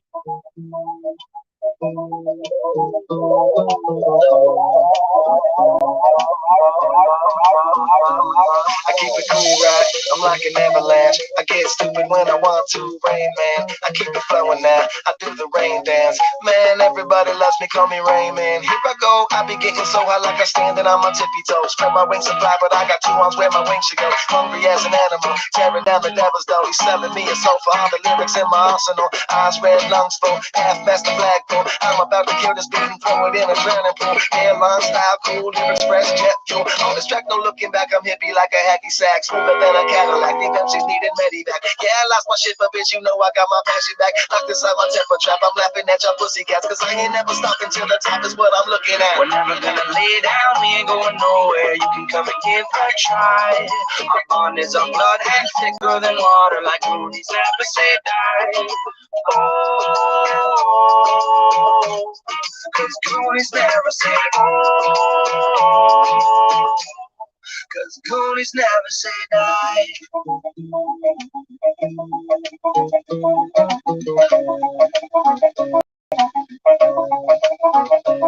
Okay, listen up, kiddos, I'm a shark, you're a minnow. Balls on your chin, call your bitch Jay Leno. Don't go swimming, cause your shit sounds menstrual. And we ain't here to play Dr. Dre South Central. Spit barbiturates to make you rub your tits and shit. Have your body moving, shaking hips and throwing fits.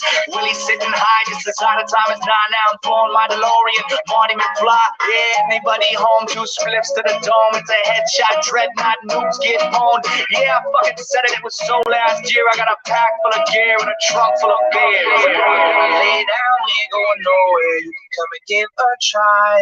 Our bond is of blood and thicker than water, like Goonies never say die. We're never gonna lay down, we ain't going nowhere. You can come and give a try. Our bond is of blood and thicker than water, like Goonies never say die. Oh, lay down, Goonies never say no. Goonies never say die.